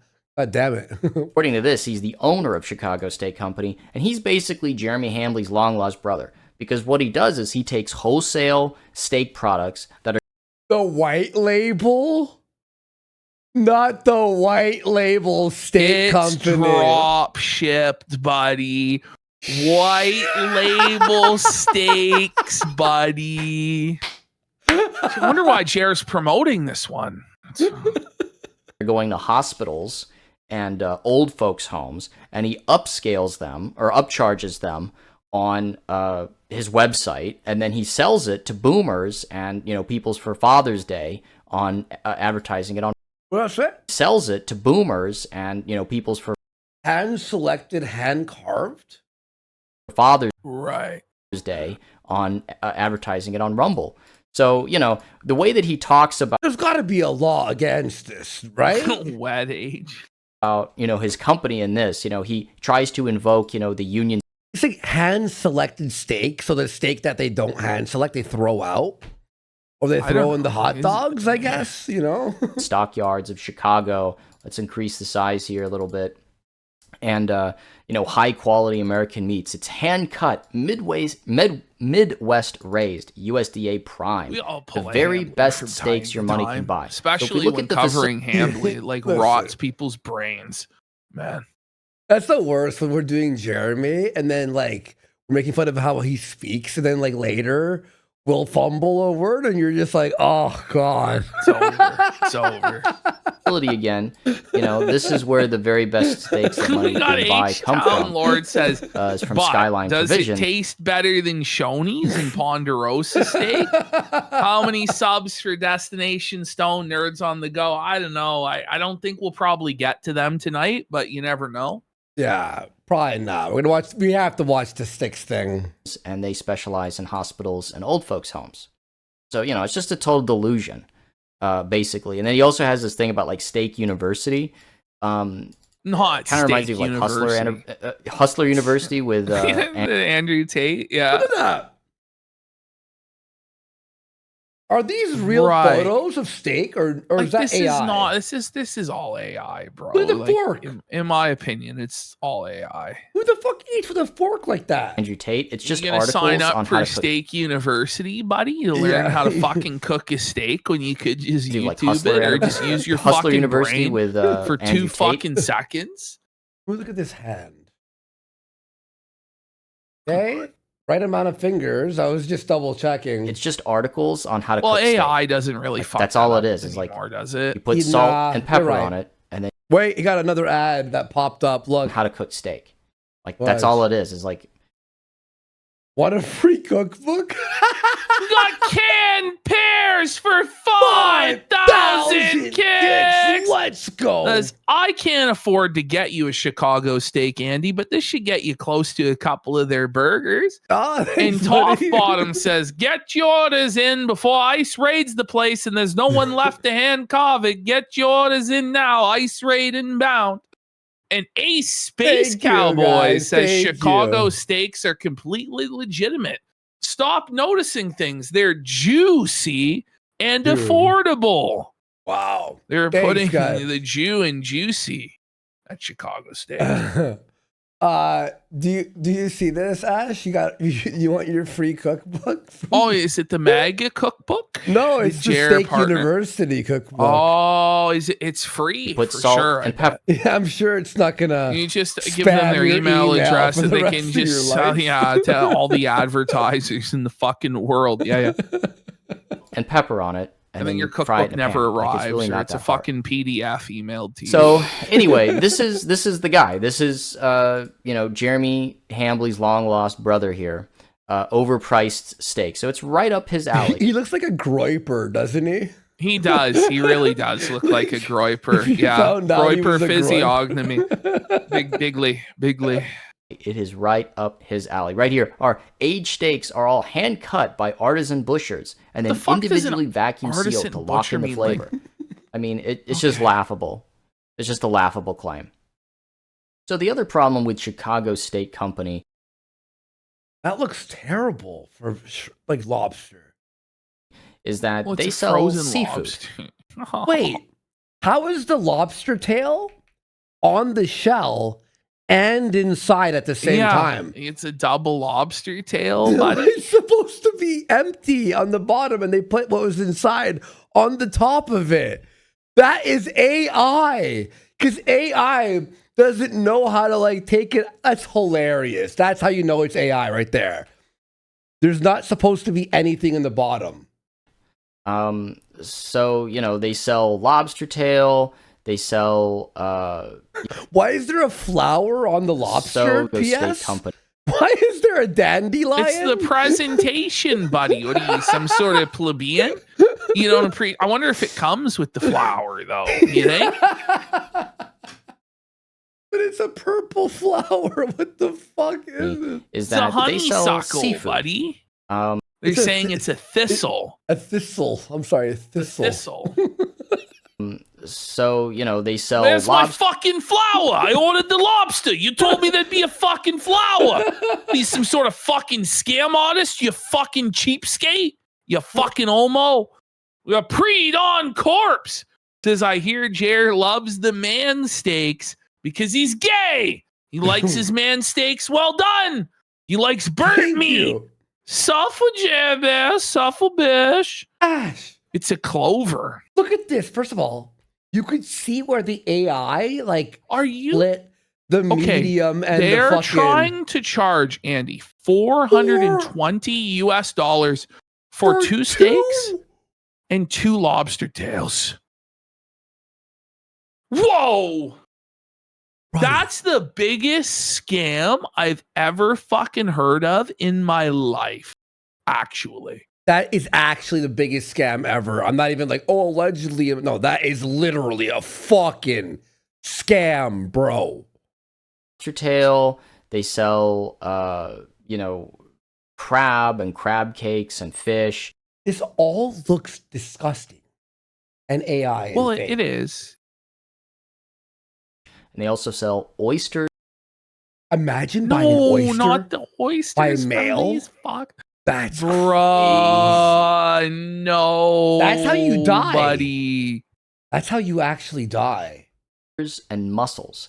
Now, if you are going to be selling shellfish, you actually also need additional FDA licenses. Course. So if you go to the FDA Interstate Certified Shellfish Shippers List, and I know it says December of 2025, but you get certified, and that certification will last until October of 2026. So everybody on this list is still Are they not certified for the oyster shipments? Current. I guess. And if you scroll down all the way to Illinois here, you can see these are all the companies that are FDA compliant in terms. Are you just allowed to sell food and just not say anything, and you could make it? Nobody questions it. I mean, what the fuck? Of shipping shellfish. And should we just start selling Basically, the shrimp? truth is you're allowed to get away with anything as long as nobody stops you. The law is just a guideline, really. If no one's there to enforce it, is it even a law? It's like how it's legal to just steal people's Amazon packages off their porch in Ontario. Call the cops. What do you want us to do about this? Oh, God. As you can see, increase the size here. None of them are. No, Ash. What you gotta start doing, just putting shit in your app in boxes outside. So if someone in Toronto they steal your shit. Well, people booby trap them and stuff. Yeah. But then apparently then It's you'll all get illegal. prosecuted for Yeah. booby trapping shit now. So they won't go after the thief for stealing your shit, but they'll go after you for felting the thief. I have the idea. It's like what like when people will like if people are knocking off your mailbox with a baseball bat. Yeah. And then you fill it with concrete. So when Buddy swings his baseball bat from the car, he breaks his fucking arm. You're not allowed to do that. Even though that's a righteous punishment from fucking God. Why not? Because it's not right, apparently, to do that because they can't anticipate that they're going to break their goddamn hands on the fucking mailbox. That's the point for them to break their hands. Yeah.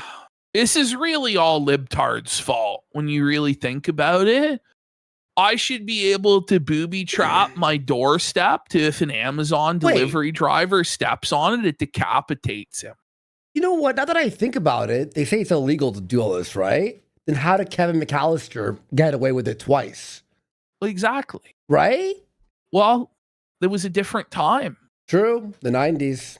True. Or Chicago State Company, and none of them are Skyline provisions.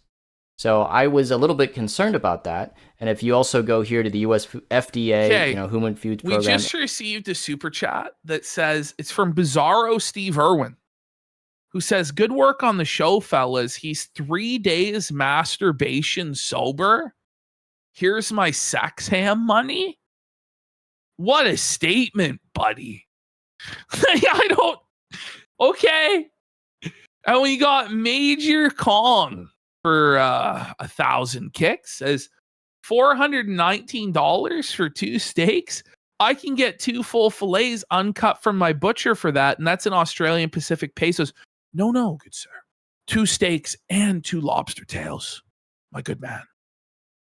And we have Adam Carolla for 5 subs and Westy List 101 for 5 subs as well. Let's go. Big support. Thank you guys. Fuck yeah. Interstate Certified Shellfish Shippers List. That's the real Adam Carolla from Loveline. Yep. The same thing. All these from Illinois. None of them are from Harvey. So if you look at that just right there, there's nobody from Harvey shipping out Luther dropped lobster the ball, and buddy. I've listened to every Loveline episode ever made. I actually sent an email to the FDA asking, hey, am I contacted what's going on with this? And I also sent communication to Chicago State Company. Luther's always be snitching. And they did not get back to me. They didn't respond to an immediate request. Why did they never get back seems like to the him? mafia is working for these guys, huh?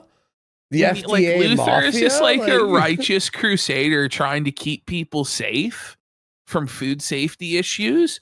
And at every turn, there's like a shadowy cartel determined to poison the public. This is bad. For comment. So we will be following up on this story to see if they're actually certified to even ship shellfish. So it's really quite ironic that the Chicago State Company isn't even located within Chicago. So even from a value perspective, Illinois. even if they were in Chicago, I mean, what the fuck is it? I mean, listen, the Chicago Bears aren't even going to be in Chicago soon. So, fuck Chicago. Looks weird. Why is it? I mean, it's totally overpriced crap that is upsold, very much It's like all Coffee Brand AI Coffee images. and the Quartering, where he just takes a white label product and then just slaps his logo People are on asking, it. so And then not only are the Chicago Bears leaving Chicago, but they're leaving Illinois. They're going to Indiana. They're going to be the Indiana Bears. That's tough. Oh, white label, more like fucking black label. You know what I'm talking about? Tries to upsell it. Probably those steaks are probably upcharged 100%, 200%, 300%. And then they pay scumbags like Jeremy Hambley to hawk this overpriced crap to unsuspecting family members. Tell and, him, boomers Luther. on Rumble. So it's just very, very distasteful. I really, really don't like it. Please don't buy steaks from Chicago Steak Company. And if they respond to me or the FDA responds to me, we will update this story later on. So thanks so much for sticking with us, All guys. right, we got Dick Lacada says Mama JF is the mastermind behind these companies. This is why no one has found her. Could be. Okay, let's go to our Ralph segment. Yeah, everybody. It's time for the Ethan Ralph segment. I actually saw a little bit of it. Dear God. It's pretty bad. But I've never seen a man eat that way before. Oh, buddy. So we're traveling back in time first. A feud Phil stream was very tough for Phil. He could not get any support, even with the news about the Steam Machine's pricing, release date, pre-orders, even though he was playing Resident Evil, which traditionally he makes good money on, he could not make anything happen. And the begging reached biblical levels of crackhead begging. This is, I think, one of the worst support streams for him, maybe the worst all year long, and he was not happy. So we're going to start off with this first one. Okay, here's one of his first major begs. By the way, this is fucking super hilarious, this whole section. Like, it's really good. All right, everyone, I have some bad news. I got to use the bathroom. So I'm going to take about a 5-minute break to use the bathroom. It would be much longer than that.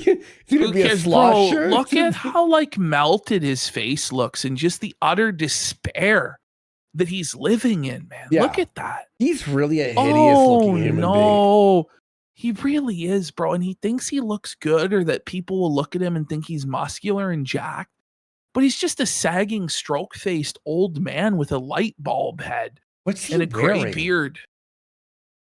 The light red with maroon fucking... It's such a bad look. Somebody asked, is he dyeing his hair? And the answer is yes. Yes. He is. Of course. It's just for men. Stuff. When we come back, we'll play probably for another hour. I actually forgot what time my wife's getting home from work today. I swear she said that she's working later today, but I can't remember. So I don't know when she's going to be home for break. Later, we're going to do DSP Tries It. So downcast. In about 2 hours or so. But let's take a brief break now so I can use the bathroom. When we come back, more Code Veronica. But guys, please support the stream. Right now, this is the least supported stream I've had all year. Yes! Let's go! No subs. It's tough. No subs. What else, Phil? What else? Only 100 kicks. Ooh, like one super chat all stream and a few $2 tips.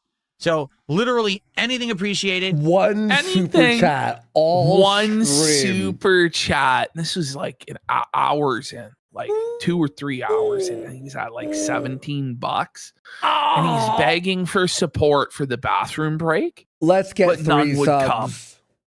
Let's Please support the stream. When 3 subs, come back 4 subs, truly to really felt. Just a felt. Shout outs, and then we'll could go from there. But in the meantime, I'll play you some music. And I'll be back in a few minutes. Okay. How was your weekend? See you in a few, guys. Sorry, I got to use the bathroom. Okay, so Phil would go to the bathroom. He would come back and receive no support. No. So now this would be like a really major like breakdown beg moment for Phil. Okay, let's have a look here. All right, By the way, we got Kino Critic, Jitora. We got ABC I Like Pie for 4 subs. Go. And Cartnip for 5 subs. Virus with a sub. Let's Billy go. Grease says Ralph's looking like Augustus Gloop shoveling that slop. Satan's butt crack says Phil and I live in the same town. It was hot as Satan's butt crack today. Major Kong says use the bathroom. Wank. Wank. And we've got Altair with the follow. A22G has gifted a sub as well. Oh, a lot of new followers today. If you're a new follower, we do Monday, Wednesday, Friday, unless we're on vacation, and we make fun of people all day for like 7 hours a day, 8 hours a day. Monday, Wednesday, Friday. All right, everyone. So here's the deal. I've been streaming since 11 this morning. I made $17. After under 4 hours, he made $17. Casino tolerator for 50 subs. No, look at Phil looking at it. Look at Phil. Oh, Phil, sad, pathetic, suffer, Phil. Thank you, man. Suffer, bitch. All of you motherfuckers. Oh, that's fucking tough. All these. I could scroll here and thank King everyone. Garma for a sub as well. Look at Phil looking at no. it. It actually $17 all day, Phil. Phil was making like $3.50 an hour. God damn. Yo. He made less than minimum wage today, especially after tax. He made like half of what he would make on fucking minimum wage in Washington State today. I'll tell you why though. He has wage quit rather, more games like in the last 3 months. Like it's more and more often. Like he's wage quitting every game. So his own in their fans games are that like, some of the whales want, like one of the whales wanted Mina and he fucking wage quit it like a pussy bitch. But, yeah. Like, and by the way, that's the whole reason the Castlevania playthrough failed was because one of the whales was like, no, you're going to play Mina the Hollower. And Phil's like, no, I'm going to play Castlevania. So then they withheld support for that. Then when Phil finally got around to Mina the Hollower, the whale out of spite told Phil to get fucked. And so he didn't get anything for that and wage quit that as well. Buddy, and then he wonders why he's getting punished this hard today. I'm going to say something too. Like he said something on Mina. He's like, why is there no map? It's like, I'm not going to, I figured it out pretty fucking quick. Like without no map. By the way, we got DSP Hassan Lovechild and Fifth Warrior. Let's go. And more followers here. Thank you so much. Yeah, but Ash, she's like, there's no map. There's nowhere to like, no way to know where to go. There's not. That's the fucking game, though. That's the gameplay. You fucking mongoloid. I'm on the 4th dungeon right now, and by the way, tough game, and I'm loving it. Loving it. That's atrocious. We had a good morning show with great attendance talking about the Steam machine. Hardski figured it out, by the way. I've played this game for an hour. You guys all say you like it and you want more classic Resident Evil, and I made $17. They're not saying that at all. Yeah, that's not cool. What do you mean it's not cool? That's what you're worth, bro. You're lucky you even got that. The gameplay was atrocious. No, it's a lie, though. He's playing Code Veronica because they announced it at the fucking Game Fest. That's why he's right. Yeah, that's why he's doing it because the remake's coming out. Donated it. Yes. He's like, that's not cool, guys. Now pay up. You owe me money. They don't owe you fucking shit, bro. You're a digital panhandler. Like, figure it the fuck out. Like, his begging gets so aggressive and so entitled. And it's just not even like an ask. It's like, you will. It's like, there's a fine line here. And he's just like a piece of shit. I'm not going to sugarcoat it. Please support the stream. Please support what you like. If you like Resident Evil, support Resident Evil. What if they don't like it? What if they don't like it? Well, I like Resident Evil, but do I have to pay Phil? Fucked. By the way, the whole time he was talking about how much he loved the game and liked the game. Then, like, once he was hard locked at this $17, he started being like, this game fucking sucks. I don't like it. Like it always is with Phil. His enjoyment of any game is directly tied to how much money he gets from playing it. Straight up. Come on, dude. What are we doing here, Phil? You fucking bum. People have said they wanted this. They wanted me to replay it. Melted face. Because they wanted to see this. How I would compare this with the remake next year. It's weird because I swear sometimes we play this and we get tons of support, and then other streams are dead. Like last stream we played this was great. The stream before. You mean donations fluctuate and aren't a set price per hour? Yeah, it's not like, but listen, if you want a wage, go get a fucking job. And like that's like the biggest issue with this, right? Is it's like he should look at the grand scheme of things and realize that he makes fucking $100,000 a year playing video games, and that he shouldn't be trying to squeeze every last penny every fucking last time. And if he didn't act the way that he did, like, I don't know, maybe people wouldn't hate him as much as they do, but he's just such an unlikable piece of shit. Was slow. It's like back and forth. I don't get it. I really don't. So I like the game. I like classic Resident Evil. I want to keep playing it. but I need people to actually support the game. You don't like it. Okay? He doesn't like anything other than gambling and like stealing people's money through scams. That's all that he likes. And booze. That's it. And porn. We sadly yesterday had a first stream that should have done way better than it did, and the chat didn't work. I couldn't fix that. Sorry. That's some new exploit. We got that fixed. Last night, I gave Mina the Hollower an honest shot. Don't really like it. No, you didn't. Sorry about that. No, you didn't. All right, but today we're playing. The game fucking rules. Like, I don't know. It's a fun game. I don't know. Into people have life. So I need people to. By the way, it's not that he didn't like it because it was like badly designed or it wasn't his cup of tea. It's because he sucks at it and made no money. Can you imagine if I came on here? Now, guys, support has fluctuated 5% from Friday. What happened? Would anybody be like, what? Like, fuck you, you pig. Like, what are you talking about? This is how he is. Now, guys, support was a bit stronger on Friday. Now, I get that that's payday. And a lot of you over the weekend may have went out and done some things and you might be tight on cash. But that's no excuse. You better open your wallets now. Like, what? Like, it's just not normal. No one else does that. Support the stream. I understand that this is not a stream that's about Pokemon or cards. Okay? Not every stream will be. That's why I'm not bringing it up. If you haven't noticed, I'm not bringing it up constantly. I'm not saying, oh, for a contribution, you can open a pack. Oh, yeah, that's all part of it. You are doing that, though. I'm not gonna. It's fucking annoying, Oh, my God. This Pokemon Just wait. grift has Once we to get end, through this, man. we're going to show you guys the new and improved Pokemon grift. It's become even more convoluted and stupid. At the conclusion of this, yeah. Okay. Harp on it all day. All right? I don't want this to all be about that. All right? I don't want to do content all around that. I want to do variety content. You always do. I always have. So please support today's stream. We have 2 hours left of gameplay. Well, roughly. Probably about hour 45 of gameplay, and then whenever the food shows up. Don't you decide how and I am long having the a good- gameplay is? Yeah. Like, I love it's like there's like, oh, and there's no time.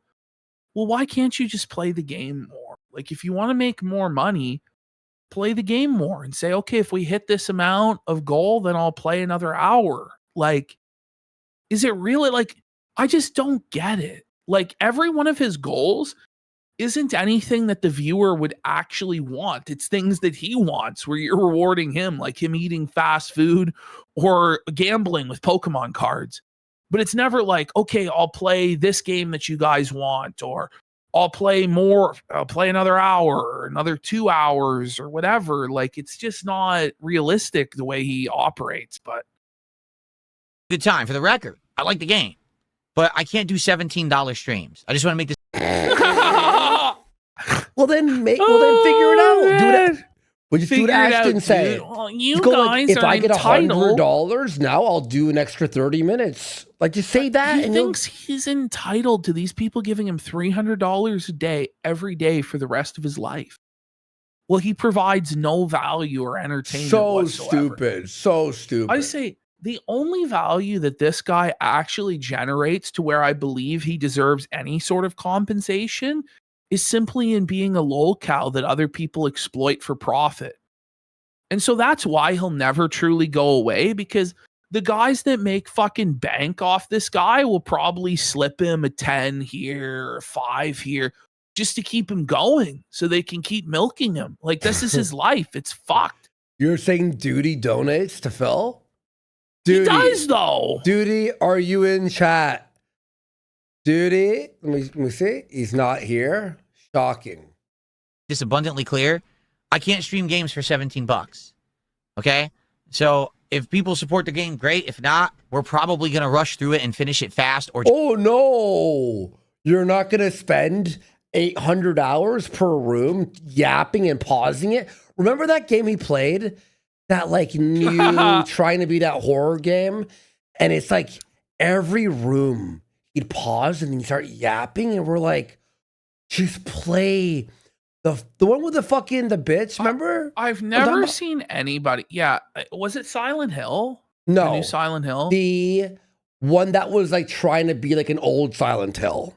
Tormented Souls 2. That's right. Oh my God. That playthrough was awful. Bro, that was one of the most boring playthroughs he's ever done. And it was a total financial disaster. We got Casino Tolerator for 35 subs. Let's go. And Look we at got that, Phil. Kiba Nizumi says Phil quitting Mina after only getting 20 to 30 minutes into the game, blaming the weapon when he picked objectively the best one and he never got to a dungeon. Well, people the sword warned is him better. about.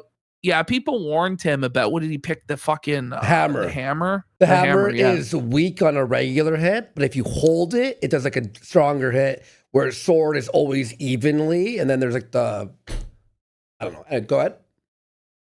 No, let's continue. Okay, cool. All right, I was gonna start yapping about Mina. Just not finish it, and then do something else that people actually want. Because when I do a stream for $17, it means no one wants it. Okay, It's true. It's that simple. Like just being transparent with you. That's the Rubbing his case. hair furiously, like stressed. You can tell, like this whole time, he was fucking stressed, bro. Like, look at that. He's like looking to the skies, the heavens for answers, pleading. And it sucks because I like it, but I guess maybe I shouldn't have done it. Maybe people really didn't want it. I don't know. Okay. They didn't. Let's continue. People don't want you, Phil. Okay, Yeah, guys, welcome back to Code Veronica. Okay. Continue. All right, let's have a look here. You have more begging. Just keeps Kino getting more and more desperate. He looks haggard. Yeah. 13 ink ribbons. Good lord. I think that's more than I've had in most Resident Evils. All right, well, guys, if you're enjoying Resident Evil Code Veronica X, please support the stream. Let's get it to 100 likes on YouTube. And please, let's get some support. This is the least supported stream I've had in 2026. No one has contributed to the stream in 2 hours. Yes! Woohoo! Celebrate good times. Come on. Yes! Phil's got no donuts in the last 2 hours. Imagine that being stuck at $17 for 2 hours. That's crazy, more than actually. 4 hours into your show and you've only garnered $17 before YouTube's 30% cut. So you mean banning and the everyone 50 was a bad idea? Oh, I know, right? And the 50% from the tax, man.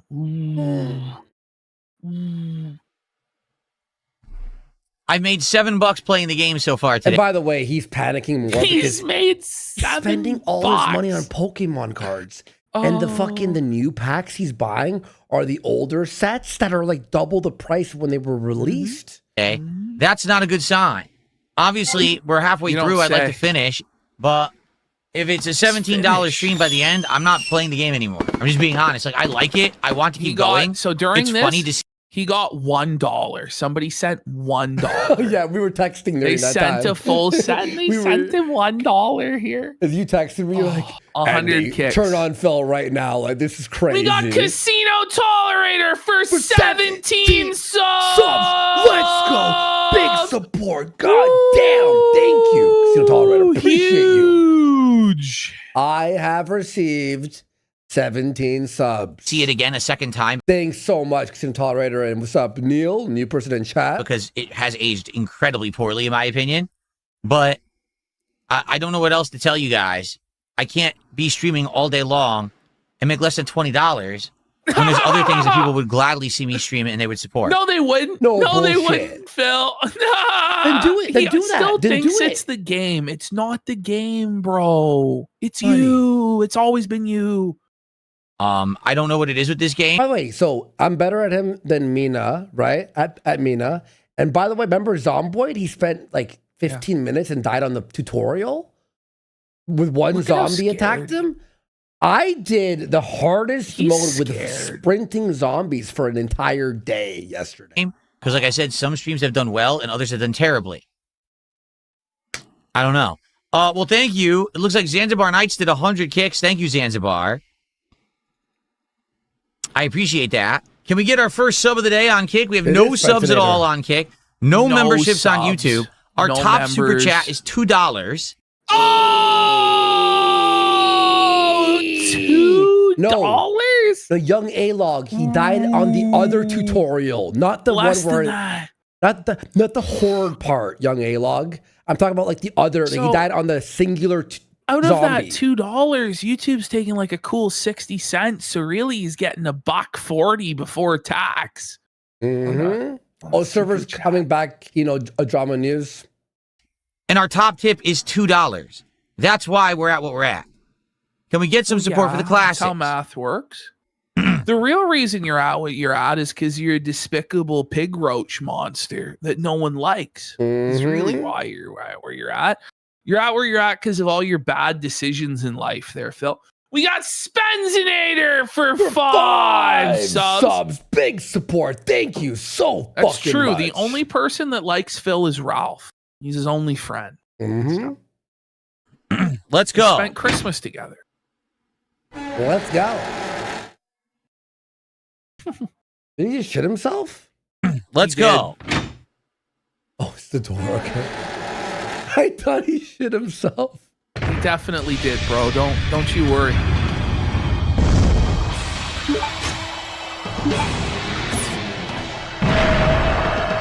Oh. He looks scared. This is sad. He does. He's terrified, bro. So is it over? Is this it? Will I ever get support again? And one day the support will just stop and it'll never come again. And he'll just be like, no, please. It's going to get brutal. But only once everybody decides that they've had enough of seeing Phil suffer, which may never happen. Okay, so here he's begging during his bathroom break again. So he wants you to pay him to take a shit or piss. So here we go. Guys, we're at $44 of support. Awful. Awful. It no, is. really. Awful. That's right. I can't believe it. Whose fault is that? Is it our fault? Worst stream of the year. Look at him. He's like, bro, he's shook. He's fucking rattled. Look at him. He looks like a fucking alien. His eyes are so wide. Stream of the year? Worst stream ever. Oh my God. His eyes are just misshapen. I know. Everything about him is misshapen and wonky and fucked. He's like a backrooms creature, Yeah. He's like a human, but wrong. Yes, he's in the back room. He's in the uncanny valley of personhood, right? He's like skinwalking. Like the real Philip Burnell died long ago to be replaced by whatever the fuck this is. It's like he once had light in his eyes. Obsession. That's it's right. Like buddy. a mixture, and then also he's a Play-Doh man. He's like fuck Play-Doh head, light bulb head. It's like if you made a light bulb with the face on it out of Play-Doh. Is kind of what he's like. Look at those fucking wrinkles coming in on his forehead, bro. Those stress lines. Look at that. Look how deep those are, bro. He's scored, bro. Deep. Oh God. Don't know why. You guys have liked this before and supported Play it. Fighter 64. Can we get our first sub of the day? Can we get? I don't know. No, you can't. You've asked. Can we get? No, can we get just one sub, maybe? Can we get $1, please? I need $1, this please. Negotiation, come on, please. $1. Anything, $1, please. Oh God, it's tough. I'll suck your dick, I swear. Please give me a fucking $1. Begging for $5 fucking in the gutter like a fucking bum. Holy, everybody send one sub right now to Felt Phil. Are we going to get the sub trained? There's Casino Tolerator is answered with a sub already. It's tough, Phil. That's tough, bud. Thanks, buddy. Appreciate you. Big man. Support. Let's go. Huge support today, guys. A super chat bigger than like. Well, I guess we have a $10 Adam super Carolla, Jatora with a sub, Real Sneed 1 with a sub. Guys, you're breaking Zoltard with a sub, DeVirus, Clown Meat, Kino Brought Me to Kick, A22G, Darusamon, Colonel Katafi, Lady Snowblood, Potate Jello, Frank Booth, Casino Night Owl. They've all gifted a sub just to felt you, Phil, because they hate you and they spit on you. Oh God. We've got It's a Me, Him, Sean Sandwich Sundry, the DSP Hassan Lovechild, Liquid Dave, Inquisitor Dragon. Look at this, Phil. You'll never have this.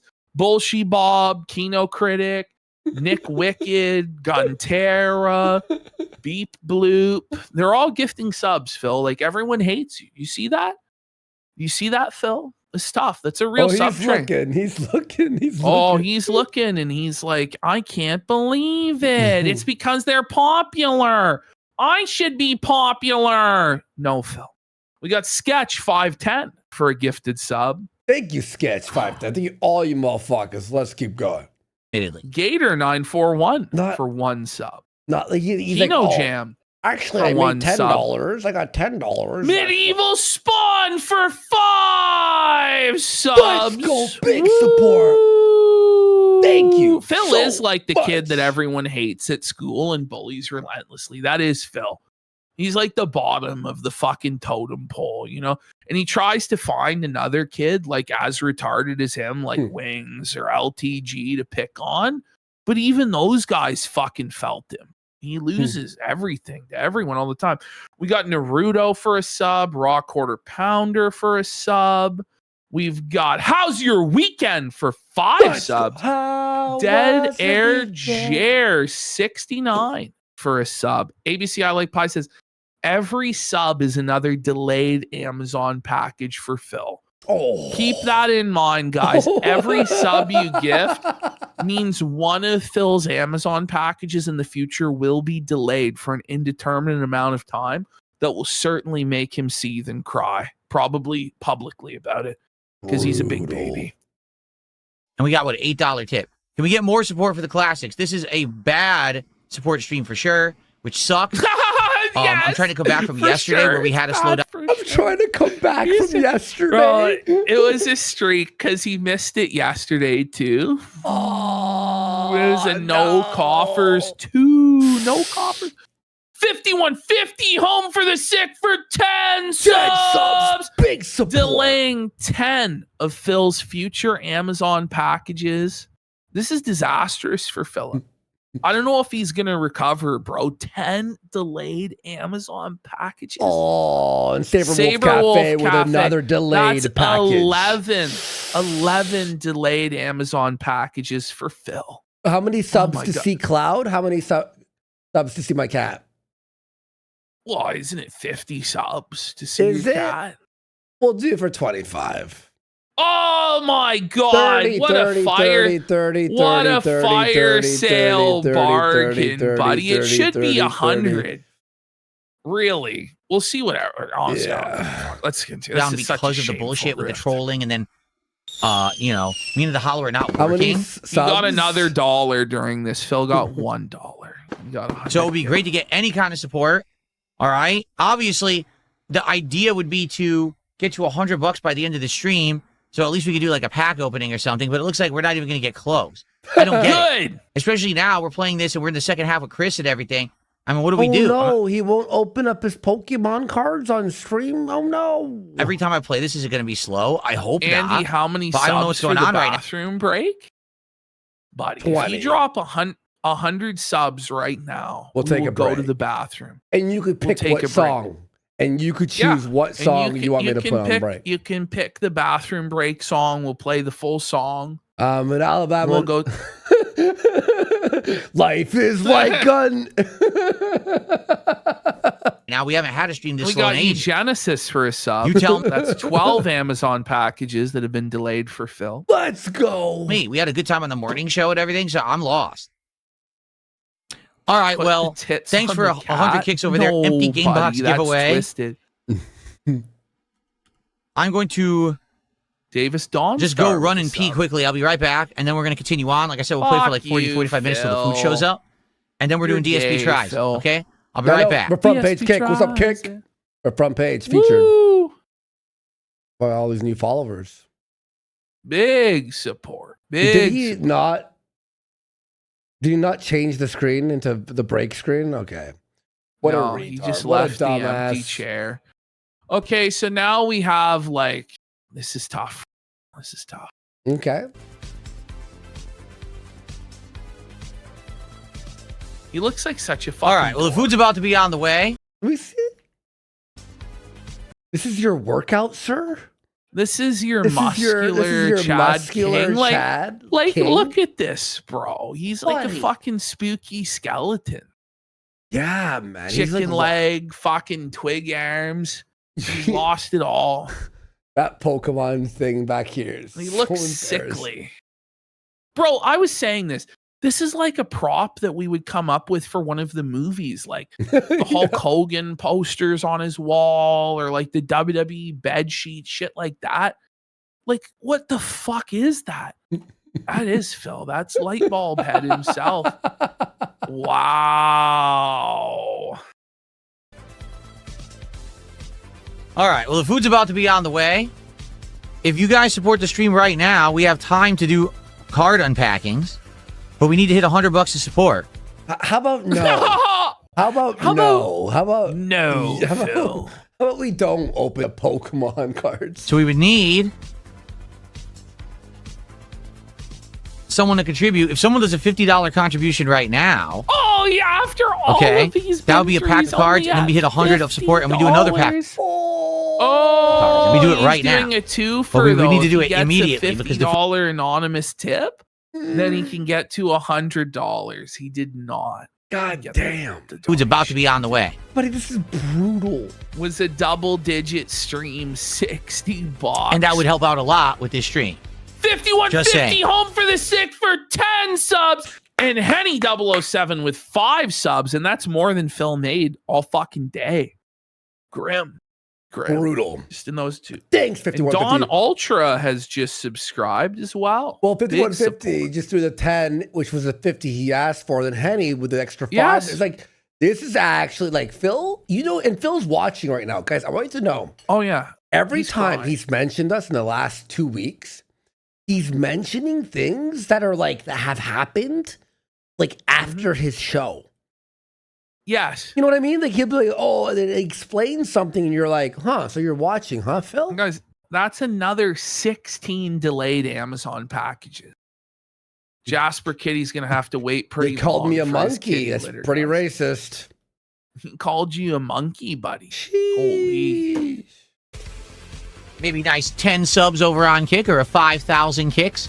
Or perhaps a $50 tip or a $50 super chat. All those things. $50 tip, perhaps. Like this is like a fancy. What if Prime Pamela Anderson sucked my cock? Mm-hmm. Perhaps she might materialize in front of me and suck it. But no, alas, was not meant to be. How about 0 kicks, Phil? You're 0. Sean Sandwich Sundry for a gifted sub. You're $0, sir. Things would be greatly appreciated. Tip. Best I could do is 0. Tip. I'll show you I have a juicy tip. What does he got like chiptune music playing the whole time? I think that's it. Let's now go to Phil's new Pokemon scam. All right. So, just so people understand, originally Phil wanted, I think it was $100 per pack. Duty and other people called him out, and Phil reduced it to $50 one-time donation to open a pack of Pokemon cards. Eventually, that wasn't enough for Phil. So he altered it to, listen to how fucking convoluted all of this is, okay? I'm going to explain this as best I can on the top of my head. So it's a $50 contribution one time to open a pack of cards, or every time he cumulatively hits $100, he'll open a pack of cards. But also, if he's playing Pokemon or the card shop simulator game, he'll open a pack of cards for free. On each of those streams as like a freebie. But now Phil has stepped up his grift to a whole new level of scammage because he has a new, more expensive box of cards because he now has expensive taste when it comes to these Pokemon and that's the games. prismatic, right? Yes. These are premium packs. Buddy, the prismatic, and what is it? Perfect What do I order? mean by What is that? Yeah, I mean, these are from old sets, Scarlet and Violet, that these cards are worth a lot of money. Prismatic Evolution's the biggest scam ever. They're created. worth a lot of money. That's what he believes. He Bro. genuinely believes he's gonna like Wolf of Wall Street this shit. He's gonna make Each one of these packs, no exaggeration. What the fuck is he wearing? It's so bad, bro. Like he's so brutal. He thinks he looks jacked and he looks good, but it's just a sad old man. Buddy. His chest hair exposed for all and sundry. The chest hair is brutal, dude, by the way. We got Henny 007 for 10 subs. Big support. Thank you, Henny. Let's go. Fuck yeah. Fuck yeah. Thank you so much. The real low tier god has just followed the channel. Yo, fuck yeah. Let's go. Fuck yeah. Wait, where? LTG. LTG. Yo, LTG. We were watching you. Hey, LTG, if you're watching right now, we were watching you make fun of Phil, bro. Like, you've destroyed him. You felt he him. destroys Phil When every he jumped single time. and touched the ceiling, he's like, I can't even touch the ceiling, motherfucker. Remember? You got low ceilings. You got low ceilings. Ice Warden down. Ice Warden Philip taken out. Let's go. He's Ice Warden. $20 We got importer each. exporter. Okay. Says, now guys, we agreed that you'd work in your miserable 9-to-5 jobs so I can sit in my shaky chair in my goon cave and fail at video games all day. What happened? And we got Sean Sandwich Sundry for a sub as well. Let's go. Big support. Get a hit in one of these packs, you can get thousands of dollars. No kidding. Both of these sets have cards that are hundreds to thousands of dollars. There's an Umbrian in this one that's worth over $1,000. And I think there's cards in this one worth between 500 and 1,000. Okay. So these are absolutely premium sets. The fantasy. Right? Like But he's been there's only sold the dream that he's going to get the 1,000. So these are absolutely premium sets. All right. But there's only They're the 6 packs in premium each box. gourmet sets, Catherine. His eyes, like his eyes went crazy. Bro. Like he went all like bug-eyed and shit. You could see the flashes of insanity in his fucking eyes, man. Dude, these packs are the biggest fucking waste of money, man. Seriously, you make more money just keeping those things closed. Basically, these are only for special occasions. Like when? Well, if someone does a $100 contribution, we'll open a pack. How much are they? What a scam, buddy. Let me actually find the prismatic. $100 per pack, Philip. Prismatic evolutions. I love though how much of a broke he is that $100 is a super special occasion. You know, like, okay, Phil, sure thing, bud. Here it is. By the way, we got Kiba Nizumi says for just $500 a day, this middle-aged man might open a card worth $1,000. But you have to give him $500 a day, every day for the rest of his life. Right. Yeah, I'm looking for Yes, it. he's back up to that original price.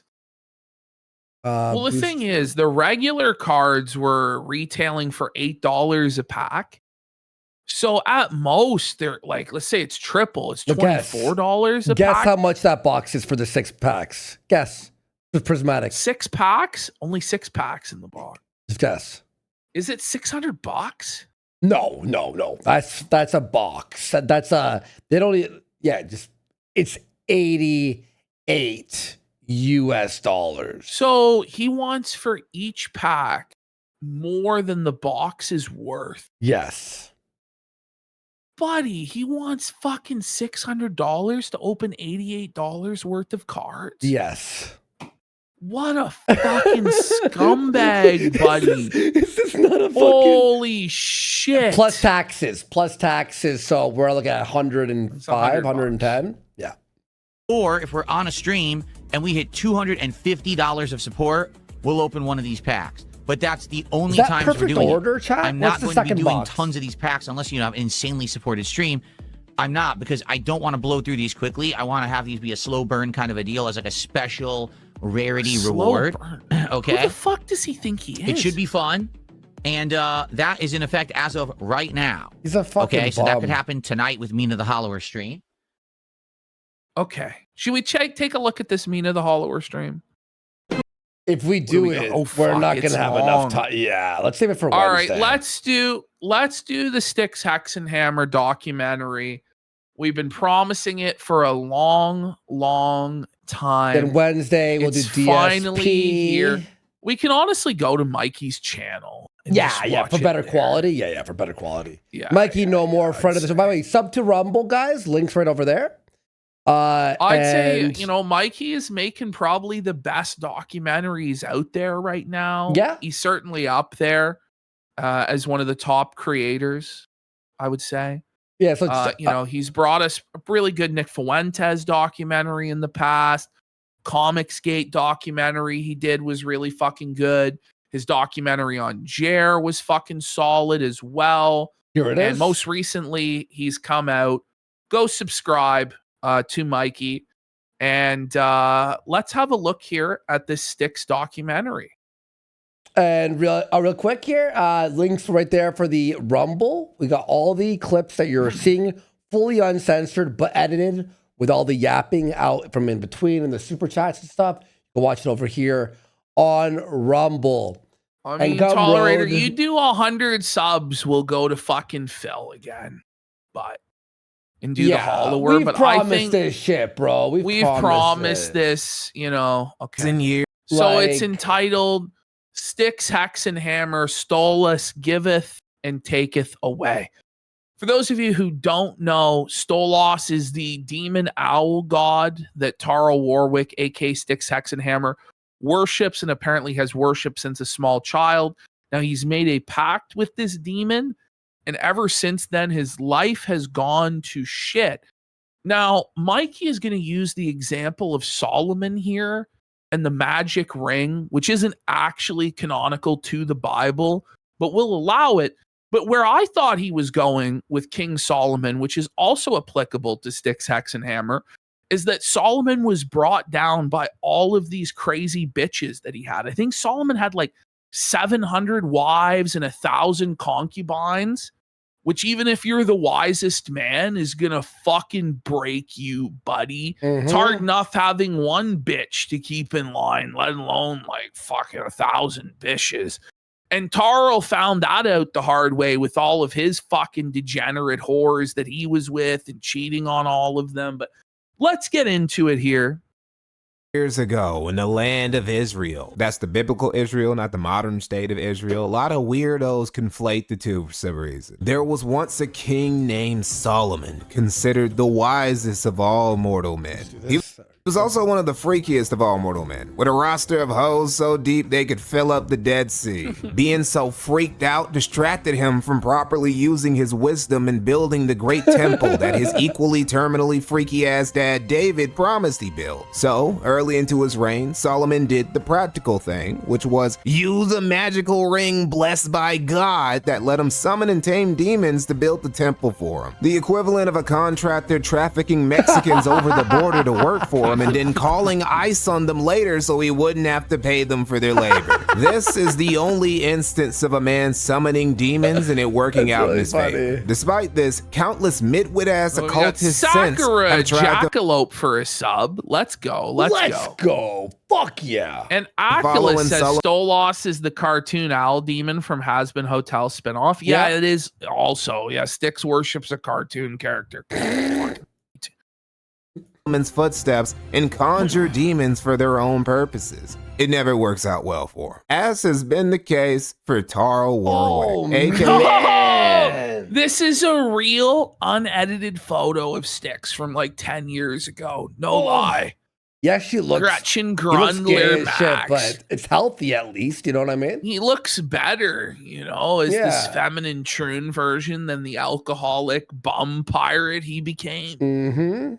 Hey, Styxx Hexenhammer 666. As tempting as it is to call Styxx a LARPer, he's really not. Well, he's the real deal, a dedicated occult nerd who takes his herbology, astrology, AKA and a LARPer. demonology very seriously. It's not the byproduct of a midlife crisis, and it's not a fad. The occult journey of Tora Warwick I'd say that is that's almost worse, though. That it's been his entire life he's believed in this retarded shit. And at no point was he actually normal. And like he just had a mental breakdown or like drug-induced like psychosis and started believing in this owl demon. He's been worshiping the owl demon since he was like 8 years old. So there was never really any hope for this fucking retard, it would be 10 times better if you go, oh, he hit his head, you know, in an accident or whatever. Okay, that makes sense why he's like this. One of the most in-depth in occult history, with Styxx documenting it himself across countless videos over years of near daily uploads and social media posts. And this careful self-documentation of Styxx through various phases of his life lets us observe in real time. He looks so different. I know. He looks so looks like a human being here. Oh my God. By the way, his little toy thing doesn't make sense anymore. Because canonically, he doesn't have a tooth. He doesn't have the tooth. He'll have to knock that one out. I don't think he even has any of this shit anymore, though. From what I can see, he doesn't have anything. He just like took a go bag with just his pirate costume and fucked off. Yep. And is on the run. In real time how he went from an eccentric libertarian Satanist to a toothless pirate evading the arm of the law. Oh no, the transformation, buddy. Ooh, that's rough, bro. Oh my God, he's toothless. Oh my God, he's fucking absolute abomination, grotesque. That's actually fucking brutal. Oh dude. my God. Arm of the law and making vids off a bummy laptop from his girlfriend's place. And he'd do all of this while worshiping a demon, an owl. We got Jimco brand felt says lol cows are god tier anti-drug / booze PSAs. No joke. I feel like they're the only thing that actually works. You know, other than like seeing a family member or a close friend get fucked up. Remember, like, Ricada any kept me off the booze, remember? When we were, like, that's why I was staying off. I was like, oh my God, I don't want to be Ricada. Please, God, no. True. Lol cows will Tarl has been online for a long time. He's been one of those guys who made his channel and started uploading his first videos in the He looks like a trans person here, doesn't he? Well, yeah, people always said he looked like a woman. He looked like Gretchen Grundler, stuff like this. Yeah. He really was very feminine, you know, because he only weighed about 80 pounds soaking wet. So you got free Hannah Claire for 5 subs. Let's go. You would expect out of a self-admittedly socially anxious Satanist in his late teens and early 20s who literally calls himself Styxx Hexenhammer 666. Right. Now, Styxx isn't actually a Satanist. Okay. Wait. Bruh. Wait. Is he actually a female to male transgender? 666. Now, Styxx isn't. This is sussy, bro. This is gay maxed. Henny 007 for 10 subs. Let's go. Let's go. Fuck yeah. Massive momentum here in the 7th hour of the program. Wow. Let's fucking make it happen. Fuck yeah, guys. Let's go. Satanist, at least not anymore. He used to be, but disavowed it a long time ago. I am a former Satanist. Around 2010, 2011, I was a self-proclaimed independent Satanist. First and foremost, never joined the Church of Satan. Never It's so autistic, though, by the way. It's like, listen, to me, if you're worshiping demons, you're gay Satanist. Actually, I'm an independent, blah, blah, blah, blah. No one gives a fuck, bitch. Shut the fuck. It's all fucking fairy tale nonsense anyway, fag. Figure it out. the truth, thought it was gimmicky. Satanism. An independent Satanist? Like it's like a political party? I don't believe in the Aleister Crowley. We don't actually worship the devil. We don't actually worship the devil. We're worshiping the self in the left-hand path. It's cringe and gay. It's for fucking teenage boys to LARP and be edgy. This isn't for grown fucking men to pretend like this is a valid worldview. It's fucking retarded. Is a radical ideology of self-preservation and indulgence. It's atheistic in form. It doesn't have anything to do with worshiping the devil, and the vast majority of self-proclaimed Satanists you'd ever meet do not believe in Satan. This is crazy, though. Imagine believing in an owl demon, but not believing in God. Where the fuck did the owl demon come from? Like, it's all like tied into Christian theology, Judeo theology, I guess.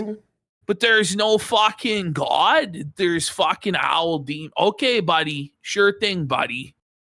Satanism is just goofy. It's a bunch of LARPing atheists pretending, for the most part, that they worship Satan mainly to mock Christianity. And that ain't the case for Styxx in his occultism. It wasn't just a phase he went through to make his religious parents mad. He really does take this stuff seriously. Tarl's history with spirits, especially the residents of hell, goes back to when he was a kid. He's always been in touch with demons. Occasionally, the residents of hell. Right. Well, too in touch. Cooking Inferno, my 2 succubi, names withheld, should help. Get yourself some succubi. Had one once. I was on Salvia Divinorum one time. Well, yeah, buddy, you were on fucking Salvia and you thought you fucked a demon, buddy. You know? Holy fuck. One time I fucking took a hit of Salvia. It was a major mistake. Oh, buddy. Because I did it Lucifer, like the TV show Lucifer was on the TV. That's not good. And so, like, I was like fucking battling these fucking demons, buddy. And I thought I was there for a long time, but I wasn't. And you just come back, you're like, oh God, I'm so glad I'm back. It was like fucking like some like Dorothy and the Ruby Slippers, like it was crazy. And then you just like the room like slides back and you're like, there's no place like home. Thank fucking God I'm back. Holy it's funny you bring shit. that up because you thought like the show and you were fighting demons. My friend had a blanket that was like zebra printed. So when I took it, I was so high immediately. I put my head on the bed, and then the zebra print, I was falling through a tunnel for like what seemed like 5 hours of tunnel of a zebra. And I was laughing. I was like, like for like and I would like snapped out of it, like, never give me that shit again.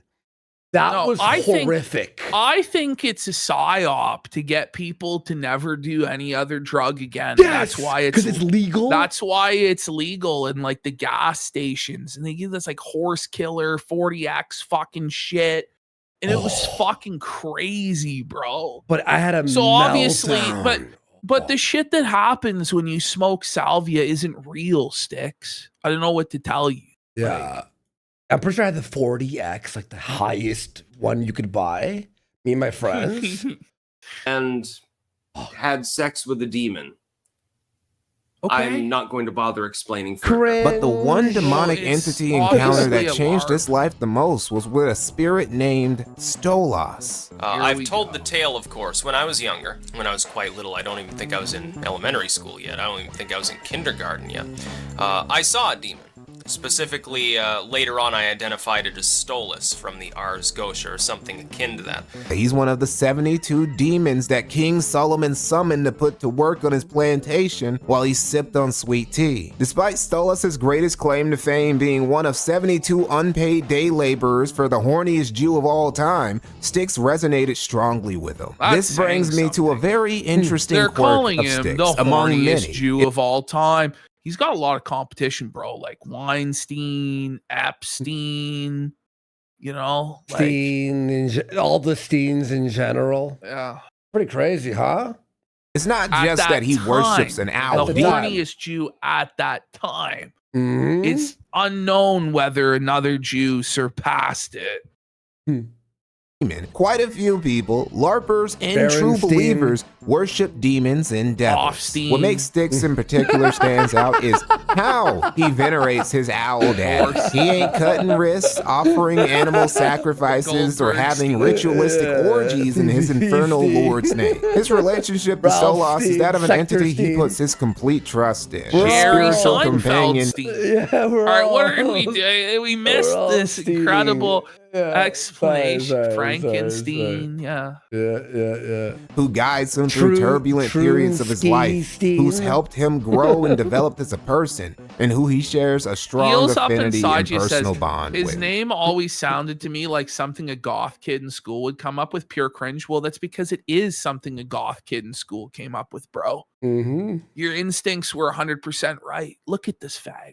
Your peon Paul says just yapping over his research. Well, we wanted to give people a reason to go and watch this whole thing on his main channel.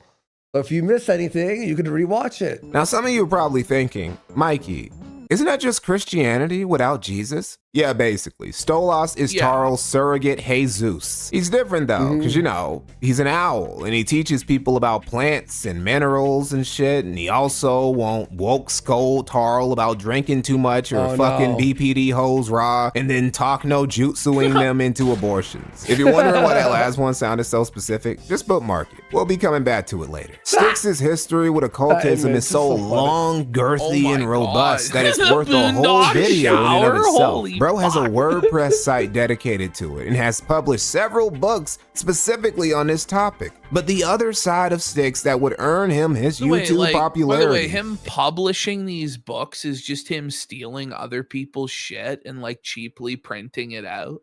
Yeah. To sell on Amazon. Like it's garbage.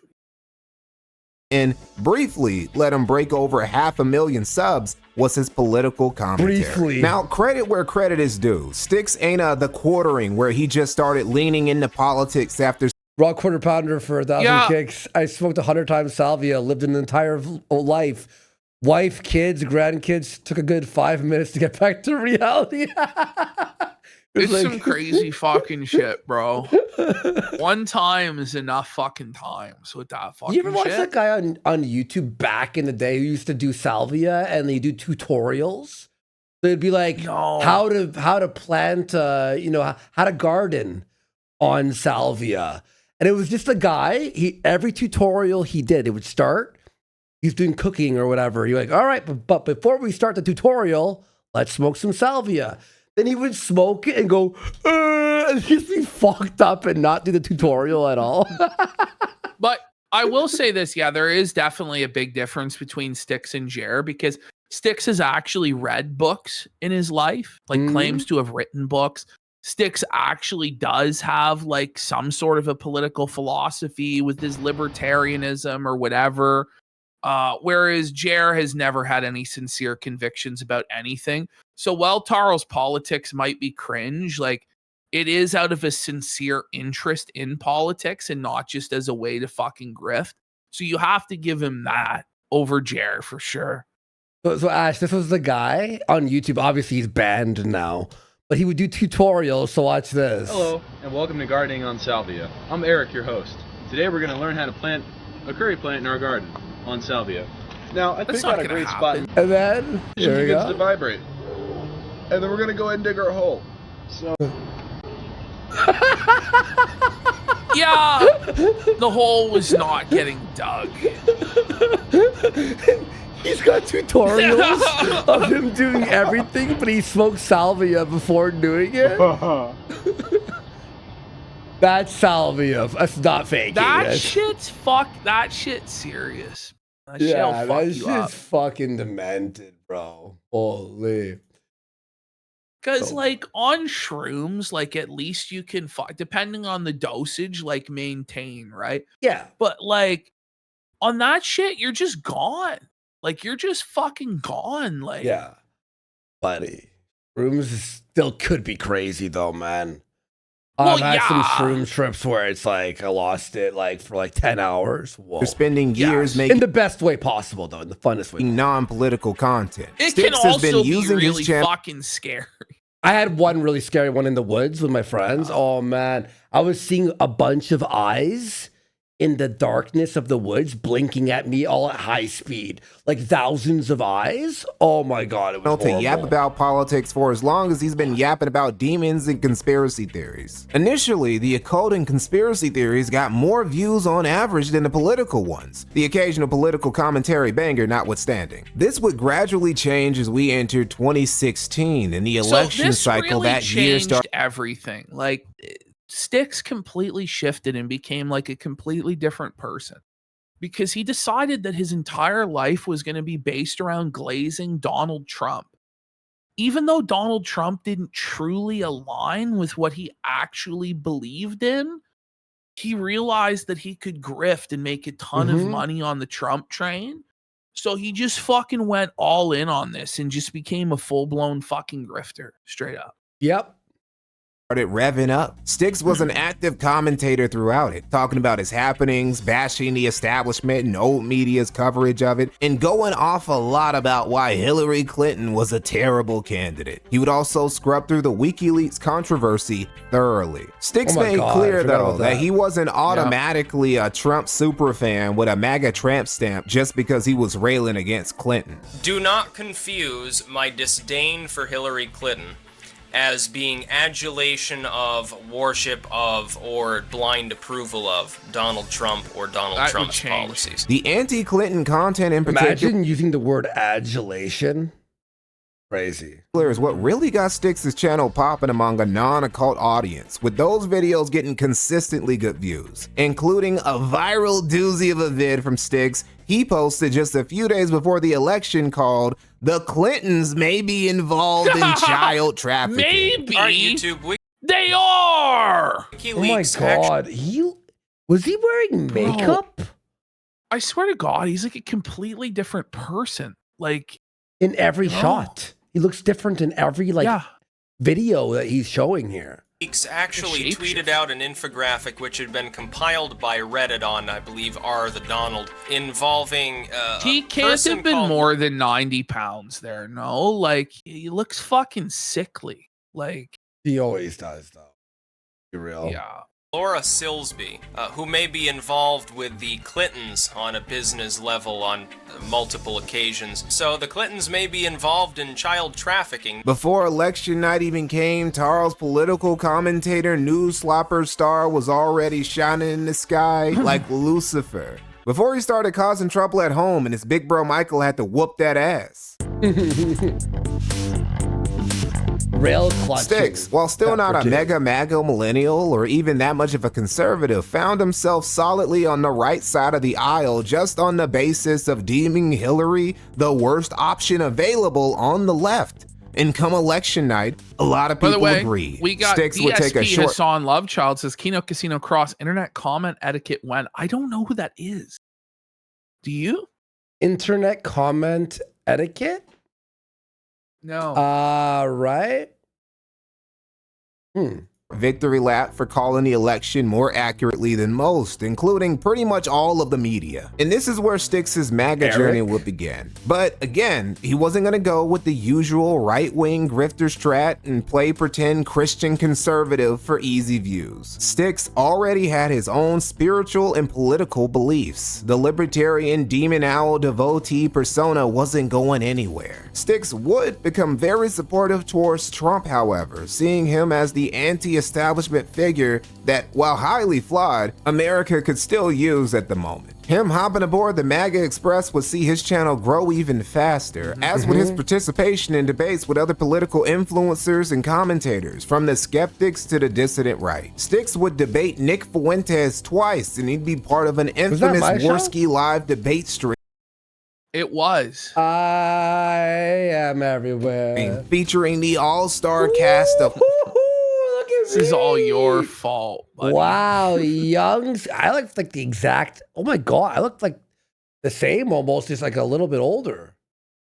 That's how it works when you age, right, guys? Carl Sargon of Akkad. I just mean like the haircut and everything, right? That's what I meant. Benjamin, Joseph Pierre That's what I Garrity, meant. Richard Spencer, and himself. All the autism and fallout from this stream in particular made Styxx have to stress again that he wasn't part of any clique or internet My arms were tiny. Oh my God, Worski. Lift.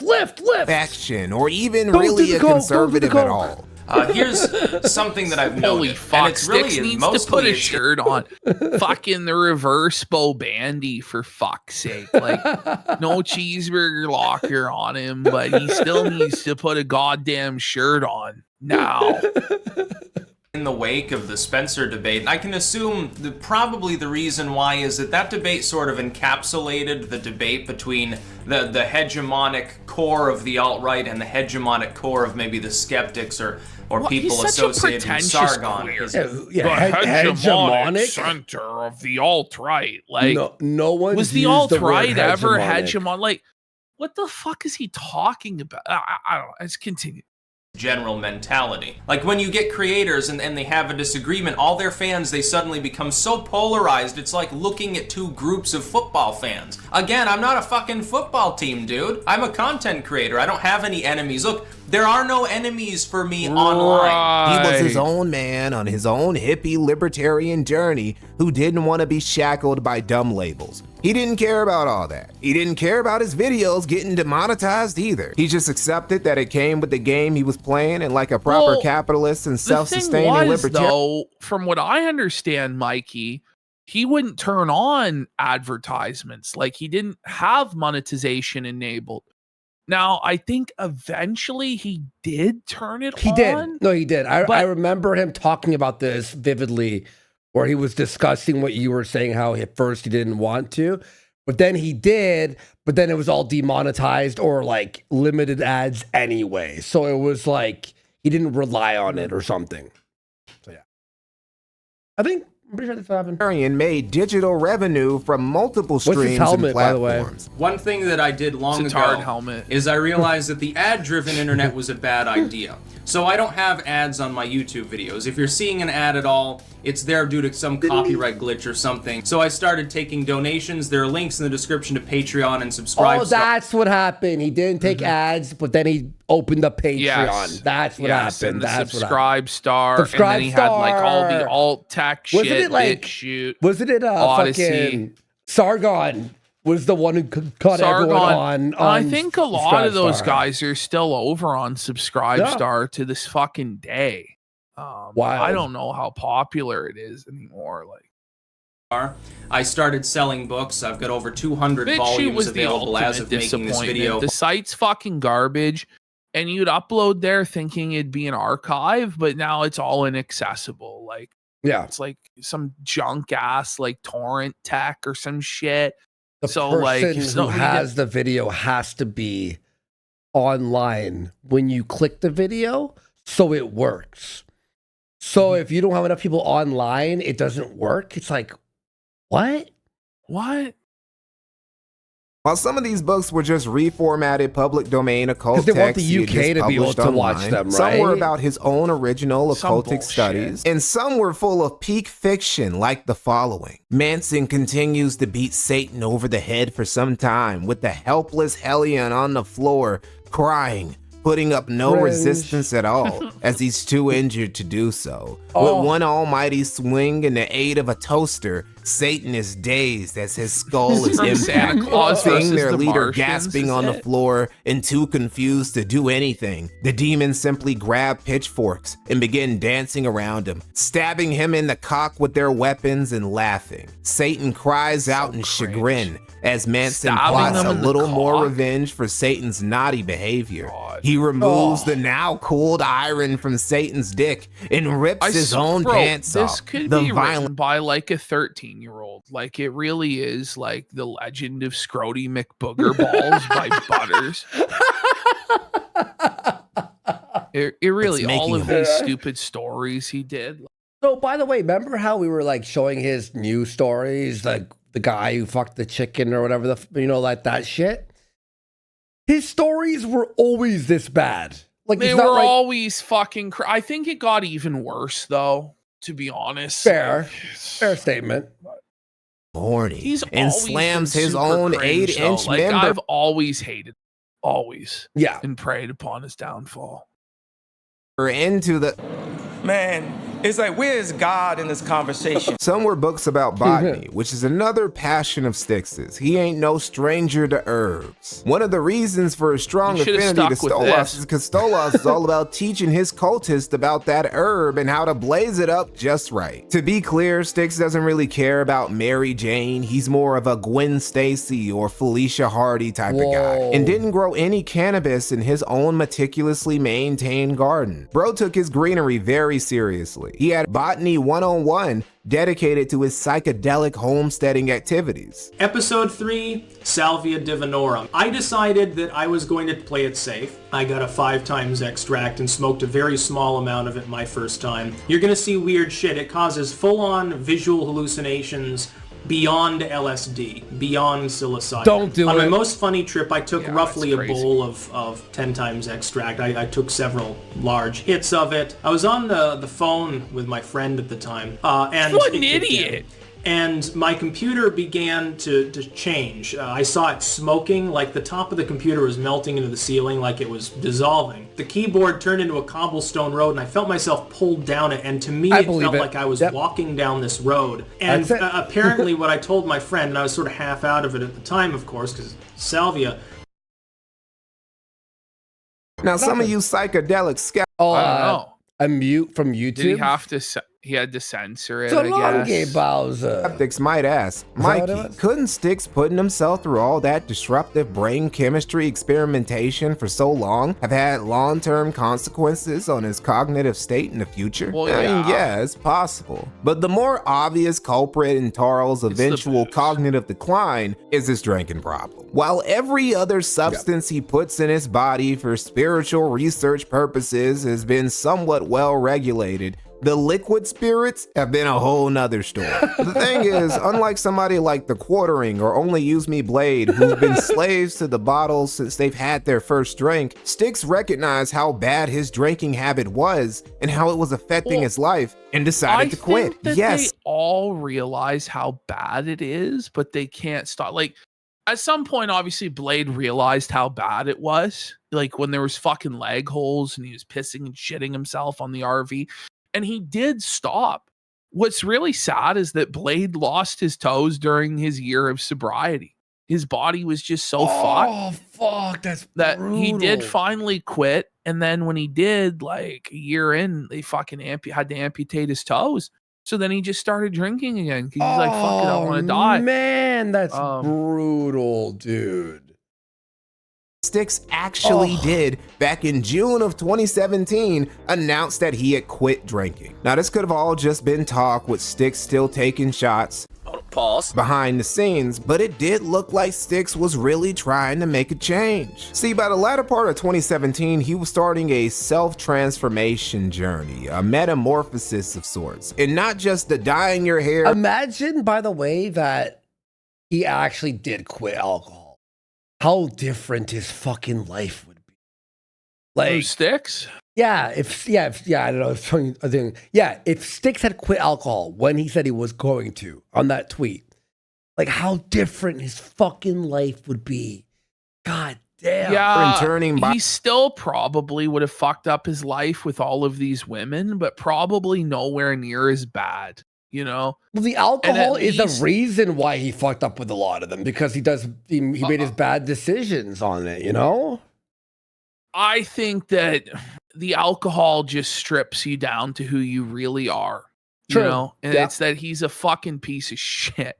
So it may have made him more impulsive or more violent or more fucking retarded, but ultimately it reveals the truth about who you are. And it's, you know, I think he was going to cheat on those women and fuck them over and, you know, choose these insane fucking women who are then going to come out and expose him for years and hold these grudges. Like, he just made some really, really bad decisions when it came to these bitches. Yeah.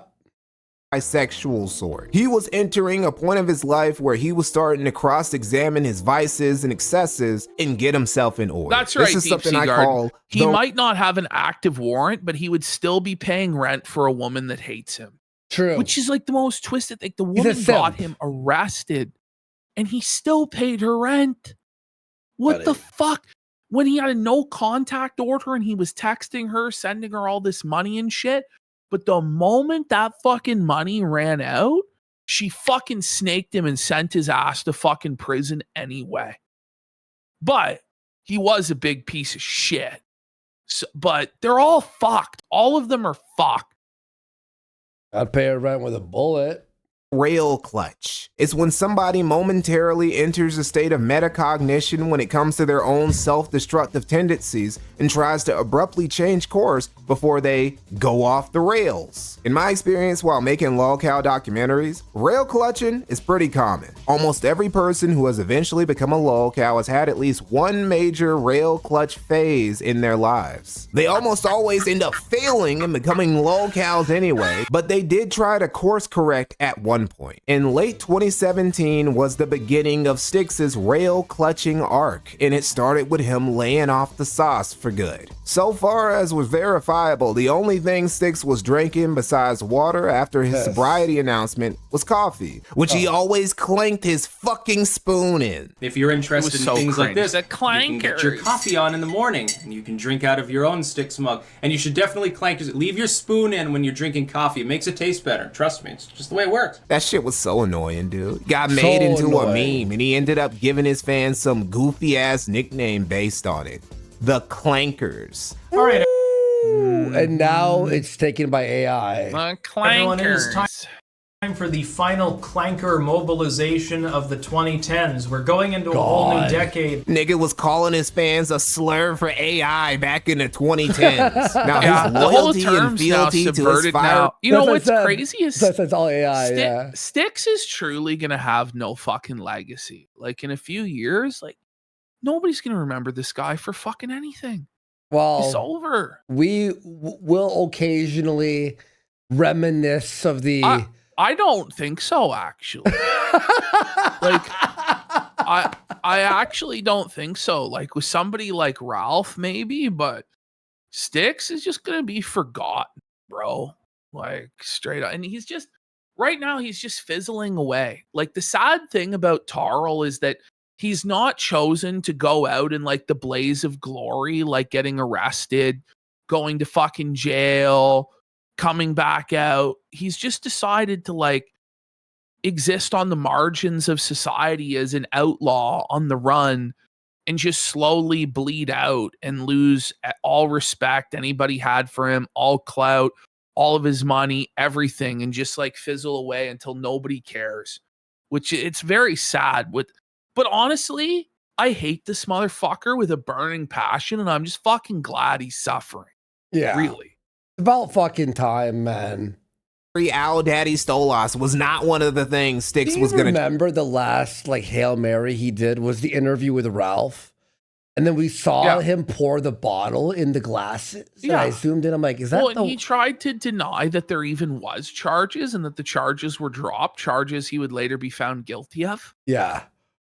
And he just will lie and gaslight people about shit that's like a matter of public record that's verifiable. He's a fucking piece of shit. And he DM'd me. I thought we were friends. And I'm like, I haven't talked to you in 7 years. Shut the fuck up. And when we did, it was like twice. Because I had you on Warski Live to debate fucking Sargon, whatever. Or Richard Spencer. Changed during his rail clutch arc. Something he would decide to quit besides booze was his hoes. The dark trinity Styxx Hexenhammer's life has revolved around has been Stolas, booze, and mentally unstable women. Styxx's sexual conquest might be the greatest evidence that he might actually be getting some juice from Stolas, because this guy has been getting way more ass than any demon-worshipping hippie from Vermont named Tarl ever should have. I mean, he's been running through them. Not just across state lines either, but across the sea. He had birds nested over in Europa, flying across the Atlantic just to hook up with Stolas' top guy. Bro was really trying to channel his inner King Solomon. We actually know quite a bit about some of the girls Styxx was messing with, because several of his exes have congregated within Styxx's Kiwi Farms thread to spread all sorts of dirty laundry about Taro and about each other. While a lot of it is fun to read.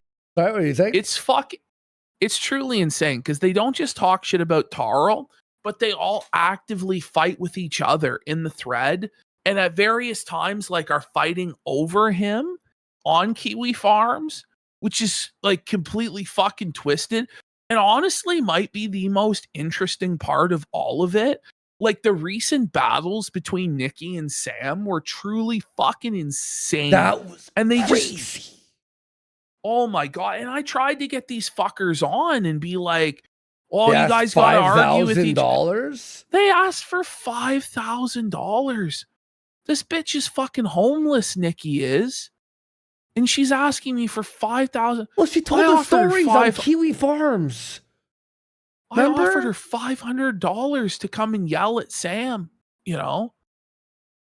Jesus Christ. Man. It is ultimately just a bunch of bitter, jilted women spreading he said, she said about an ex-boyfriend they can't stand and hate they ever hooked up with. So we're gonna have to pepper any info they share with a mountain of salt unless they come packaged with actual receipts attached, like DMs or video, which they rarely do. Still, they do give a good impression of just how messy Styxx's life has been behind the scenes and why he had to say sayonara to all of it. And he'd do even more than that. Taro would tie the knot, and it wouldn't be with any members of his BPD harem. It would be with a cute Dutch YouTuber named... Look at this. He fucked up so bad, bro. Just fumbled the bag, bro. Like, that was what his a wife? disaster. Yes. Elizabeth philosophy. This announcement of Styxx getting hitched caused several of his already bitter ex-lovers to get even more bitter, but they weren't a concern anymore. One of them Styxx was on a new path, and he would even do the at one point. Really? Oh wait, why is the description? Yeah. Sorry, that description popped open. I don't know what the fuck that was. That's fucking insane. Unthinkable, and finally move out of his parents' house so he could go overseas and settle down with Liz in the Netherlands. All right, everyone. Hey guys. It's time for a little bit of an update here. This is the Netherlands. It is actually the city of Amsterdam, and for those of you who don't know, you get this to is go Elizabeth's live in philosophy. Netherlands with this bitch. Actually, like, my wife. We've and gotten you married. fumble it to go Styxx back and really live at had your left parents' house and fucking be an alcoholic and commit crimes and go on the run from the law. Like, just the stupidest bastard in the fucking world. That's actually fucking insane.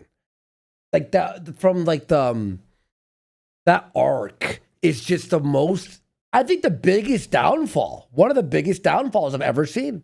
All the old BS behind him, and now had a pretty wife, a new quiet life in Holland, and all while still being a successful content creator and self-publisher. First and foremost, I would say this. I am happily married. I looked back at the life that I had been leading for, quite some time prior to my marriage, and I was unsatisfied with it. I was a drunken wreck for a lot of it, and also kind of neurotic. There were times when I was unfaithful to those that I was with. What I have done is I looked back at my drunken, stupid self, and I decided to make a change. And I decided that I didn't want to wake up at 40 with cirrhosis. I didn't want to wake up at 50 completely alone. I didn't. Well, it all came true. Like, it all came true. All of his worst nightmares. Oh God! And he may not even make it. I didn't want. No, he's not. He's not gonna make it. Not gonna make it. Get demented from drinking too much, or get fucked over so no one would ever care about me again. I looked at my life, decided it was on the wrong course, and decided to change. The rail had been successfully clutched. By the way, we got Major But then Stolas was like, says he's truly dented. He left that for those fat, smelly piglets. What a retard. We got an amphetamine enjoyer for a sub as well. Let's get some subs for the Styxx Documentary, bitch. This is a great documentary from fucking Mikey No More, and we'll link him and all that stuff too. Mikey No More, I'm sure you're all subscribed because best doc maker ever. And he does great live streams as well. Hey, You know, it'd be really 5150 home for the sick for 10,000 Let's kids. go. Now he's waking up at 38, toothless and on the run from the law, and that's a rough 38. Oh, it didn't even make it to 40. It's a really rough like wig splitter for a sub as well. Let's go. Oh. funny. Styxx's relocation to the Netherlands with Liz initially didn't go as smooth as he hoped because bro would start By the putting way, this arc happened when we had no, we hadn't started the show yet, have we? No. Not right at this time, but Oh, it was the second escape. shortly, yeah. The second escape. Okay. West tweets not even a year into moving there, saying he needs somebody to save him from Amsterdam. He was so rattled he couldn't even make videos or stream like usual for a little while. I guess there was just something about the beautiful, cultured, low-crime city of Amsterdam that was simply too much for this literal demon worshiper. Tarl saying how tough it was to get situated because he couldn't. What's crazy though about this is that they speak English in the Netherlands. Like, I think they actually have like the highest fluency in English of anywhere in fucking Europe. Like, so I actually think that he's just like a complete spastic. Oh, it's who just alcohol. couldn't It's alcohol. I think he just is a socially awkward guy who's scared to talk to a stranger is really what it came down to. I think he was just drunk as fuck and couldn't handle it. That's what I think happened. Speak Dutch really goes to show how much of a socially retarded recluse he is. Oh, because if he had tried speaking to any random Dutchman even once, he'd quickly realize you don't really need to know Dutch to navigate the Netherlands as an English speaker, because the Netherlands has an English fluency rate of like 95%. So literally the most English fluent country. You're stealing Mikey's research and reiterating it before it happens? Well, I think we probably both stole it from the same places, honestly. Oh, shit, where's the mouse? Country in the world that doesn't have English as his native language. There's a very strong possibility that the only people Styxx interacted with while he was in the Netherlands this whole time was his wife and her family. Oh, and a drug dealer. Styxx apparently had a run-in with a drug dealer that had him internet. This was insane. This fucking story of the drug dealer. I don't know how true this is. Like, Styxx is such an unreliable narrator, but like, I don't know if the drug dealer fucked Liz or what happened here, but you should not have messed with someone like me. Like, he has these weird delusions of grandeur and this tough guy act that he does. Like, he DM'd me like shit like this also years ago, threatening me. And it's like, no one's scared of you. Like, what the fuck? Buddy, it's like, shut the fuck up. He's such a loser. Of guy posting on Twitter about how totally not scared of him he was. Bit weird how the only Dutch local aside from Liz and her family he could interact with was this drug dealer, but whatever. Nothing came of all this crybaby behavior from Styxx, and the following year was pretty damn nice for him, all things considered. COVID hit the Netherlands like it hit everywhere else, but considering Styxx already worked from home, didn't talk to people besides his wife and her family, and didn't go outside, period, it really didn't affect them that much. 2020 was actually an especially good year for Styxx because he got retweeted by Donald Trump himself in October of that. What? That's crazy. That's I didn't fucking remember that. wild. Holy. That year. All right, That's everyone, it's time crazy. for a fun moment here, which is that the other day I got retweeted by the president, that is President Trump, and when I first got a couple of messages on Twitter saying, oh, congratulations, I'm like, what? Tarl in return told the orange man with the plan that he had his vote. It didn't help. Still, Styxx was really grateful about that retweet because he really needed it. His channel had been losing steam since 2019 and so had his Patreon. After the election from 2021 to 2022, Styxx would go an entire year without permanently gaining any subs. In fact, he was slightly Oh, that's rough. What were you going to say? The decline's been going on for a long time, but it was nowhere near as bad as it is today. I think he's lost like 30,000 subscribers from the peak of his channel. I Something wonder like what this. he's like, at. I think he's at I think he's in the 480s now. Styxx, X, and Hammer. I hate how social media doesn't fucking auto search it when you're. Lose a few. He's at Channel was stagnant, stuck in- 489,000 subs. Bleeding. He hasn't put out a video in 9 days, and these last videos he put out, like he looks like Julian Assange, like when he was dragged out of the embassy, like he looks fucked. Assange maxing. Stasis. For some reason, Stolas wasn't giving him that same juice he was before. He was leaving his boy a little dry for some reason. But a few blessings still did come Styx's way, with the biggest one being him and Liz having a kid in April of 2022. All right, everyone, I have very, very happy news. You may have been wondering. He looks normal wearing his dad's clothes. Yeah, he's like. Yeah, he looks better wearing something like that. Yeah, like more chill, yeah.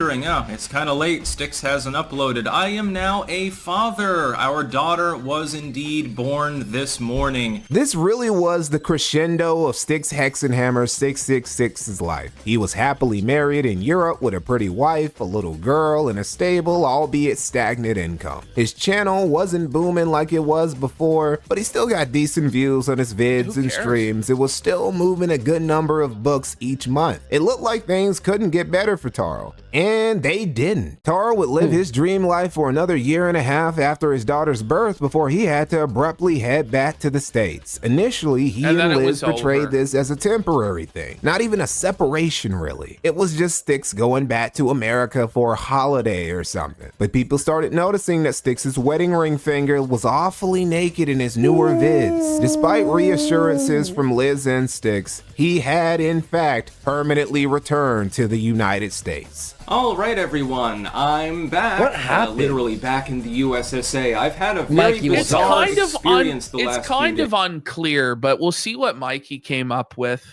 I'm assuming he drank, she couldn't handle it, kicked him out or something, and then I don't think so. I don't know. I guess he was like cheating on her with Sam, but like and then like, it becomes like a point. Yeah, and then like Sam thought that he was exclusive with her, but he was still with Liz, kind of. Oh my god, and what then, an idiot. Yeah. What a fucking dumbass, dude. Fucking dumbass.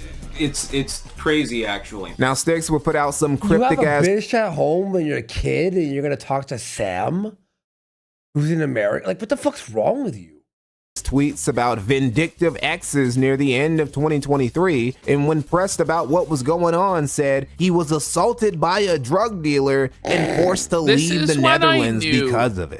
Which is just when these tweets came out about the drug deal, I knew shit was fucked, and I knew that it was gonna crumble for him. Like I knew it. This is insane. It's like some schizophrenic shit he was saying. I bet you she caught him with drugs or something. So Wig Splitter says he doesn't know who the fuck Sam is. You'll learn who Sam is here. Yeah.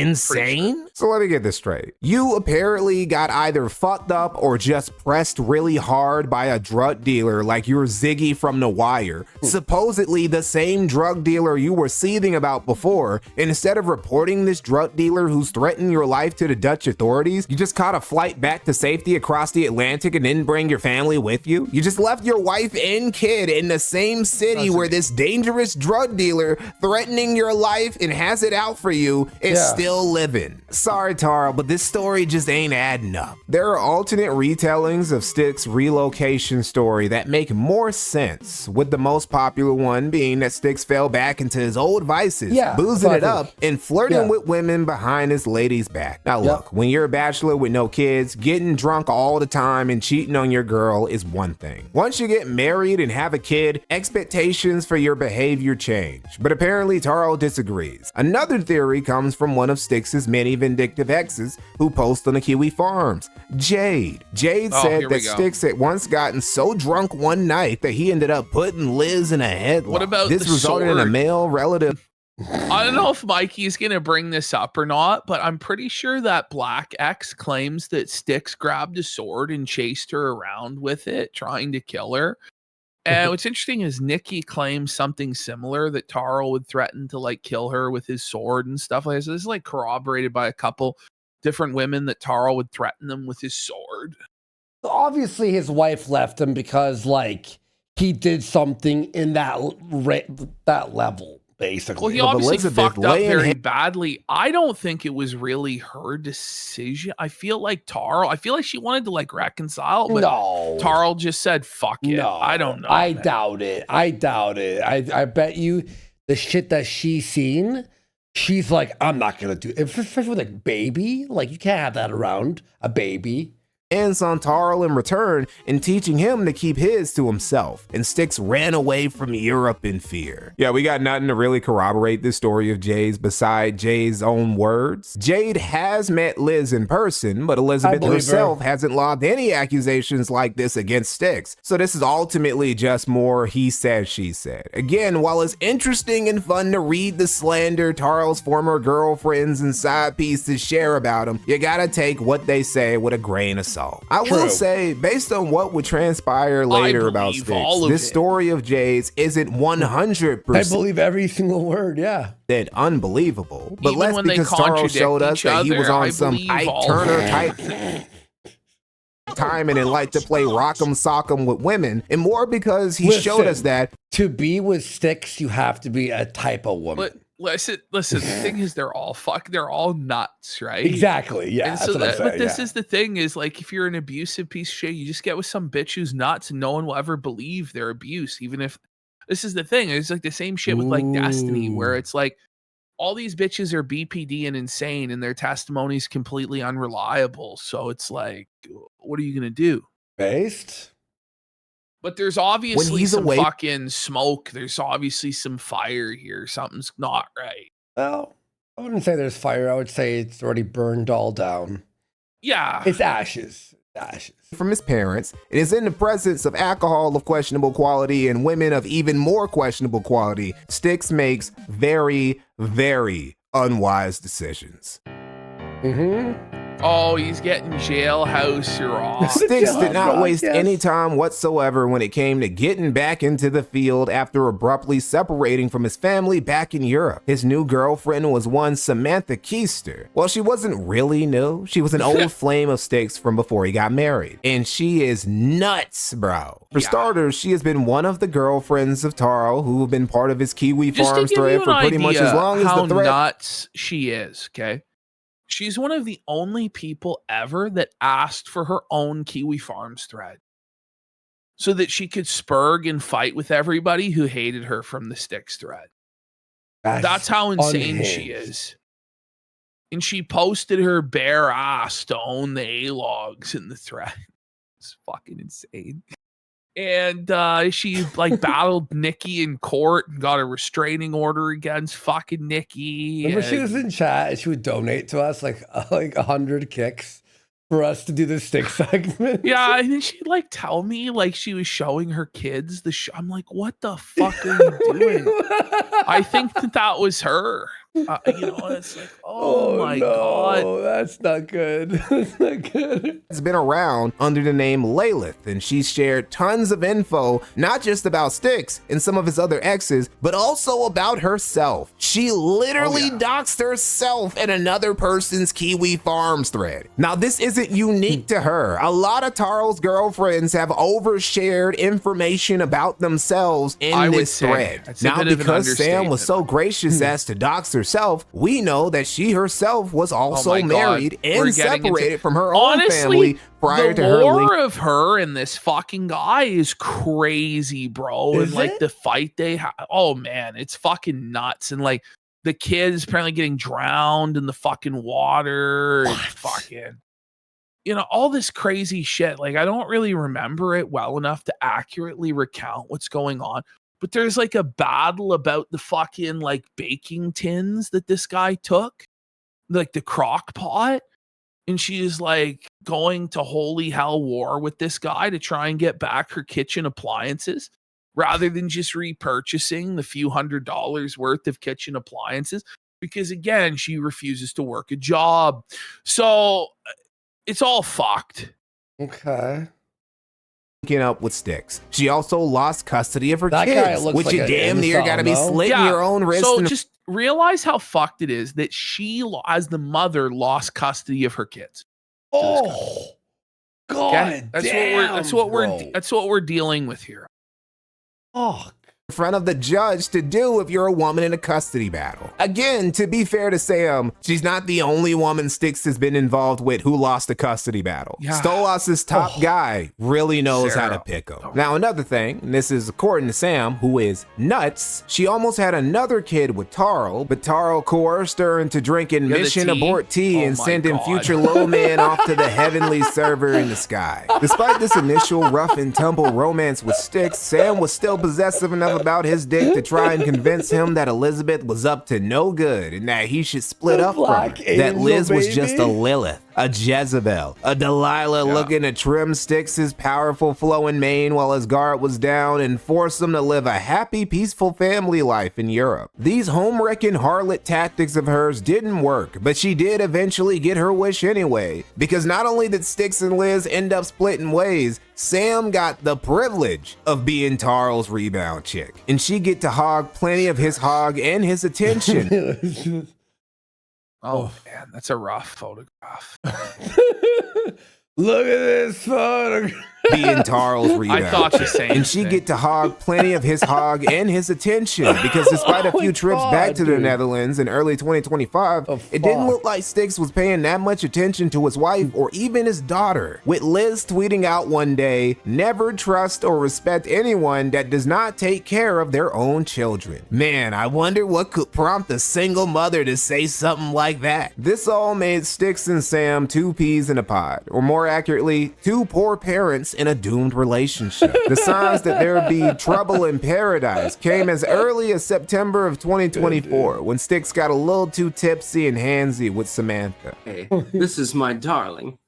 Oh my God. This was, you knew it was over. Yes. This was the definitive moment, the point of no return where he was completely fucked.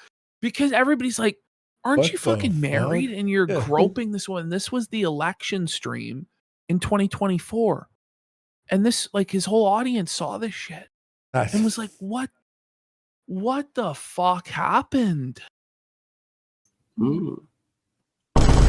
Oh, she's icked out too. The Like, sound effect. Ooh, that's a Hall of Fame ick moment right there. It really takes a lot to get a woman you're in a relationship with to make a face like that. Styx's reaction to other people's reaction to his poor actions was to deflect all accountability onto alcohol and lack of sleep. Yeah, some people want to troll me over my live stream last night. Look, Troll? I was completely punch drunk. Again, I've had 20 hours of. By the way, the fucking word trolling is like now, like if you call it's someone just a out for like catch-all. Like, Yeah. yeah, you criticized me. This is a troll. It's like, not really. Like, is it trolling when you get charged with crimes? Like, are you being trolled by the prosecutor? I guess from a certain point of view you are, but like, I don't think most normal people would accept that definition. You know? Fuck, fucking dude. sleep in the last week. If I act a little bit weird or something like that, there's probably a reason for it. Is there? I can't help it. Yeah, he just couldn't help it. The booze possessed him. They call it spirits for a reason, you know. Styxx also said right after this, I've had insomnia since I was a little kid. which I found very interesting because Styxx also said that Stolas came into his came to life him in a as a dream. kid. Yeah. Man, so around the time you started developing Using Ralph as the like man, I'm thinking Ralph like, as the thinker, you know. I'm the thinker, bish. Ralph looked so much better You like know, that. what is he thinking about? Like, what is Gunt thinking about this? I'm gonna have some pepperoni combos and whiskey later, bish. sleeping problems was also around the same time you started seeing demons. Just kind of odd how he's Why did you like what was this whole pepperoni combos? Like why is that the food? Because I saw Ralph, like, this was like 7 years ago, eating pepperoni combos. And he goes, these pepperoni combos. He's eating them. Oh, God tier snack. And he's like, his mouth full of fucking pepperoni combos. He's talking about how they're a God tier snack and they're underrated. So when I did my like Ronnie Ralph video game review, like I included pepperoni combos. And I also noticed that they were the official snack of NASCAR, which I thought really fit like the redneck, theming of it, So that's actually Kino. And then we brought it in for the, what's it called? The bog hog. Yeah. Yes. Bog hog. Never made any sort of... They are good though. It's a meme him ask, what the fuck is a pepperoni combo? They are fire. I was on the combos hard for like a year. I was getting them, but now I haven't had them in like 5 fucking years. I haven't seen them in a while, but I'll say this. No, I don't see them. If I saw them, I would get them. The pizza ones are good. The pepperoni ones are fucking good. Mm-hmm. Yeah, they're pretty good. Yeah, they're like these little pretzels with like a cheese filling. But they're filled with It's kind of gross, but but they're good. They're salty and they're like tasty. You're like, connection there. Like maybe the demon owl he swears is his infernal best friend doesn't. Bugles fell off, bro. I mean, you Wait, put the that bugles cone on your thing? fingers as a kid. Yeah. I loved bugles. What happened to those? I think they're out of business. I used to fucking like crush bugles. And crispers? For crispers? The crisper crackers? Oh, yeah, the I fucking think those salt are, and vinegar? Oh, that was so good. Those are still around. I'm pretty sure. Yeah. Yeah, they are. They are. I've seen them. I haven't bought them in a long time, but... Have his best interest in mind? Nah, come on. Stolas, the demon, having bad intentions. Bro, that's the homie. He would never. Tarl is his top guy. That's why he walks around swagged out in that Vizzy Pop Stolas merch. And no, I am not joking. Styxx loves Vizzy Pop's version of Stolas. He's not just a LARPer or bandwagoner who just buys the merch. He has genuinely watched the show and gave it a glowing review. Hell of a Boss is an animated series by Vivzy Pop, and is quite interesting. The a lot of it Vivzy Pop is just has like, come back. It's an animated Remember series. that was so like it's a fictional. super chat towards the beginning of the show. Yeah. Okay. I was like, what the fuck? I heard this before, but yeah, it was earlier. So it's a cartoon. Yeah. What's it called? We're not gonna watch it, No. Mr. Manchester. Although me and Josh Watch it with Josh. I think Josh has like selected 3 different cartoons, and we're gonna watch an episode of each of the cartoons. Oh, you'll enjoy it. And then the audience is gonna get to decide which cartoon we're gonna watch. I don't really know how this ended up as like we're watching cartoons all the time. This is Have fun, buddy. You watched the movie yet? Of that Psycho Circus? well, What was it yeah, called? we fucking watched it. I don't know. I guess we were gonna watch it again. Like we already reviewed it, but Oh. now people want us to watch it because it just came out. Like, Yeah, watch on it in YouTube. streaming. Oh, on YouTube. Okay, there you go. There you go. but like Very I have no entertaining. desire to do that. But I feel like I'm gonna end up having to do that. You have to. So, no. You've signed a contract with a double. Like you have to do it. This Well, is yeah, your- Johnny Average. That's what I'm saying. We are doing more shows on Gumroad with Josh. I think we're filming tomorrow. It might be Thursday. You're doing the. I'm not 100% sure yet yeah, what day it's going to Kino be, but it'll Casino. be at some point. At some point this week, yeah. Fuck yeah. I really like the musical score so far. I like the plot line. The characters are funny. It's deeper and better than virtually any comparison that I can make in the Good try, contemporary J sense. Caesar 187. I've seen you trying, buddy. I'm not touching any of that shit with a 40-foot pole, buddy.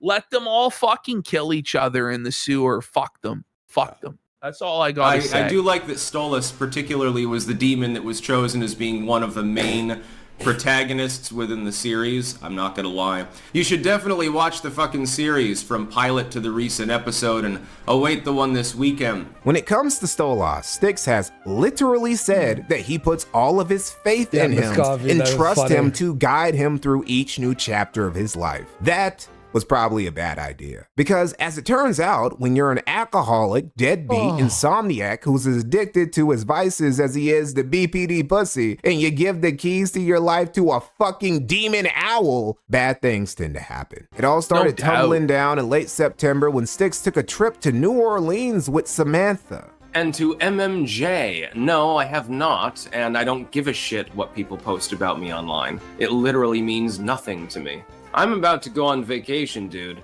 I don't give a shit. Styxx would do what his boozer ass did best and empty a few too many bottles, which got him in his feelings, as drinking a lot tends to do. He then got in a heated argument with Samantha, who was stressing him out, as borderline brides also tend to do. These factors, among earlier ones, all coalesced together into what would snowball into a disaster for Taro, because this motherfucker would throw his phone near Samantha and hit her in the face and make remember that? Remember when we were being gaslit that this was a fake video? I was literally going to say that like, right now. I was about to say that too. Yeah. They're like, this is fake. And then we're like, and then like smash cut to a year and a half, 2 years later. Was it fake, folks? How many times did we cover shit and people said it was fake? And then it ends up not only being real, but like more crazy than what we said originally. I would say like 9 times probably. Face at least, and make her nose bleed. Minimum. The thing is, you know, Extra Spectre saying she made it up. The problem for Taro was that he admitted that he did it. Yeah. To the cops. So he was fucked. He admitted on like camera that he did it. So he's fucked. Elton. I don't care if you're crying. It makes no difference to me. You've treated me like absolute shit this entire time. I wonder why his wife left him. I'm 1,000 miles away from my home with a person who apparently I can't trust at all. Stop this, Samantha. Do you know how that feels? Styxx would then be arrested, charged with domestic abuse women. That's crazy. Abuse and battery, and have to spend a week in a New Orleans jail where he may or may not have been jailhouse rocked by a Cajun crackhead. Jailhouse rocked. This is what I'm talking about.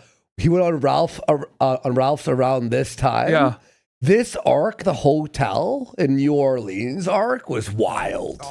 Times you probably were wondering he slept under the toilet and the fucking. So he was like sharing the cell with like 20 other black dudes. And they made him sleep with his head beside the toilet while they took fucking sloshers above him all night long. Oh, man. That's not the sloshers. No. Was for an entire week. It had, actually, I was in jail.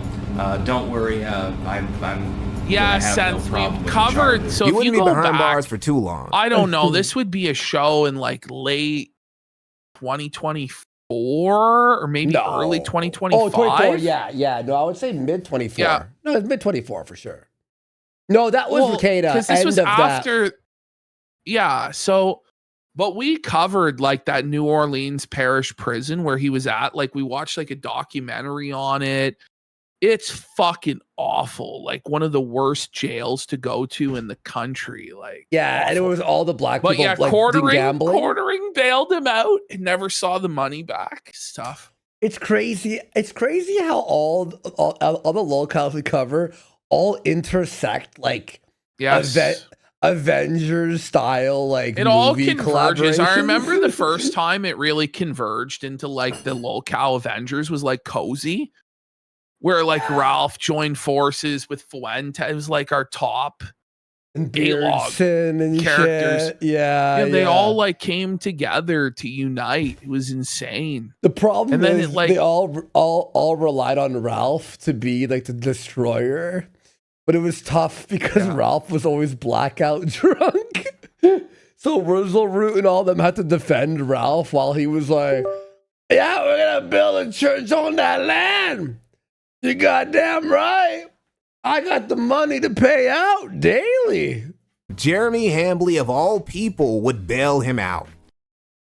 quarter. Jeremy Styxx still greatly appreciates you The for whole bailing him. stream where he's trying to figure out bailing him out is one of the funniest streams. We covered the whole thing, and it was insane. Like, we got to go back. You got to go back in the Gumroad archive and find it. Well, so it was part of like A-logging Styxx. Yeah. And then we were making fun of Jer for bailing him out and supporting him abusing women, blah, blah, blah, blah. But it was more so like he just couldn't figure out, and he was like battling with the court staff or whatever. The fight was crazy. Yeah. Holy. Out in NOLA. Yeah, well, I never got that money back. The moment Styxx's exes learned about what happened, they started popping champagne. Christmas came 3 months early. They were out here serving demonic levels of cunt over Tarl's misery. Good morning. It seemed fitting to have a clanking and spoon and a leather jacket on for this video. All part of Stolas's plan, I guess. Now, Styxx has assured us this was not his fault. It wasn't his stupidity. It was Sam's, or the cops, or just the alcohol, making him act a little quirky again. But look, dude, if you're out here accidentally breaking noses whenever you get sloshed, it might be time to put the bottle down for good, take a step back, and reassess things. Tragically, Styxx would do none of these things because his agency had long since been stolen by two things: whatever drink was in his hand at the moment, and the owl nigga he sold his soul to. And the owl nigga in question had just thought up something else that would be really funny. Oh no! Styxx's poor choices resulted in one of the most full devastating clown makeup and fucking wig on and the clown shoes. this is like full blown lol cow. This saga. Yeah. Personal losses in his life. Being separated from his daughter, man, who cares about that? I'm talking about the state taking his firearms away for him getting in trouble with the law. Taro, being the eccentric and defiant libertarian that he is, couldn't stand the fact that the glowies took his guns away. So he decided, fine, you want to treat me like an outlaw? I'll show you what an outlaw actually looks like. And started dressing like a fucking pirate. I guess his logic was that, hey, the pigs say I can't own guns. Gunpowder weapons, they're still on the table. Oh, I can't own a Glock? Well, guess what? I got that revolutionary blicky on me. That 1776 boomstick. That Davy Jones chopper. You know, I said before that Styxx isn't a LARPer and takes all the quirky things he does very seriously. This is probably the first time where he was actually LARPing. He was RPing as a pirate to spite the law. And not just any pirate either. His occult nerd autism wouldn't stop at something even that straightforward. He was going to play pretend to be a vampire pirate. All right, everyone, it's time for the occult video 400. Vampire! Holy fuck, we're ringing the bell for that. I don't even know how, like... It's like it's not even real. Like, it's not what the real, fuck? dude. This is so fucking crazy. 11, chaos and energy vampirism. I forgot about the because of course vampire I'm a part. vampire. Styxx Hexenhammer 666 is a real menace because he can both blow you and suck you away. And this wasn't just something he did for a week or the better part of a month. Tarl has stayed committed to this vampire persona to this day, making videos, streaming, and walking around his parents' house dressed like a Pirates of the Caribbean extra, complete with a cutlass on his waist. He also continues to get every day, because can you really call yourself a pirate if you're not borderline blackout drunk anytime you're not plundering for booty or getting your booty plundered? Styxx has always had a drinking problem. Even he would tell you that. It's part of the reason why he initially had to stop drinking altogether a few years back. But post-separation from his wife, his drinking habits have gotten worse and he just doesn't give a shit anymore. Worse, to the point he's even discombobulated at times when he's doing his content. An ironically positive side effect of this is that he finally managed to cure his insomnia. And it's not a guess. I live here. You know what I mean? Like, yeah. It's he fell asleep. Oh man, this was a major like falling off moment for Jer in his stream. When Tarl passed out fucking drunk. there's new people watching right now who are going, wait, what? Styxx was on Quartering's show? Yes. Folks. So I don't know if Mikey brings this up, but Jer, I think, fronted like $7,000 to bail Tarl out. He should. So right? Tarl started working for Jer for free, but previously he was paid like $500 an appearance. That's how much money he wasted on these fucking bozos. I know, man. Brutal amount of money. And then I guess eventually Styxx worked off the debt by doing these appearances, but he would just get blasted, like blackout drunk. And then finally, he just literally fell asleep in the chair on stream, and Jer kicked him from the call and fired him. Never to return. Just the truth of it. Not appointee. This candidate now for weeks and weeks on end now. So bro, he's mad there, buddy. Ooh, that's the scare Jer, buddy. That's creepy. Clearly, the whole Republican Party machine isn't. What's funny is that despite going into 2025 with all these problems and shenanigans, his charges, his chaotic love life, him being estranged from his family back in Europe, and his YouTube channel continuing to underperform, Styxx never stopped believing in a big guy downstairs. As a matter of fact, the opposite happened. Styxx started repping Stolas' colors even harder, genuinely believing that through his own hexes and Stolas' power, he was bringing about chaos magic to destroy his enemies. All right, everyone. New Orleans has been buried in snow. Yes, the kids are frolicking around. I'm assuming all of these schools are closed at the moment. Building snowmen. How coincidental. Styxx 100% believes this was all him and Stolas. You see, Styxx isn't an ordinary black mage or warlock. No, he's a magician of chaos. Now, you can do energetic work. I do it best when I'm in nature or when I'm laying in bed. I do chaos magic. When he's laying in bed. I filter energy through myself, and I bombard a chosen target.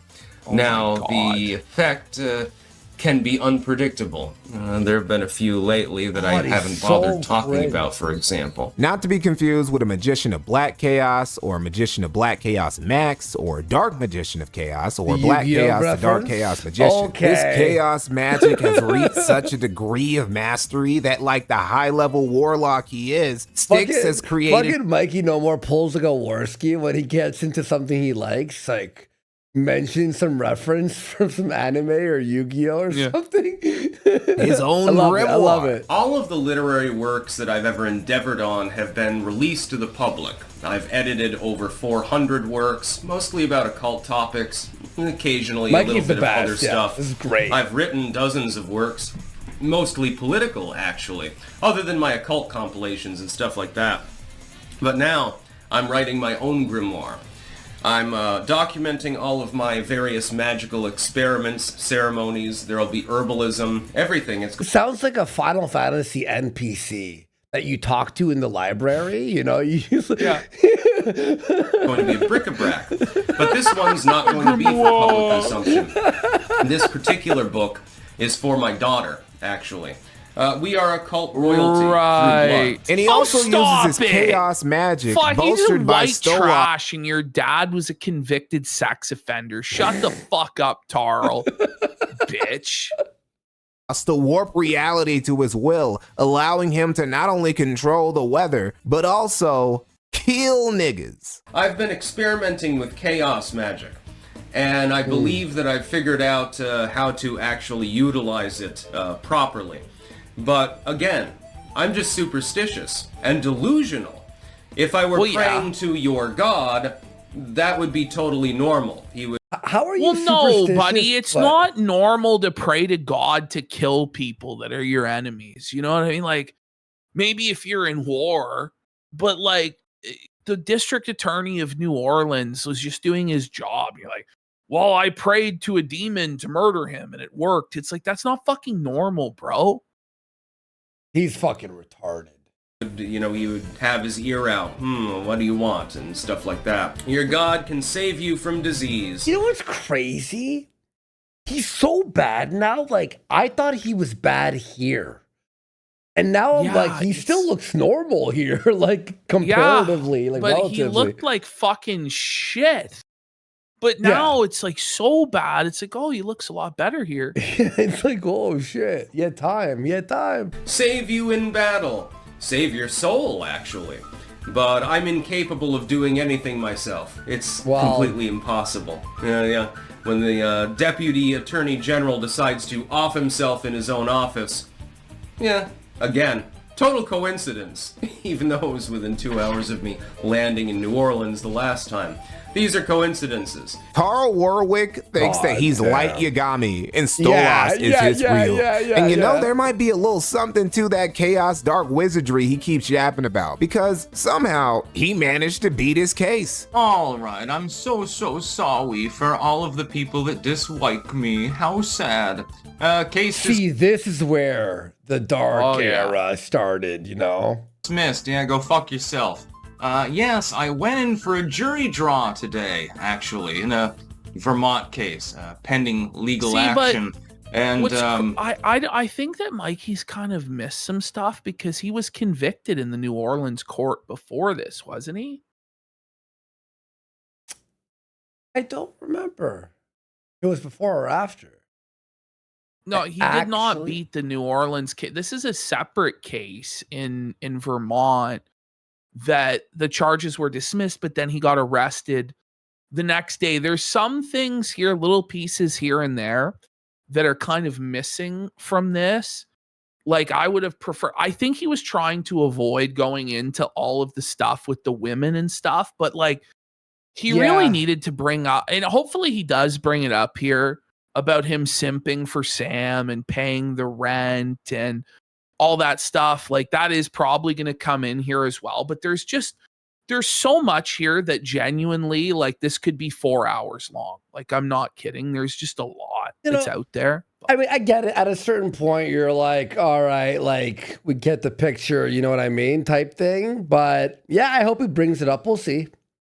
Case just got dismissed out of hand, which is not a huge for surprise, 5 subs. actually, because I did absolutely so much. Appreciate you. And thank you, everyone. What a great Monday show. Wow. Holy shit.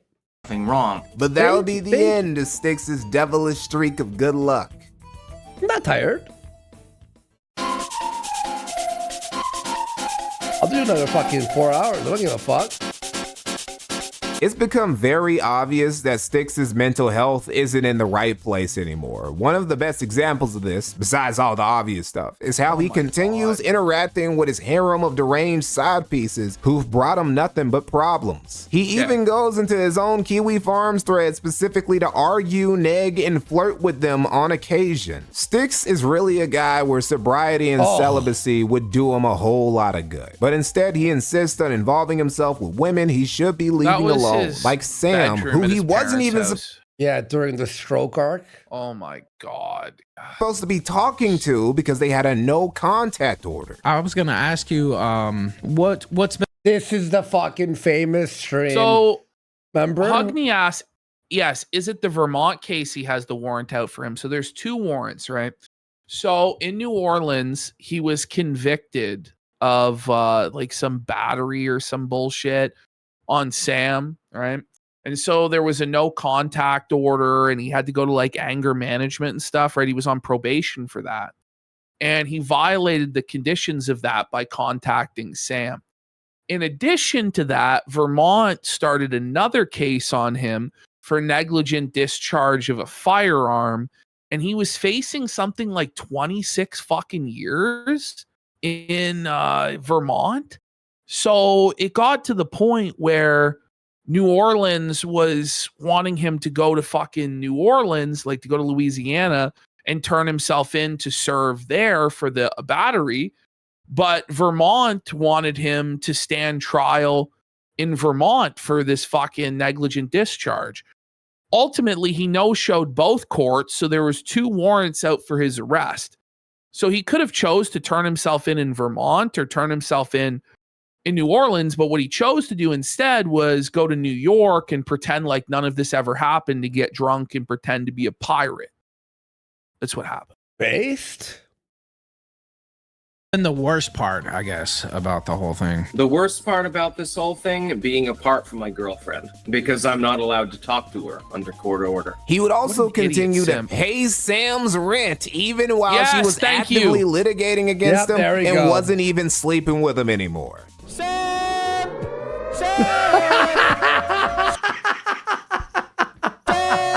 All that schmoozing he was doing didn't amount to anything because Sam would get Styxx arrested again, this time on a negligent discharge charge. Because he ran out of money. Some of the relevant town police department. Oh my God. Come over and speak with me. And there's Nikki, Do you have any and weapons he's on you, blurred sir? out her face for some reason. Okay, can you describe that for me? No, I think it was on the tape. Was it remember? on the body Yeah. cam? Yep.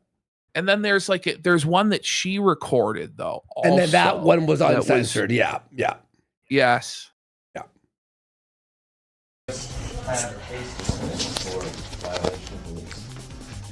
And who did I assault? I'm sorry. Just dismissed his case yesterday. They just dismissed my case. And Samantha Keister is the complainant? I don't think that there is. Yes, please do record this. Any evidence related to discharge? Now, I know what some of you might be wondering. Mikey, can you really get arrested for negligent discharge with a gunpowder weapon? Yes, you actually can, believe it or not. But that wasn't why Styxx was arrested. He was arrested for an older situation with a firearm from a year prior. Now, he wasn't pointing it at anyone and he didn't hit anybody, but somebody got in touch with the authorities and told them that Taro was up to no good. Sam was using a classic strategy bitter women in ghettos and trailer parks all across America were masters of. Using the legal system to destroy a dude she was letting smash just a couple months ago. Styxx's problems would hit their pinnacle in 2026. In February of this year, just a few months ago, Styxx would get in another scuffle with a woman in his orbit. Nikki. Nikki is unstable woman in Tara Warwick's roster number 87 or whatever. She, like the others, has terrible taste in men and makes poor decisions regarding her love life on the regular. In This particular, is the woman who asked us for $5,000 to tell us the story. Yes. That she told on Kiwi Farms like 10 minutes later. Yes. Yeah. As she was has a bad homeless, living in a fucking hotel, relying on a voucher from the government to pay for her fucking cockroach motel. By the way, the Styxx wasn't even always the headliner for our show. It was never the headliner. No, it's not. It's like fucking was not Will even Buddy. the third or It was Will fourth. Like Buddies. it was not like I was gonna make tens of thousands of dollars, but it's delusional. You're making all this money. No, Styxx is really a fucking nobody, and it's like taking us 2 weeks to fucking get to this because no one gives a shit about Styxx at all. Remember there was like a point too where people would donate to skip Styxx because it was during the story arcs where we were reading his I mean, I thought it was content, and it's like some of these it crazy segments. He's getting arrested and stuff, but it No, wouldn't they get got any fucking better. They views. got better and better and better. Like each week it got better, and then it was like habit of doing that thing lesbians do where they move in with somebody the weekend after they started hooking up with them. Such was the case with Taro before this drama went down. They were shacked up together at Styxx's parents' house. She's the lady who's right there when Styxx got arrested at his parents' house. Ironically, Styxx's third encounter with 12 in less than 2 years would be from Nikki giving him that 1-2 and breaking his teeth. I'm not the one who called, but I'm the one who needs to leave, and I'm the one who needs emergency services. Okay. I have nowhere to go. Sure. I've been living here with Taro Warwick. He's the one with domestic violence history. Mm-hmm. I did hit him because he threatened me. I batted him just because I'm so You dumb afraid, and I have bitch. nowhere to Admitting go. I to it. really need some help. How could she not By just the be way- like, oh, he was drunk and he hit me first? Like, you know what I mean? Yeah, I know. I shouldn't The lie. good news for this bitch is that because Taro's on the run from the law, he didn't show up to testify in court, so the charges got dropped. So she got Let's away go. with knocking his teeth clean out of his fucking head, which was Kino. Base. Especially considering that like Taro has like done domestic violence or been accused of domestic violence by like multiple different fucking women. I really do find it poetry that this bitch knocked his teeth out of his fucking head. I really do. We got Gator for a sub. She beat Taro, then beat the case. Yeah. Thanks, Gator. Appreciate ya. Okay. She flat out decked me because she said that I woke her up, and then she just punched me in the fucking face. Yep. And tooth is probably gonna fall out at some point, and my nose was not doing so well. Nikki had the exalted honor of being the only girlfriend of Styxx to get arrested instead of Styxx himself. Despite Nikki being out of the picture, things did not get better for Taro because he didn't show up to court. Styxx, in a shamelessly desperate attempt to avoid facing the music, has also been lying about having seizures so he wouldn't have to appear in court. Instead, he sends Mama Hexenhammer to go in his place and tries to delay the inevitable consequences of his goofy actions. He just thought it was dumb and not worth his time. Well, the state didn't like that answer, so they put out warrants for his arrest. Styxx Hexenhammer 666, as of me making this video, is literally a fugitive with a bounty on his head. So where's Styxx now? Did he flee north to Canada, maybe to make a pirate hideout off of one of the coves of Newfoundland? The bounty is only $2,500, so nobody's gonna go get him. But like, I'm thinking maybe we should organize an expedition. We should do it. Me and you, bounty hunters. I'll do it. The dog, the big bad dog. But don't you need like a you get Dog the bounty hunter to go get him? Do we have to have like a license for that? I don't know. We'll have to figure it out. We got to hire a bounty hunter to go get him. Stu Peters. It's not. We get Stu. I think Stu was like banned from being a bounty. What was his last name? Is it Peters? Insane. It is Stu Peters. Okay, I don't know if that's actually his real name. Remember when he was like a rapper? Like he's had so many different arcs. Stu was actually such a funny character, bro. We haven't talked about Stu in years. I think. Yeah, that was funny as fuck. Get Stu. Yeah. He just headed down to New York to We should get Fousey too. Yeah, Fousey the bounty hunter. Fousey and Vitaly. Stu Crew standing by. All the kick fucking DJs. Get Ralph to go. I'm coming for you, Styxx. There's a $2,500 reward for bringing you in, bitch. Back up with a new chick who's letting him hide out there despite her also living with her parents. Hey, at least he finally found the motivation to get out of his parents' house. Ironically, he's more of a man-child now than he ever was while staying with them. All right, everyone. I wanted to talk about adulting and growing up, growing mature and things like that. I refuse. I think it's a bad idea. I think that growing up sounds tedious. It sounds like a bad proposition. I'm not interested in being an adult. I'm not interested in being mature. Who would want to? God, it must be a fate worse than death. Jesus Christ. And this is the current state, the ongoing arc of Tar Warwick as of me making this vid. A wanted outlaw who refuses to grow up and be a functional member of decent society, who's estranged from and unconcerned with his family overseas, whose teeth are jacked, who looks dirty, grimy, and dusty all of the time, who gets drunk every other night, and who's living off of a woman who's infatuated with his retarded swashbuckler. 5150 home for the sick for a pack it up. How many times has Styxx released the same video about adulting? 3 I think no that less we've than seen. 6. It's been more than that though, hasn't it? That we covered specifically, maybe 4 specifically. Yeah. But then how many were like around that? Probably like 7, he's looping 8. like an alcoholic. Like he's just fixated on coping about not being a man, which is pathetic. Yeah. Oh my God. Ash. Ralph wasn't putting the tuna on fucking crackers. He was putting them on Doritos. What?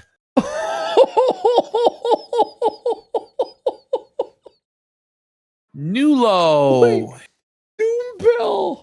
That's when you thought I was white trash. You didn't know how white trash I was, bitch. What the fuck? What the tuna Doritos, dude? That's gross, man. That's fucking slimy. Man, that's fucking Let's nasty. finish this. Fuck. I got some FF10 to play. I'm gonna be FF10 this week. So he's like an actual genuine pirate now. If that's not chaos magic at work, I don't know what is. A lot of people will point out that the downfall of Styxx Hexenhammer isn't the traditional one you witness from popular YouTubers. And yeah, it's definitely not your typical Wings of Redemption-esque downfall. It comes off as very Faustian. It's the story of a man who bargained with a dark deity who initially appeared benevolent, who gained money, influence, stability, and a family that he gradually all lost as the guardian spirit he made a pact with started leaving him on red and watched him wither away. Sounds kind of tragic. Until you watch a video of this dude dressed up as a pirate and telling you not to eat your vegetables, and then you just start laughing. What's funny is that Styxx is still doing his job. He's still putting the political commentary videos in the bag. Maybe if he just stopped drinking, stop acting like a dirty sea dog, and get better taste in women, he could possibly recover over the next few years. Maybe even clean himself up and become a somewhat respectable dude again by the time his daughter reaches the age where she can fully recognize what a pathetic loser her dad is. Clutching that rail again is something that's up to him and nobody else, except maybe Stolas. Ultimately, the moral of Tara Warwick's story is don't make deals with demons. Just a friendly PSA. Yeah. That was an amazing. The best part about it, if there has been the best part, getting sober. Though there is a good part. Getting sober. I had been a drinker for a very long time. I had been drinking for years. I haven't had a drink since I got out of jail. And so now I'm stone cold sober and I'm very, very happy. If you are a drinker, fucking stop. Just stop. Cold turkey. Don't worry about it. Just stop. By the way, as he said that, I think. Don't worry about it. Just stop. He was like pouring. No, I remember I zoomed in on one angle and I was like, wait a second. All right, guys, I got FF10 to play. And we'll see you all on Wednesday. Amazing show. All right, we'll see you guys then. We'll see you all later.